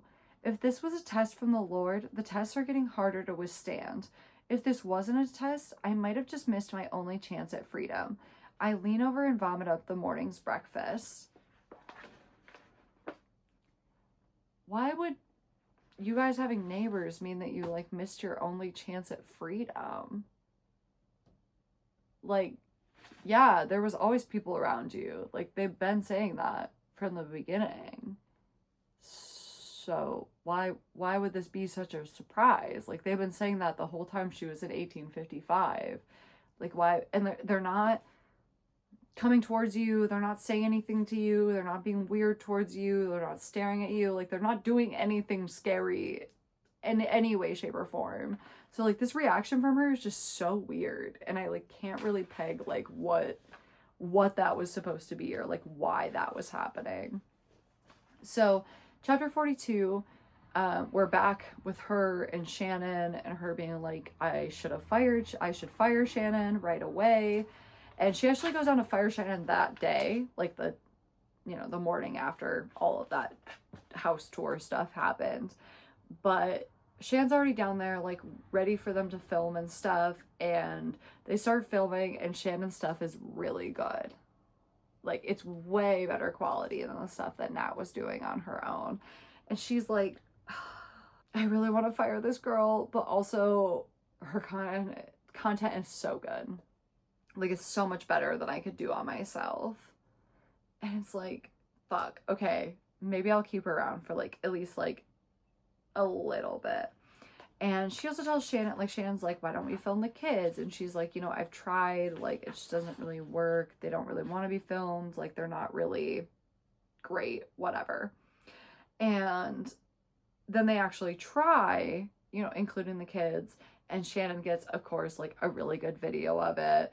And so, like, now they start including the kids a lot more often, like, even full on, like, pulling them out of homeschooling. Oh, because that was also the thing, too, that I didn't bring up. When Nanny Louise came, one of the things that she brought up to Natalie was, your kids are being homeschooled. Yeah. And do you know what they're being homeschooled was? Because that was also part of Caleb's compromise for getting the farm, is that he would be in charge of, like, the homeschooling and, like, what the kids are taught. And he is teaching them, like, conspiracy theories. He is teaching them, like, I forget what he calls it, but it's like religious-based math, and it's like how to do math, but it's all about God and how, like, God makes math happen.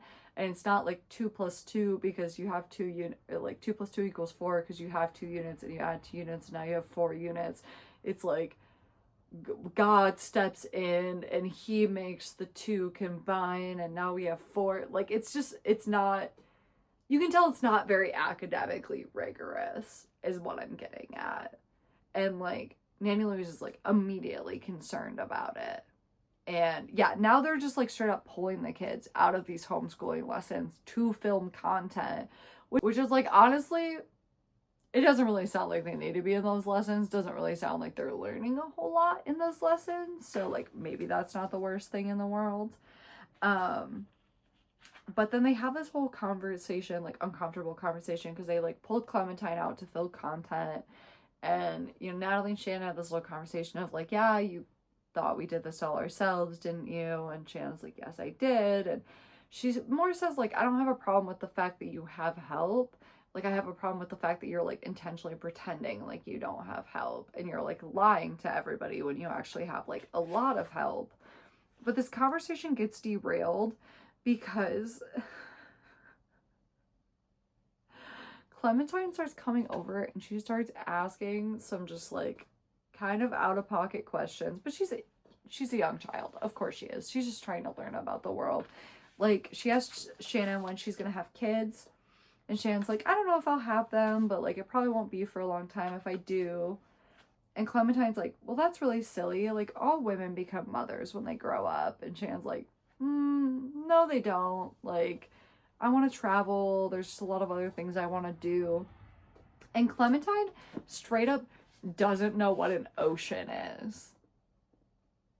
Like, she literally has no concept of an ocean. She, like, doesn't even know that there are large bodies of water out like that. Like, she thinks that a river is, like, the largest body of water that exists out there. Like, she literally isn't even aware that oceans exist. So just another sign that Caleb is maybe not doing the best job teaching them, actually. And yeah, then she's just kind of like, yeah, I should fire Shannon, and I really should, and I definitely should have this whole time, but also her content's really good, and I kind of want her to like me. Like, even to the point that she has Junebug, like, she has their 5th child at the end of this chapter, and literally her first reaction, because that's the one she had at home, her first reaction is literally like, get Shannon, like, let's film it. So chapter 43, she's kind of talking about, you know, I'm just going to read this whole chapter to you because, again, it's back in 1855. It's about the neighbors that have came over to help, and I don't understand this viewpoint. Like, I don't know why she feels like this, and I'm confused by it, and I don't, it's weird. It just feels off. So she says, it shouldn't matter that there are other people in yesteryear. I know that. I know I shouldn't care, that I should stay focused on my own chores, on being a dutiful mother and wife and servant of the Lord. But the thing is, I can't. They've come around 2 other times since I first saw them, that pair of young men. They're helping old Caleb replace some areas of rotting fence. I wish more than anything that they'd leave. I remind myself that I was sent to this place by the Lord himself, and therefore it's only the Lord himself who will retrieve me. Still, I can't help but look. And I don't get it. I don't get why it bothers her so much. I don't get why. Also, I love that she's just given up on the reality show thing, and now she's just like, God put me here, and only God can come get me. Like, I guess we've just given up on figuring out why there was that plastic and all of that. Like, we haven't mentioned that in 20 chapters. And also, still, I can't help but look. For some reason, didn't mean to lose my page like that. For some reason, this is kind of giving me like, oh, like, I don't want to look kind of like, oh, they're handsome. Oh, I don't want to be like tempted or anything. But like, these men are much younger than her. And like, when you find out who they actually are and stuff later, like, it would be very, very weird for her to be thinking that they're a temptation in that way. So it's just like, what are we talking about? Like, what do you mean I still can't help but look? And I lost my chance at freedom. Like, it doesn't make sense. It doesn't really make sense with the rest of the book. So if you understand this part, please clue me in, because I don't know what's happening. So chapter 44, Doug announces that he's going to be running for president now, and they're at a rally for him, and it's very, very conservative, very MAGA, very religious, very homophobic, racist, all the is and isms. It's very conservative. And she even talks about how he's like really leaning into like the MAGA of it all. Because she says like, it felt like I was stepping carefully through the small portal of Caleb's computer screen and into the strange alternate universe of his chat rooms. So this was who my husband was talking about when he mentioned his online buddies. So these were the things they spoke about: locusts and frogs and rats, a great cleansing plague. It looked like Doug had finally found messaging that resonated. What? And even like Shannon is like, are his rallies always like this? And even like Natalie has to admit, like, no, like this is a new thing. Like, he's really embracing this weird like MAGA stuff. And yeah, like Amelia's not doing well. She doesn't look good. She's clearly like really fucked up. She doesn't want to be here. The boys are there, but it's just all weird. Like, the vibe is strange, and it's very conservative, weird. And Shannon is very against it. Like, she even says, like, I've never been more certain in my life about anything. This is bad, Natalie. This is wrong. And they get recognized, and it ends up just not even happening, and the argument kind of fizzles out, and they get separated for a little while. And they ride home, and Shannon sits in the front seat, and then she starts questioning Caleb about all his conspiracy theories, which he is like more than excited to talk about. But it's like right away, like, you can peg like Shannon is probably not talking to him about these things because she's interested in them. Like, she clearly has a different motive for why she's asking him about all of these things. I did like this one little line that's kind of like thrown in there when they get all separated, because there's people that recognize Natalie, and then they rush over because they're fans, and it's a whole thing. And she says, a lesson it had taken me much longer to learn. sometimes the love of strangers is much more terrifying than the hate. And, you know, I do think that is a lesson. I do think that is a good lesson, especially for influencers. So, chapter 45, we're back in 1855. Mary clearly has a crush on one of the guys who, like, comes over, and, like, the neighbors that Natalie's so afraid of. And she's like, I think, you know, like, we should invite them over for dinner. Like, they come over and they help us, but, like, we never do anything nice for them. So, like, they should come over and they should have dinner with us. And, like, Natalie's not about it. Like, she does not want to do it. But Mary gets her way. And so they're all eating dinner, and Natalie has another freak out where she's like, I don't know these people, they kidnapped me, I don't know why I'm here, save me, why am I here? And literally everybody just pretends like she doesn't say a word. Just silent. Just like she's not even there. They barely even acknowledge she's breathing, and then they just start talking about other things, including the neighbor. The neighbor is the first to change the thing, like the subject, where he goes, so the chicken coop's coming along really nicely, isn't it? And then they just totally pretend like she never said a word. So chapter 46, we're back in not 1885, 1855, wherever we are, in sometime in the 2000s and 20s. And she sees, like, she knows that Shannon is up to something. She sees Shannon having, like, all these private conversations with, like, the nanny, and her and Caleb start eating lunch every day, and sometimes they even, like, touch hands. Crazy. And Natalie's just kind of ignoring it. She's pregnant with her 6th child. She is, like, gaining a bunch of Instagram followers. Like, she's very, like, she's just letting it happen. She just doesn't even really, like, focus on it. And she even says, like, for all those reasons and more, it was not a consideration I felt particularly eager to interrogate. Why Shannon would suddenly be working so hard just to seduce everybody on the ranch but me. It went on like this for months. And she's winning over, like, the kids, and, like, now Clementine's being like, I want to go to the ocean, I want to go here, I want to do this. And then, like, Shannon has, like, convinced Caleb that they don't need 2 nannies. And so she kind of is like, okay, like, Shannon is trying to take control of my life. Like, why is Shannon in control here? Like, this is my ranch. And then Caleb takes her aside and is like, we need to talk. So chapter 47, we're back in 1855, and Mary says the exact same thing. We need to talk. And again, we get another, I woke up in the morning and Mary was here. But she finds out that Maeve is sick, and has been kind of sick for a couple of days, but now she's, like, very sick, like, not doing well. And Natalie comes out and, like, goes to Maeve, and, like, Maeve is, like, very ill, like, concerningly ill. She's kind of just off.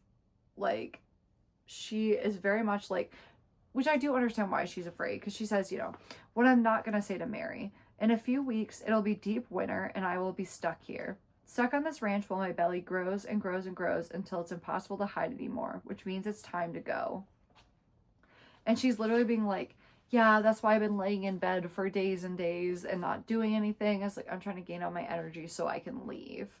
And she's literally just like, yeah, Maeve will be fine. Like, I forgot, sorry, I jumped ahead. She doesn't quite take care of Maeve yet. She's just kind of, like, very dismissive. She's like, well, I'm gonna leave and I'm not gonna stay around. Like, I'm sure Maeve will be fine. She'll be fine.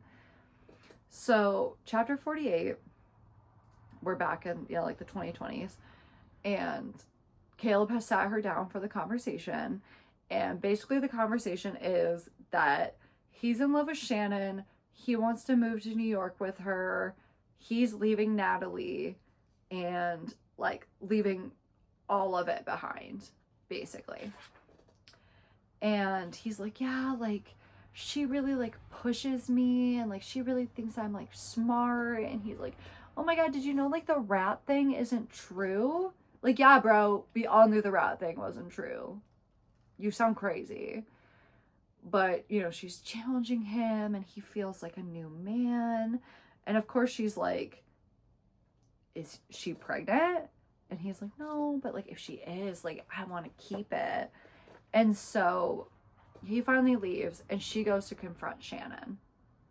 And Shannon is like,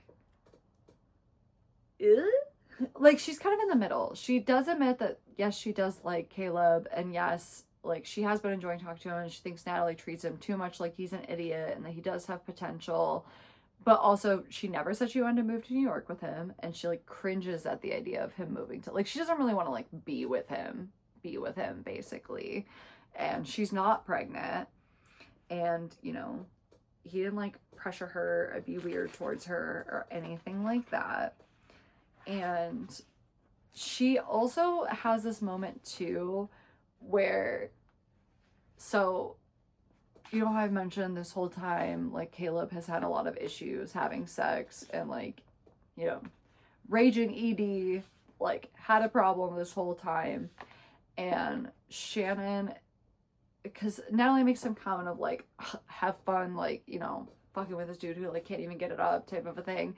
And Shannon was like, wait, can he not, like, do that with you? Like, that's never been a problem with us. Like, is he not doing that with you? And Natalie freaks the fuck out. This pushes her, like, over the edge. And she ends up literally trying to strangle Shannon. Like, 2 arms around her throat, literally trying to strangle her.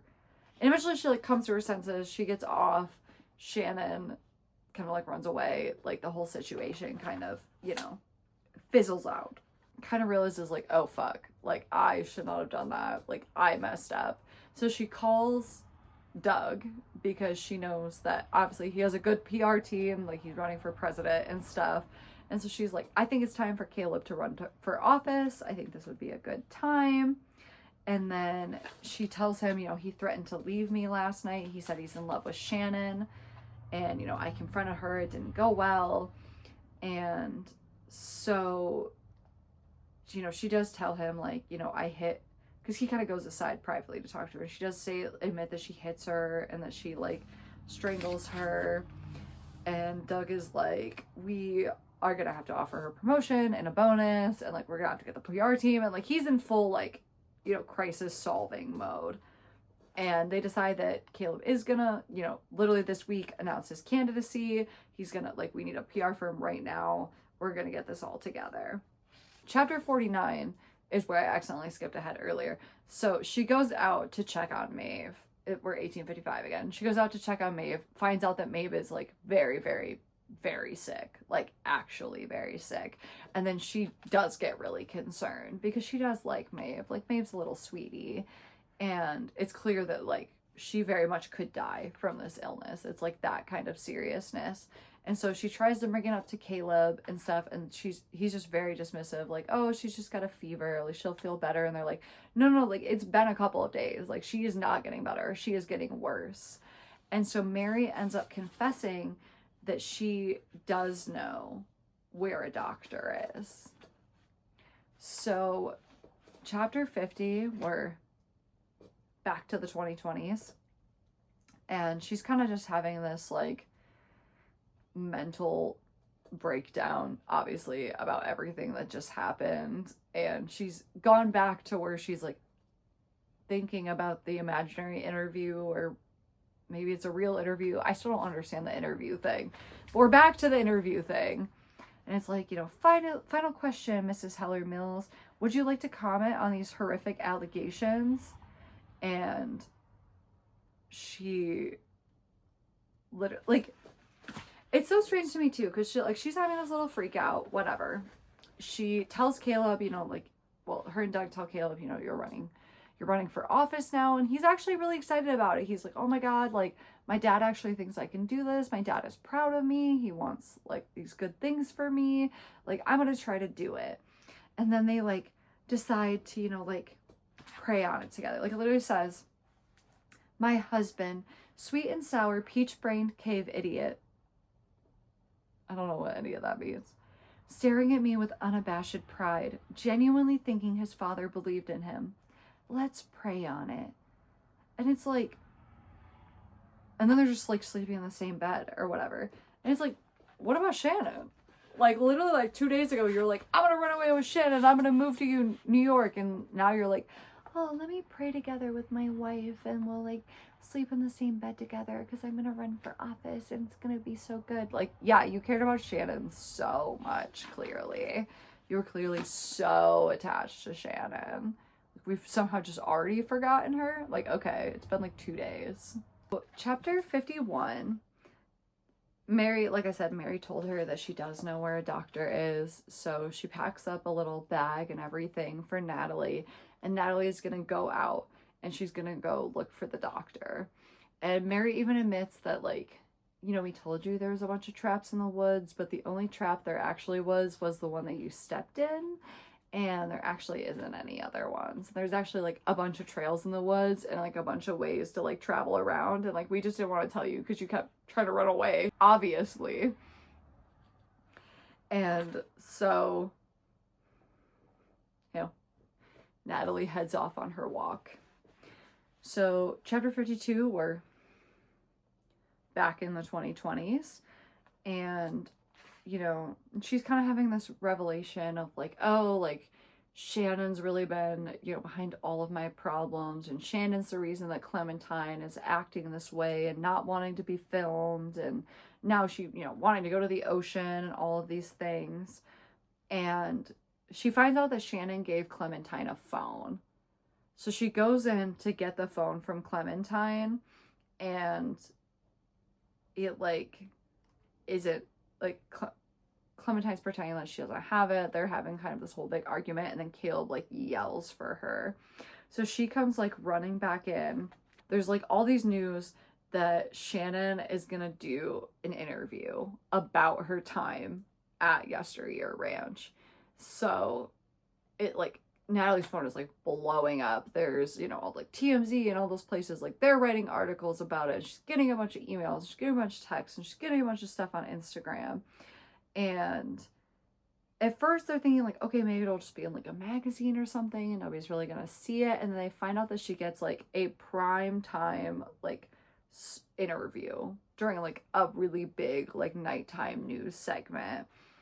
And they're being very vague about it. They're just talking about like, oh, like, you know, this Yesteryear Ranch, and it's so famous with like Natalie and Caleb and his famous dad, and like assault happened, and like we're gonna talk about it. And they're still very like, you know, kind of vague about like what's going on, obviously, because they're gonna tell it all during the interview. They just want to like hook people.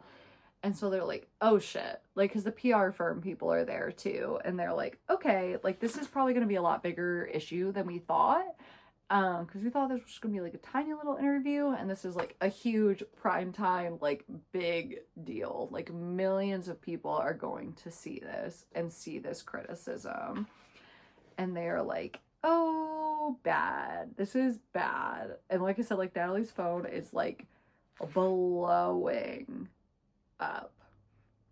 And Natalie is like not having a good time with this. She ends up calling her mom, and she's like, everybody's turning against me, and like nobody, you know, like wants to be with me, blah blah blah blah blah.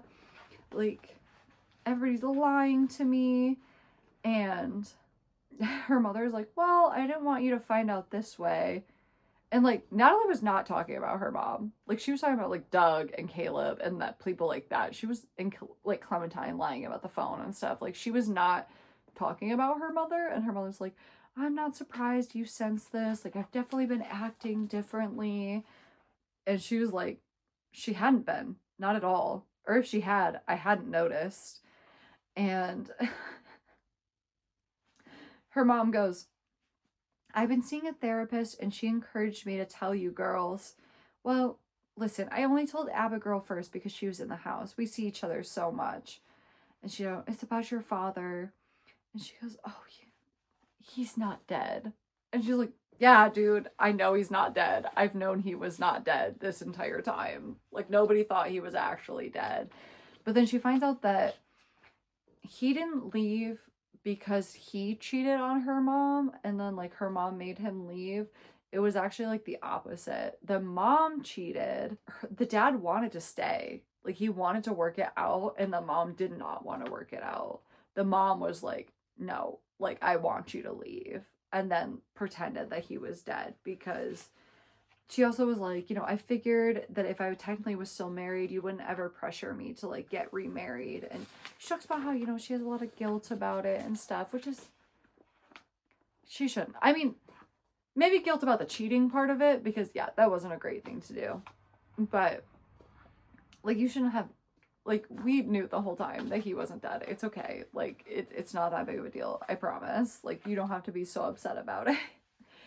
And then this is the moment where she kind of confronts her about how Natalie is the worst. So Natalie says, these people are taking advantage of you, mother. They're mining your weaknesses. It's so obvious. You've always been too nice. There's a long silence here. I expected my mother to hem and haw and say, oh, Natalie, it's nothing like that. But then she did something altogether different. She said slowly and with obvious discomfort, do you know what, Natalie? I don't think I am too nice. In fact, I'm very proud of how nice I am. I think it's a good thing.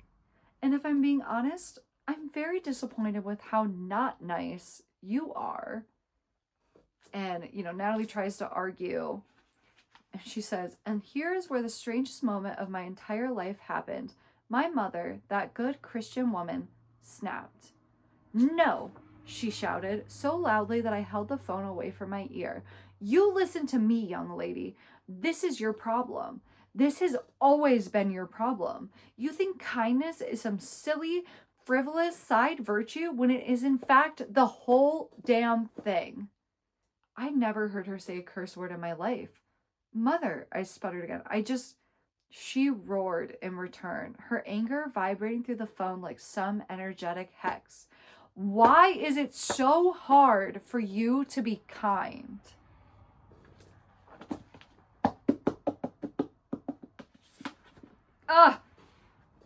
I was so happy at this point.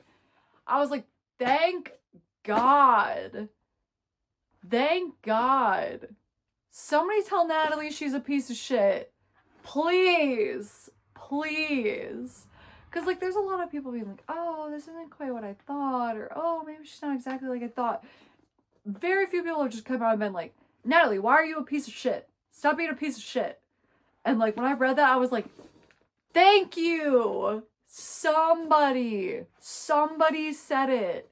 And, like, nobody better than her own mom. Especially when she's, like, being such a dick to her mom. For her mom to just be like, why are you like this? I did not raise you like this. Nobody else in our family is like this. Why are you like this? Why are you so awful? Oh, it made me so validated and so happy. So, chapter 53, we're back in 1855. She is, you know, wandering the woods, trying to figure out her way to the doctor. And she walks for a really, really long time, and she eventually sees a cabin, but she notices something by the cabin that's very suspicious. There's a truck. There's a big ass truck parked at this cabin. It's 1855. There should not be no big ass trucks. And even more, do you want to know what the big ass truck says on the side of it? Do you want to know? Yeah. It says Manosphere. Like the forums and all the stuff and all the right-wing stuff that Caleb's into. Yeah. Big truck that says Manosphere in 1855. So chapter 54 is Shannon's primetime interview. And of course, you know, Shannon looks really nice. She's a little bit older now, you know. And obviously it sounds extra bad that she started working there when she was only 19. So, you know, she was like a child. And, you know, she talks a lot about, you know, just like what Caleb is like and how he's a good guy. And you know, they do talk a little bit about the animals. Like, the interviewer says, in your lawsuit, Shannon, you mentioned several other unsavory, let's say, aspects of life at Yesteryear Ranch. There are some instances of alleged animal abuse related to the number of dairy cows the family has moved through, for example. Is it correct, Shannon, that the family has witnessed the unnatural deaths of at least 4 dairy cows just over the 2 years that you worked there? And Shannon said, you know, I can't say whether that's normal, but I did find it creepy that the cows are always called sassafras. And like Caleb is pissed. He's like, animals just die on farms. And like, that's normal. And like, to be fair, like, you know, I'm not besties with, you know, my neighbor that lives over there. So like, I'm sure cows have passed away. I wasn't informed about it. I don't know about it. I don't think he's losing cows like that. He is not losing cows like that. Because the cows, right now he has the fields planted with some trees, so they don't really do it as much anymore. But the cows used to always break out of the fence, and they would always be wandering around the back. And they really liked to come up to our fence because they really, really liked my dogs, and they liked to interact with my dogs. And so, like, I'm used to seeing the cows over and over again, like, almost every day. And, like, they're the same cows. Like, there's a lot of them, so, like, obviously I haven't memorized all of them or anything, but, like, it was a lot of the same cows over and over and over again. Like, he was not flipping through new cows consistently. Like, that is not normal on a farm. Like, animals die, yes, shit happens. Like, there's, like, one part, I think it was around the time that, like, there was the storms and stuff in the 1855 part where a fox gets into the hen coop and like kills pretty much all of the chickens except for I think like one. And like unfortunately that is a very real thing that does happen. That is one of the reasons that farms are so careful about protecting from things like foxes and coyotes and strange dogs and things like that, because it is really easy for them to slaughter a bunch of animals at once. That's not really the same when it comes to cows. Like, cows can be killed by predators, but it's not nearly as common. Like, it's not really common for you to be losing a bunch of dairy cows, especially. You know, they talk about how the children don't want to be filmed. They get into the conversations about Natalie, because she even says, like, that she loves Natalie and she's worried for everybody. And she goes, I know that's hard to understand given everything that happened, but I mean it. And the interviewer's like, I have to say, Shannon, like, I'm surprised to hear you voice gratitude to Natalie after what she allegedly did to you. And Shannon's like, you have to understand that, like, Natalie's not well. And then she describes, to be fair, what she describes, it's hard to tell. Because we're getting everything from Natalie's point of view. And it's pretty well established that Natalie's point of view, like, she's not a reliable narrator. Like, the things she's telling you very frequently are not super true. So it's like she described it a certain way, which she still did describe it as violent and like, you know, she kind of blacked out and stuff. So like it's not like she described it like nothing happened. Like she did describe it in pretty good detail, but the way that Shannon describes it is a lot more like Shannon was screaming and she's not wearing clothes and all this stuff that like didn't happen in Natalie's point of view. And it's really kind of hard to tell if Shannon is lying about it, like if she's like, you know, hyperbolizing everything, or if Natalie just didn't really give us the whole truth. So I feel like you're kind of stuck in this limbo if you're like, I don't really know who to believe. Like, I know it happened and it wasn't a great situation, but I can't really tell like what the extent was of it. Though I definitely do kind of lean on Natalie's side. I don't think she was hooting and hollering and screaming the whole time because there was other people in the house, and if Shannon would have been screaming like, get off me, get this woman off me, like all these crazy things, like people would have heard that and people would have ran to help. And nobody ran to help. Like, Natalie stopped this completely on her own and then left. So I am kind of on the side that I think maybe Shanna might be hyperbolizing it a little bit.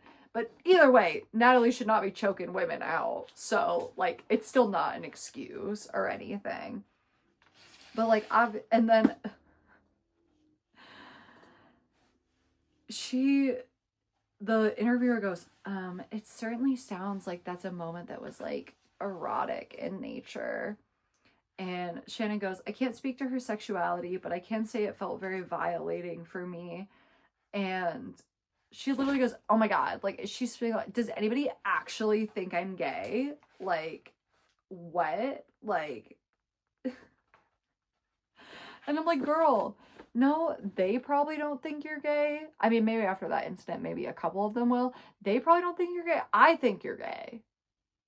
I think you're gay because you're obsessed with your college roommate that you had for 3 months, and every single thing that happens, your first thought is Rena, Rena, Rena, Rena. I think you're gay. I don't really care if they think you're gay. I think you're gay. And then Natalie is like freaking the fuck out, obviously. And she like thinks that she's having inside thoughts, and she's like full well just saying those bitches out loud. And it really freaks her out because she's like, oh my God, how long have I been doing this? Where like I thought I was thinking something, but like I was actually saying it out loud. Because she's saying some like nasty words. And they also too like Doug is kind of realizing that this PR nightmare is like much more of a nightmare than he initially realized. Like the way she described it before, I mean, she was honest. Like, she said she choked her out and all that stuff, but like Shannon obviously really played it up, and it sounded much worse on television. And now they're kind of like, fuck, I have no idea. And then she literally says that she would have rather that Caleb had sexually assaulted this woman because that would be forgettable. But if people think that she sexually assaulted this woman, like, people aren't gonna let that go because she's supposed to be a good Christian woman, and like she's not supposed to be gay. And her phone is also like blowing up. Like, her Instagram's blowing up, obviously. Her mom's texting her. Her sister is texting her. Unknown numbers are texting her. Like, she's kind of learning things get real bad when your audience turns on you and you get canceled and you do things that are bad. Chapter 55, we're back in 1855 again. And so she just saw the cabin. She sees the Manosphere truck. She goes up to the cabin and then just straight up like walks inside. And on the walls are pictures of her and Caleb and their original babies, like Samuel and Stetson and Clementine. And like there's, you know, a hot plate and some ramen and a mini fridge and a radio and a TV. And she finds one of the neighbor boys from before. He's sitting there and he's like taking produce, like bought from, you know, like a store or something with like the stickers on it, and literally like taking the grocery store stickers off and like putting them in a separate container so it looks like they're like harvested. And she's realizing like, oh, like she's kind of having this moment of like, wait, like this, it's 1855, like there's no grocery stores. Why would he have a thing full of vegetables that he's taking grocery store stickers off of? And then he calls her mama and she runs. She just, it's Natalie. That's what she does. That's just what she be doing. She just sprints off out of the cabin, back into the woods. She just runs away. So, chapter 56, she goes and finds the pills that Amelia gave her forever ago. And she digs them out and she starts taking them. And her and Caleb like have this conversation right after she takes the pills where Caleb is like, can I ask you about something? And she's like, yes. And he goes, is that why you hate having sex so much? Because you're queer or whatever? And she's like, bro, you're the one who never wants to have sex. And he was like, let's be real. Like, you want to have sex with me, like you want to unload the dishwasher.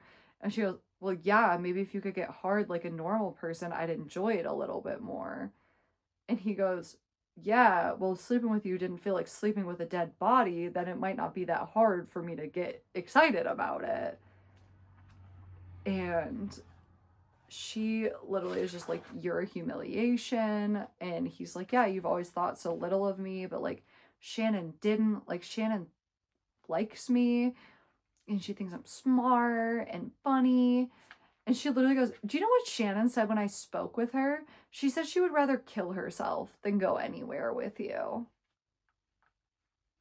And Caleb's like, I don't believe you. And she's like, but he did. I could tell that he did.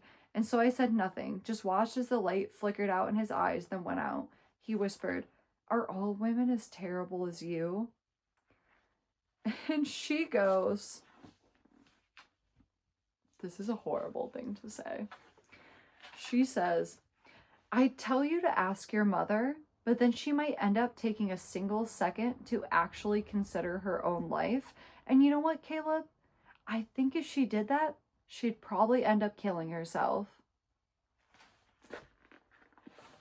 Bro! Even though I don't disagree with her, because I do very much feel like that's where Amelia is, unfortunately. Amelia is not well. That's a crazy thing to say. That's a crazy thing to say to anybody, let alone your husband. That is a crazy fucking thing to say. Like, I get that she's kind of fucked up right now, but he does slap her after that. And I do not endorse domestic violence in any way. Men should never hit women. Women shouldn't hit men. People just shouldn't hit each other. That's a given. That being said, I probably also would have hit her after that comment. If somebody tried to say some shit like that about my mom, I absolutely would hit them. So that one, he gets the one pass for that one, because I also would slap the fuck out of anybody who tried to say that shit to me. Like, that's not, you don't do that. That's too far. And Caleb is like, do you know what they think of you online? They think you're a woman who needs to be disciplined, that you're out of control, and I should have reined you in years ago. My father was right. I should have divorced you when I had the chance. And she's like, is that what he wants you to do? Divorce me? And he takes a step away and he says, that's what he wanted me to do, yes. But do you know what he wants to do now? And she goes, no. He wants to kill you. Don't be ridiculous. I'm not. He said a car accident would be easiest. These winding mountain roads, such a steep drop, nobody would suspect a thing. And Natalie is having, like, it's all kind of hitting her at once. Because, like, she was already scared that Caleb one day might get brave and stand up and try to control her. And, like, she's having this realization that that control may not be control at all. Like, he literally may kill her. She even says, after all, what were good Christian men if not experts at making their good Christian women vanish from the world? Ugh. She goes, how boring, how deeply and utterly unfair. I did everything I was supposed to. I had the children and married the man and created a universe for all of us to live in. And what was I going to get for it? Murdered, apparently. Featured in some future documentary about the latest pregnant woman to break her neck in a ditch somewhere. Caleb might go to a jail for a year or two. Probably not. Regardless, he'd be remarried within the decade. He'd have a second round of kids. And she immediately, like, realizes she has to do something about this. Like, if she does not stand up for herself, like, change this situation, that is going to be the end for her. And so she pivots and she's like, you don't want to run for office. And he's kind of like, what? And she's like, you don't want to run for office. You've never wanted to do that. You don't have any interest in politics. Like, all you've ever wanted to do is run the farm. Like, you don't want to move to New York with Shannon. Like, you would not like New York. Like, New York is not your vibe. Like, you like it out here on the farm. And, you know, she's like, I'm going to fix everything. I'm going to fix everything. So, chapter 57, we're back to 1855. She's ran away from that cabin with all the pictures of her and the modern stuff. And she is, like, walking through the woods, and she ends up accidentally circling back, and she ends up right back at the farm, though she didn't mean to. And they like don't even notice that she was gone. Well, like Caleb didn't even notice. He's just like, oh, where'd you go? And she's like, oh, I was on a walk. And he's like, oh, Maeve's fever is broken. And he goes, I worried you might have taken her with you. You know she's not vaccinated. That's also a modern thing. That's a little weird. And while they're having this conversation, someone pulls up in a car to the driveway and gets out. And it's a young, obviously clearly modern woman. And Natalie's like, fuck, it's Judgment Day. And then we go to part 3, the future. So we find out that this woman who pulled up out of nowhere is Clementine. She is all grown up now. She is no longer a child. She is not 12 years old anymore. She is a grown adult. And we find out that she left at 16 and she took the other kids. She took Jessa, she took Junebug, she took Samuel, she took Stetson. And, you know, Caleb didn't ask her to come here. He's also very surprised she's here. And she just is kind of like, you know, when you live without a telephone or internet, like everything must be a surprise. And, you know, they invite her inside and she's looking at everything. She's like, oh my God, like, okay, so this is how you guys live. Like, okay. Get another snippet of an interview, questions of an interview that never happened. I'm still confused about the interview thing. It doesn't make any sense. We're about to get to like the actual interview that she does soon, and it has nothing to do with these interview questions. So like I don't understand. Like this is all about like her social media presence and all of that stuff, and like that is not what they're addressing in the interview at the end. So it's like I don't understand who is supposed to be giving this fucking interview. Like is this something she's imagining? Is this an interview that she did that we don't hear about? Like I don't understand this. And you know, they're asking, you know, Clementine why she's here. And, you know, Natalie's being weird, of course, because there's a lot going on. She doesn't even know why she's here. And now Clementine's here and she's just very rattled. And, you know, Clementine's an adult now and she doesn't understand how Clementine's an adult now. And Caleb admits that Natalie takes pills now to calm down, that they, like the tonic they've been giving her at night that makes her feel normal is literally like the pills that Amelia's like been taking, like the mother's little helper, it's those. And they never say what it is, but like, you know, I'm assuming like a Xanax or some other sort of sedative, Valium or something. And he talks about how Samuel will get the pills for him because they're always running out of them because it's like hard to get prescriptions, and obviously they're not part of the modern world anymore, so like they can't get prescriptions. And you know, she also says that Stetson called her and said that mom had come into his cabin and then freaked out and he was concerned, so he had called Clementine. So the whole time the 2 neighbor boys were her sons, Samuel and Stetson. She whole ass let her daughter, Mary, have a crush on her own brother. Not even a half brother, full-blooded brother. Which, to be fair, like, she didn't remember that that was her kid. But it's also, like, it makes even less sense why she was so, like, freaked out by them. Like I said, like, I don't know if that was, like, her subconscious trying to be like, hey, something is wrong here. Like, you know this person. You know this person. But that's not really, like, how she was phrasing it. She was more like, I can't run away now. And stuff like that. And it's like, well, having neighbors doesn't have anything to do with that. These 2 random boys don't really have anything to do with that. I don't understand that connection. And so, yeah. Turns out the whole time, those guys were her sons, and she didn't know them at all. So then she literally asked her sons, like, she was, like, kidnapped in a place she didn't recognize, and if they would save her, and they just, like, ignored her. And so, yeah, we she kind of like really takes like a good look at Mary and the other kids and realizes that they're like kind of sickly looking. They just like they don't look well, especially compared to like Clementine and how she's in such good health and she's very modern, she looks very good, and like the kids really in comparison like do not look well. And you know, the kids are like, oh my god, like what is that? And they're like, it's a car, you know. They're trying to like explain all of that. And so then we get this snippet where we kind of find out what's actually been going on. So, like I said, Clementine left when she was 16 with the kids, and they left and they went to their grandma's house, and their grandma started taking care of them.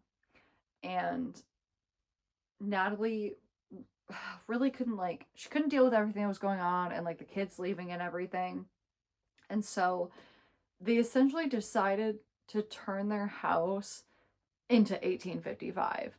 Like they decided that they were going to live rustically for real, like without the farmhands, without the nannies, without any of that, like actually for real.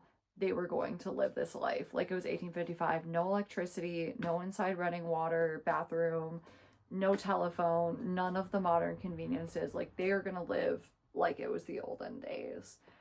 And they haven't been very good at, like, Caleb's still not good at providing for them or anything. So like this whole time he's been secretly having like the boys like go and buy produce and meat and things like that, and then take all the stickers of it, get rid of the packaging and everything. So like it looks like he provided it all when he really didn't. And like to let Natalie feel like, you know, that was still happening. And they kind of acted like it was all like,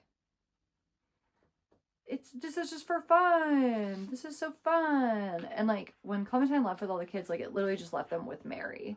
And Mary was like an infant at the time. She was very, very, very little. So Mary, all that Mary has really ever known is living in this 1850. Like she thinks it is olden times. Like they've only ever lived like that. And then they kept having kids. Like obviously they had more after that because there's Noah and there's Abel. So we find out that those, like Clementine isn't Mary and Maeve isn't like Jessa and all of that. Like they are separate kids. Like she just had more kids. She had Mary, then she had Maeve, Noah, Abel, Noah, whatever. And she also does say like, I don't recommend giving birth in the pioneer days. Like that was not fun. Like that was not a good experience. And, you know, she asked how the kids are doing, the ones that Clementine took. And she says, you know, the girls aren't doing very well, but they're alive. And the boys, like, the boys are here. You tell me how the boys are doing. And, you know, she says that they vaguely, like, they live, you know, nearby. And she finds out that, like, they told Mary that all of them were dead. Like they told them that they just didn't survive. Like they did not tell Mary that she had other siblings out here living. I mean, obviously she didn't know that the boys living there were like her brothers. Like she literally had a whole ass crush on one of them. And we find out too that when Mary had that weird encounter where she was acting really strange and acting about people lying and like she saw something that she was all rattled about. Yeah, she literally ran into Clementine. Like Clementine came by to kind of like scope it out and like talk to her brother and stuff, and ran into Mary and had kind of told Mary not everything, but like had kind of told Mary a little bit about it. And that was what rattled Mary like so much. And she even says like, you know, together we taught our children how to pretend. And you know what? If I had been as flexible as Mary, everything would have turned out fine. But I was not flexible. And over those years, pause, Natalie. Take a deep breath. Try again. Over those years, my brain began to whine and smoke from the pressure until it finally snapped in half like a twig. There was really no other option. You believe me, don't you? That there was no other option? Doug was on board with the idea, and then he wasn't. He couldn't believe we sold the car. Came to visit one day and saw Caleb digging a hole for the outhouse. Said we lost our fucking minds. But by then it was too late. the hole we had dug too big, and so he reversed slowly down the hill and never visited us again. And my mother, we weren't speaking much by then, and by the time she realized what was happening, she was, and we were, it happened slowly, I said. The transition, the believing, it happened so slowly, and then, what then, Natalie? And then I found out I was pregnant again, and everything changed, and I realized I had to leave. There's a long silence in the room. I can't give birth in this place again, I add firmly, looking around at everybody. The last time was Maeve, and the last time was terrible. And Caleb goes, are you saying you think you're pregnant, Natalie? And she goes, I'm saying I am pregnant, and I need to get rid of it. I know it's awful, but I have to get rid of it, and soon. And Clementine goes, Mom, you're 50 years old. You're not pregnant. And Caleb goes, it was unbelievable that we could even have Maeve, and that was 10 years ago. So she was around like 40 at the time. And she even says, Maeve, sweet thing, is 10 years old. Yes, that's right. That sweet girl, my little shadow is, how would a modern woman say it? My daughter has learning deficiencies. My daughter is developmentally challenged. My daughter was born blue in the face, not breathing for minutes, and my husband is not a midwife, and I am not a doctor. And so we wasted precious time screaming at one another, a dead child on the floor between us, until 8-year-old Mary thought to breathe into her little sister's mouth. Oh, how much time goes, you're not pregnant, Mother. You're going through menopause.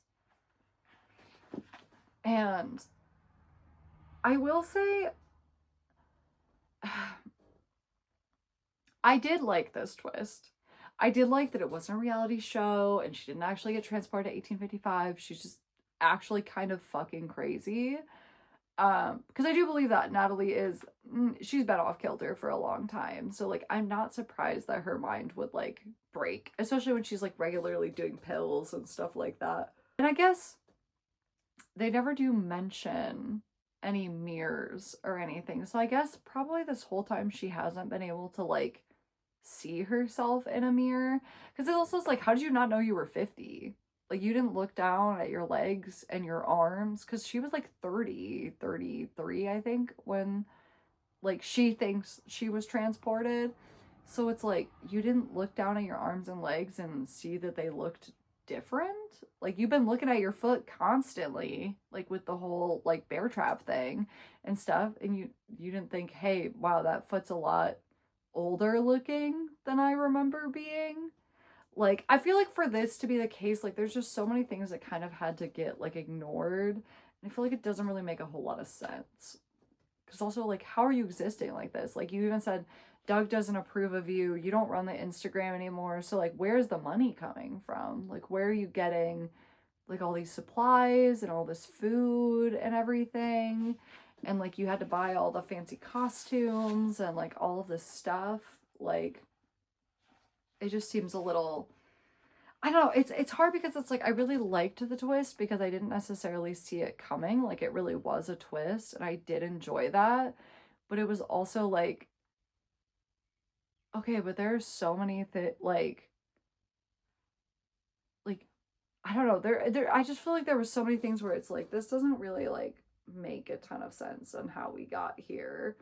And, like, all of a sudden I'm supposed to just believe, oh, actually it's 20 years in the future and all the kids left and these are new kids, and actually she's just fucking crazy now. And I don't know. Like, it just was a really big jump that I don't know. I liked it and I didn't like it. I don't know. It, like, I really liked it, but I also felt like, I don't know, it just felt like something was, like, missing at the same time. Like, the connection was just, I don't know, maybe slightly off for me. And she just, like, instantly, like, accepts this. And she literally, Clementine's like, are the boys still taking care of you? They're still buying food. I'm guessing you're still bad at that. And This is where Mary finds out that she had a crush on her brother the whole time. I feel bad for her. And yeah, it's just, you know, the boys are giving her things. Like she says, I do not anymore ask questions of my husband that he does not want to hear. And my husband, oh yes, a very good Christian man, does not tell me things I do not need to know. And it's like, I feel like that's part of the jump that's I think that's really what gets me about it. And I think that's the part of the jump that I just don't really like understand necessarily, is that like, so Caleb's all fired up. He wants to leave her for Shannon. Even when Shannon does the interview, he's like, she thinks I'm smart and she thinks I'm cool and she thinks like, you know, all this stuff. And like, don't get me wrong, like Natalie does kind of set him straight and is like, dude, Shannon does not like you as much as you think that she does. So like, I do get that there is that moment, but for him to flip so fast from being like, I want to run for office, I want to be with Shannon, I want to move to New York, I want to do this, I'm not happy with you, to just suddenly like a week later being like, yeah, totally, let's do your idea and let's make the house super rustic and let's throw away our entire lives and live like it's 1855. And yeah, that's the best plan. And I'm just going to stay with you forever, even after you're freaking out all the time and you're accusing me of being a kidnapper and you don't know who I am. And on and on. It's just like, I have a hard time believing Caleb would put up with any or all of this when he has very well established that he doesn't like Natalie. He has a very rich family, and his dad literally wants him to leave Natalie, so you know that he would help him leave Natalie if he asked for it. And he very much like does not want to be with her, and then all of a sudden, just like a week later, he flip-flops and is now totally okay with living like they're in 1850 and being with her like 24/7 and like having to interact with her all the time, especially as she gets crazier and crazier. Like, it's a jump that doesn't really make sense, especially because he's like a very spoiled little rich boy. So it's like he had like the easiest outs. He had all the prenups, he has all the money, like he has family that's supportive. So like, why would he choose to do this? Like, that's the part I'm having a really hard time understanding, because like Mary didn't have a choice. She was literally like a small child when this happened, so like she didn't really have a choice, and the other kids chose to leave. So like that part of it makes sense, but Caleb endorsing all of it and participating and helping it, like, it just doesn't really make a lot of sense to me. And then the boys coming back and like helping and them never saying anything about it or like ruining Natalie's fantasy or anything. Like, I don't know. It just seems off. And, you know, she mentions Shannon and how that they still talk and that, you know, it would be really hard for Natalie to like see Clementine again. And she talks about, you know, how they moved in with their grandma and all 5 of them had to sleep in a single bedroom. But Clementine says, you know what the hardest part of leaving you was? It wasn't this, it wasn't that, it wasn't this. Everything was so much better than I thought it would be. The people were nicer, the cities were cleaner, and I was right. It was better living with Grandma and Abigail than it was with you. And then they took us to see the ocean. I just didn't get it. I didn't get why my family never wanted to be a part of it. Why did you never want to be a part of it? And Natalie is just like not quite getting this. Like, she's not quite grasping anything. And, you know, Caleb's like, I think it's time for you to leave. And we find out that okay, this also I thought was a plot point that didn't make any fucking sense either. So as part of like the plot twist is Clementine's like, well, I'm not leaving without the kids. I have a warrant for the kids and the kids are leaving with me. And it's like, that's not how that works. First of all, if someone's gonna get kids taken away, it's not the daughter, who's like 20 something at this point, that comes and shows up and takes the kids away. It's CPS. And like, okay, I'm not as mad about the fact that like CPS and all that stuff didn't get involved when Clementine left with all the other older kids, because like, it's not like Natalie and Caleb would have like reported them missing or anything like that. Though I do also have a hard time believing that Natalie's mom and Abigail and everything could just take care of them with no issues, because like you need guardianship and proof of guardianship to like enroll them in school, take them to the doctor, like there's get them to learn how to drive, their driving test. Like there's so many things that you have to prove that you're like the actual guardian and parent of this person, that I really feel like there's no way that Natalie's mom and Abigail could have just taken care of them without needing any intervention from Natalie or any interaction with them. Because it's not like they got taken by CPS, like they just left. Like that's not really how that works. So like I already have a hard time believing that part of it. And then Clementine shows up and is like, I have a warrant to take the kid. For warrants are not to take children. That's not what it's called when CPS shows up and they take your kids. It's that's not like, this is not like the cops like searching your property. And also that's the thing, is like when you have a warrant or some kind of legal thing that's saying like, hey, I can take these children, like these children can no longer be here, actual officials have to be there. Like the social workers need to be there, like the cops very well will probably be there. Like there are officials involved in that. They would never just hand like a 20-year-old a warrant and be like, okay, go execute this warrant by yourself. That's how that works. No, nothing works like that. Like that's not how things work. Like it would have made more sense if she pulled up, she had that whole conversation, and then maybe she like talked to somebody on the phone, and then the cops pull up with the warrant and the CPS and everything to take the kids. Where it's kind of like, she said, no, like, let me go talk to them first. I can get them calmed down, and then I'll call you guys and you guys come. Or something like that I could see playing out. But like, they don't just hand a warrant to like basically a child, like a person who just became an adult, and is like, okay, go execute this all by yourself. Go collect all those children. Like, that's not how anything works. So I feel like this, like, plot twist, like, I want to like it. I want to like it so bad, because I do like that Natalie was crazy and stuff, but there's so many plot holes in it that it's like, well, that's just not how things work, though. Like, that doesn't really make any sense. And so she does take the kids. Like, you know, her and Caleb don't go, obviously. But, you know, they do take the kids. And, you know, she tells them that she loves them. And it sucks because, like, Maeve the whole time, like, she's just portrayed as a very sweet girl. And she's pretty young. Like, she's only 10. So, and we don't even know that she's 10 through it. Like, I feel like she's kind of portrayed as, like, even a little bit younger throughout the book. So it's like, you know, her like not understanding what's going on and stuff, like very much just feels like, you know, she's just a little baby child and she's a little sweetie. So like finding out that she actually has like pretty significant like developmental issues because she was born so late, like just makes it a little more heartbreaking, where it's like, no, she just like truly does not understand.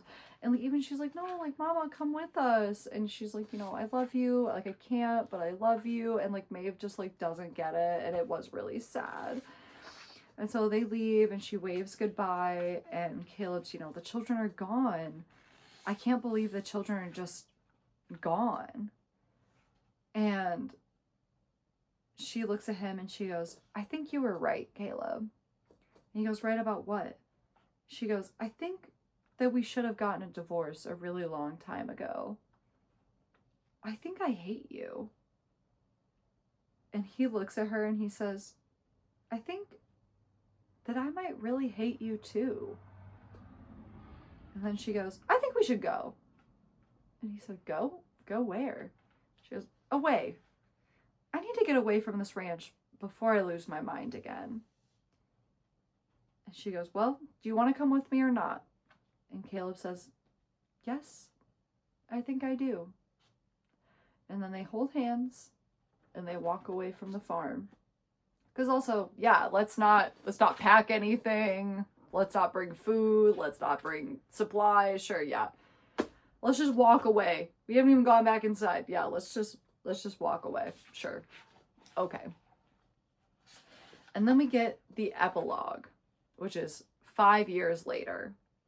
So at this point, like I said, when we were like fantasizing earlier, like it is probably at least 2040 by this point in the book. Might even be farther in advance from that, but we are talking about at least 2040 at this point.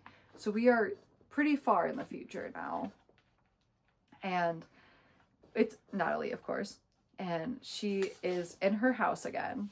Like, she's back at the farm, and she doesn't recognize it. She's like, no, like, this house is close, but, like, this isn't it. Like, this house is too small. Like, it just feels off. And they keep being like, well, this is the only house that's ever been at this property, so pretty sure this is the right house. And she goes, no, like, there wasn't a flower vase here. Like, we would have never had muffins out. And, you know, the guy's like, oh, but, like, I did so much research in the pioneer days they made this. And the producer is like, not producer Shannon, but, like, different producer, random lady. Her name's Lucy. She goes, you know, they never had a historically accurate household. I told you that already.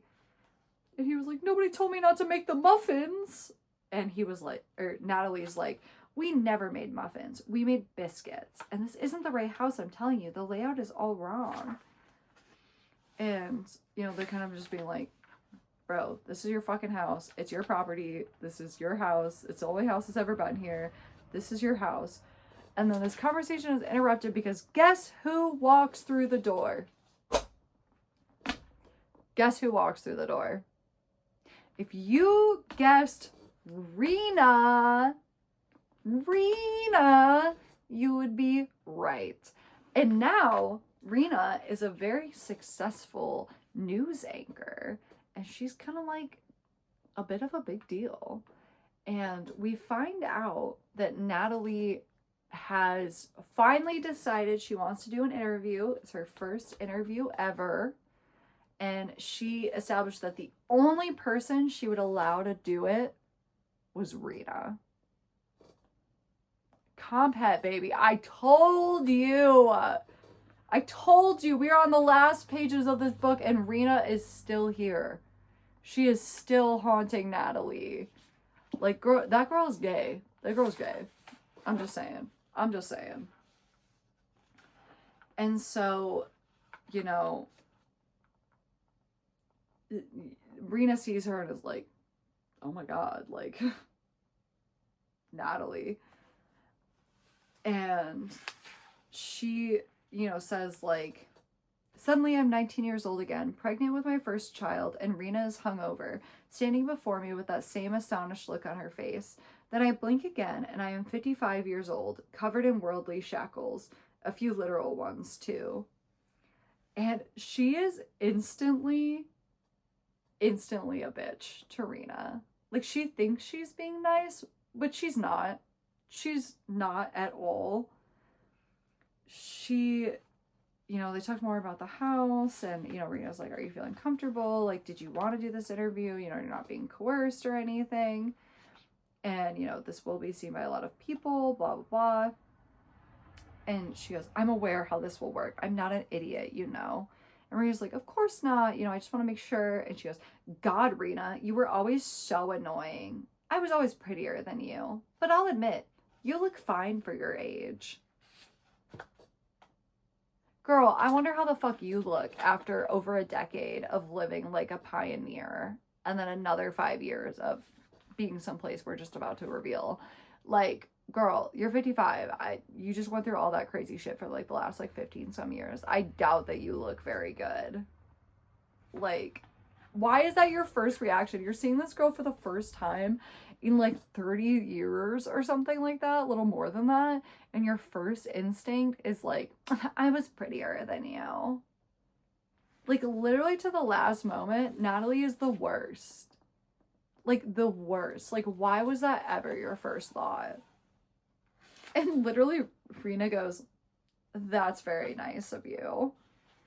And, you know, she asked her if she had a family and this and that. And Rena's like, you know, I'll answer your questions after the interview. Which we don't get to find out any of that. There is no after the interview, so we don't get to find anything out about Rena. Sorry to disappoint. And so, you know, they start their whole thing. And I'm just going to read Rena's little introduction. And you'll find out why we're really here and why we're finally doing this interview. Rena looks into the bright white light. My name is Rena Magliotti. I'm the nightly news anchor for WUBS Chicago, and I am Natalie Heller-Mills' former college roommate. A few months ago, I received a call from ABC News with a highly unusual request. They were hoping to interview Natalie, who is currently serving out a 30-year sentence for 4 counts of aggravated child abuse, among lesser charges. I was told that Natalie was interested in having a conversation only if the conversation in question was with me. To say I was surprised by this request would be an understatement. Tonight, I want to get to the bottom of why, exactly, Natalie would choose me, of all people, to interview her. But we'll get to that later in the interview. First, I want to talk about the book news that has lit America on fire this week. Natalie, do you know what book I'm talking about? And Natalie goes, no, I don't. And in her thoughts, she goes, what is this, a book club? And Rena goes, well, in advance of this interview, I was lucky enough to receive an early copy. And she gets the book, and it's called The Book of Mary. Love that little book, biblical reference. And Rena goes, it's your daughter's memoir. It'll be released this week. By pre-orders alone, it's expected to be a bestseller. Did you know that? And Natalie goes, no, well, yes. She admits that, like, her lawyer mentioned it, but she didn't think anything of it because it's Natalie. She's too embroiled in what's going on with her in her own mind that she just, like, didn't even really process it. And so she opens up the dedication, and the very first thing says, like, for my mother. And Rena goes, I was wondering if you would read the prologue today. And, you know, she goes, right now? And Rena's like, yes, right now. And she goes, you read it, like, please. And the very end of this book is the prologue. It ends on the prologue of Mary's book. I would read the whole thing to you, but it's like 5 pages long. And honestly, it's not really necessary because it's really just literally summing up like what she went through that we like already know about. So it's talking about, you know, like it's been 5 years since I left. I live in, you know, Santa Monica now. I live with Clementine and Maeve and Noah and Abel. It's Clementine's idea to move here. You know, in 5 years, my life has changed. Like things are so much better. She works at Whole Foods now. She's starting to become like a real person. And you know, she says, Clementine says our mother will never read this book, but I know she will someday. And so I want to address her directly now before I tell my story, the whole story of what it was like to grow up on and eventually escape from Yesteryear Ranch. Hello, Mama. I miss you. Isn't that funny? Even after everything, I still miss you. I miss your temper and your jokes and your strange little moods. I miss what it felt like in the rare moment that a true smile lit up your face. I want you to know I'm sorry you got so lost in yesteryear. I'm not sure if it's your fault, but I don't think that matters as much as some people say it does. I know it was hard for you either way. There's a lot about our life that makes me sad, but do you know what makes me the saddest, Mama? How much beauty that you've missed. Because it really is beautiful. This future you prayed we would never get the chance to see. I think you'd like it if you gave it a chance. But that's something I've learned in the years since I left the ranch. You cannot change people who refuse to be changed. You can only love them. So here it is, all the love I have to give, pressed into the pages of this book. I hope you read this book one day, all the way to the end, because as it turns out, the place where your life ends is exactly where mine begins. The moment where I saw the world and I wanted every part of it. And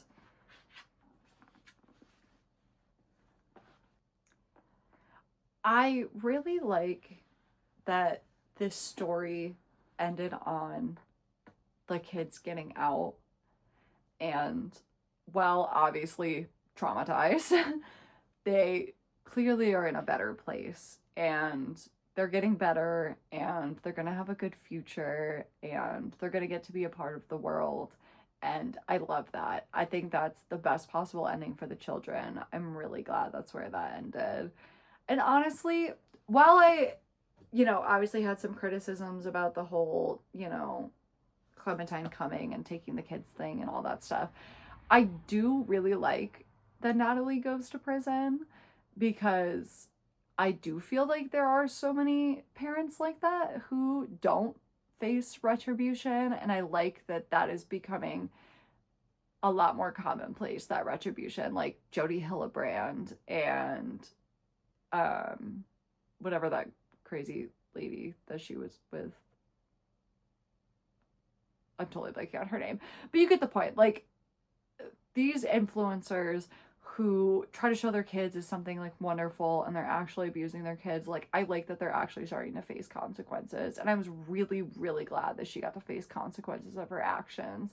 And I do think it shows how like deeply mentally ill she is at this point, because she like literally barely even registers that she is like in prison. Like, even when, like I said, like when she sees Rena, her first thought is like, I was always prettier than you.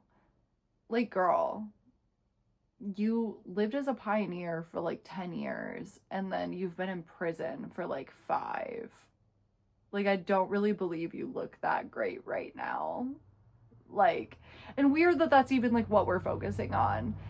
But I do kind of hate that we like don't get to see Natalie's reaction to any of this, which like I do get, because like I do feel like this is kind of a good ending point, because like, you know, what else, like where else would you have gone with it from here? But it's like, I wanted to learn more about Rena. Like, I wanted to prove that Natalie was not right about like where she thought she would end up. And like, I want to know Natalie's reaction to this, and like I just want to know more. So it's like, I get why I ended there, but also I'm like, tell me more things. I want to know what happened to everybody, actually. Like, you couldn't give me a little synopsis at the end. I was like, okay, this is what happened to everybody. Like, Clementine ended up doing this, and Mary ended up doing this, and all of this stuff. Like, I would have loved that. Like, I just want to know. But I feel like that's a sign of a good book. Like, I should leave the book being like, no, no, no, no, no. Like, there should have been more. Like, I want to know more. And I didn't really expect that, seeing as like most of the book I was really hard to even like get myself to want to read it, because I was just so disinterested in Natalie. And it's like not Natalie I want to know about. It's like the other characters that I want to know about. And I'm curious where they went when they left the farm, and like what did they do for those 5 years? Like, obviously Natalie ended up going to prison, but did like Caleb go up to prison too? Like, he was equally complicit. Where did they stay in that meantime? Did they just walk down the road till somebody picked them up? Like, there's so many gaps that I'm like, I want to know. Like, I feel like we really skipped over that. I want to know. I feel like now that we're at the very end, like, I'm having kind of trouble like summing up my thoughts, because I'm so used to doing these hate reads and just like hate reading. You know what I mean? Like, I get to the end of the book and I'm like, yeah, it sucked. Like, that was kind of the point. That was kind of the point of why we read it. And I very much do feel like this book kind of falls solidly in the middle.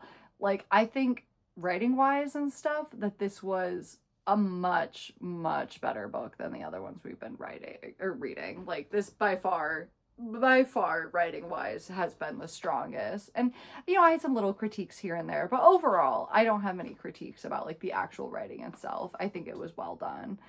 I just feel like there were so many holes in like the plot and the way it was like jumping all over the place, and then they kind of like rushed the end and then kind of just did some stuff that didn't even really make sense at the end. I feel like because they were rushing it, and I don't know. I think this is one you should read yourself. Most of the books we cover, I would not recommend people read, to be honest with you. This is one I actually do think may be worth a read yourself, because I also feel like when you read it and you're really, really getting the full sense of Natalie, you're also going to leave feeling a lot more like I do. Like, leaving this video, you might think maybe I'm being kind of harsh to Natalie at some points, but I feel like when you actually read her words, you're like, oh, she was not being harsh enough to Natalie, actually. Like, it very much is giving, so, like, The Ballad of Songbird and Snakes by, you know, like, Suzanne Collins, like, part of the Hunger Games. The book came out first, obviously, and I read the book, and I was like, oh my god, Coriolanus Snow is the worst person ever. All of his internal monologue is awful. It's bad. It's like, it's not badly written, like, he's just a bad person. But then you watch the movie, and because you're not getting those internal thoughts, sometimes he seems like he might actually be a good character or be a good person. And I actually really did enjoy the movie. I think the movie pulls it off really well, and then you kind of see his like descent into madness, and I feel like it's a little more striking in the movie because we don't necessarily get the impression that he's mad or he's like crazy or a bad person to start with. Like, we are literally seeing what seems to be a good person falling deeper and deeper into darkness, where when you actually read the book, no, he's just been a bad person from the beginning. His internal monologue is crazy. And this very much gives me the same vibes, where like I feel like me speaking to you is kind of like the movie version, and it's not until you really read it and you're getting all of her internal dialogue that you really start to understand her as a character. So I do think that you should read this, and then you should come back and then you should tell me what you think, because I want to know if you think I'm being too harsh on Natalie, or maybe I'm not harsh enough on Natalie. Maybe I'm giving her too much grace. Like, I don't know. I haven't talked to anybody else about this book. I don't know anybody else who's read it yet. And I've been avoiding reviews because I don't want to get biased by them or end up just like repeating someone else's talking points. Like, I want to give my thoughts off the top of my head. So I'm really curious to like watch some reviews now and like talk to some other people about it and kind of see how other people are feeling. So yeah, if you read this book, please report back. Let me know what you thought. Let me know if the experience changed reading it yourself. I'm very curious to know other people's takes.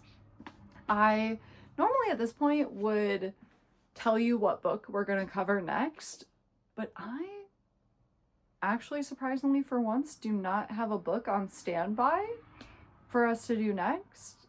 So if you have any recommendations, I'm gonna feel some stuff out. Maybe stop at a couple bookstores, kind of see what I can find. I have a couple of ideas of things I might want to cover next, but this one was a little more all-encompassing than I originally anticipated, and I kind of got so wrapped up in it, I just didn't even think about what I was going to cover next. So that will definitely, maybe I'll put up a poll and see what we want to cover next. So keep an eye out for that. And in the meantime, you know, if you enjoyed your time here, thank you very much, by the way, for making it all the way to the end. And feel free to like, subscribe, hit that notification bell so you can get notifications when I post, usually every couple of weeks or so to about a month or so. And yeah, I would love to see you as part of our little hate read book club, our little critical analysis book club. I would love to see you here. So yeah, I'll see you next time. This was Momo's reading again, and this was our coverage of Yesteryear. See you next time.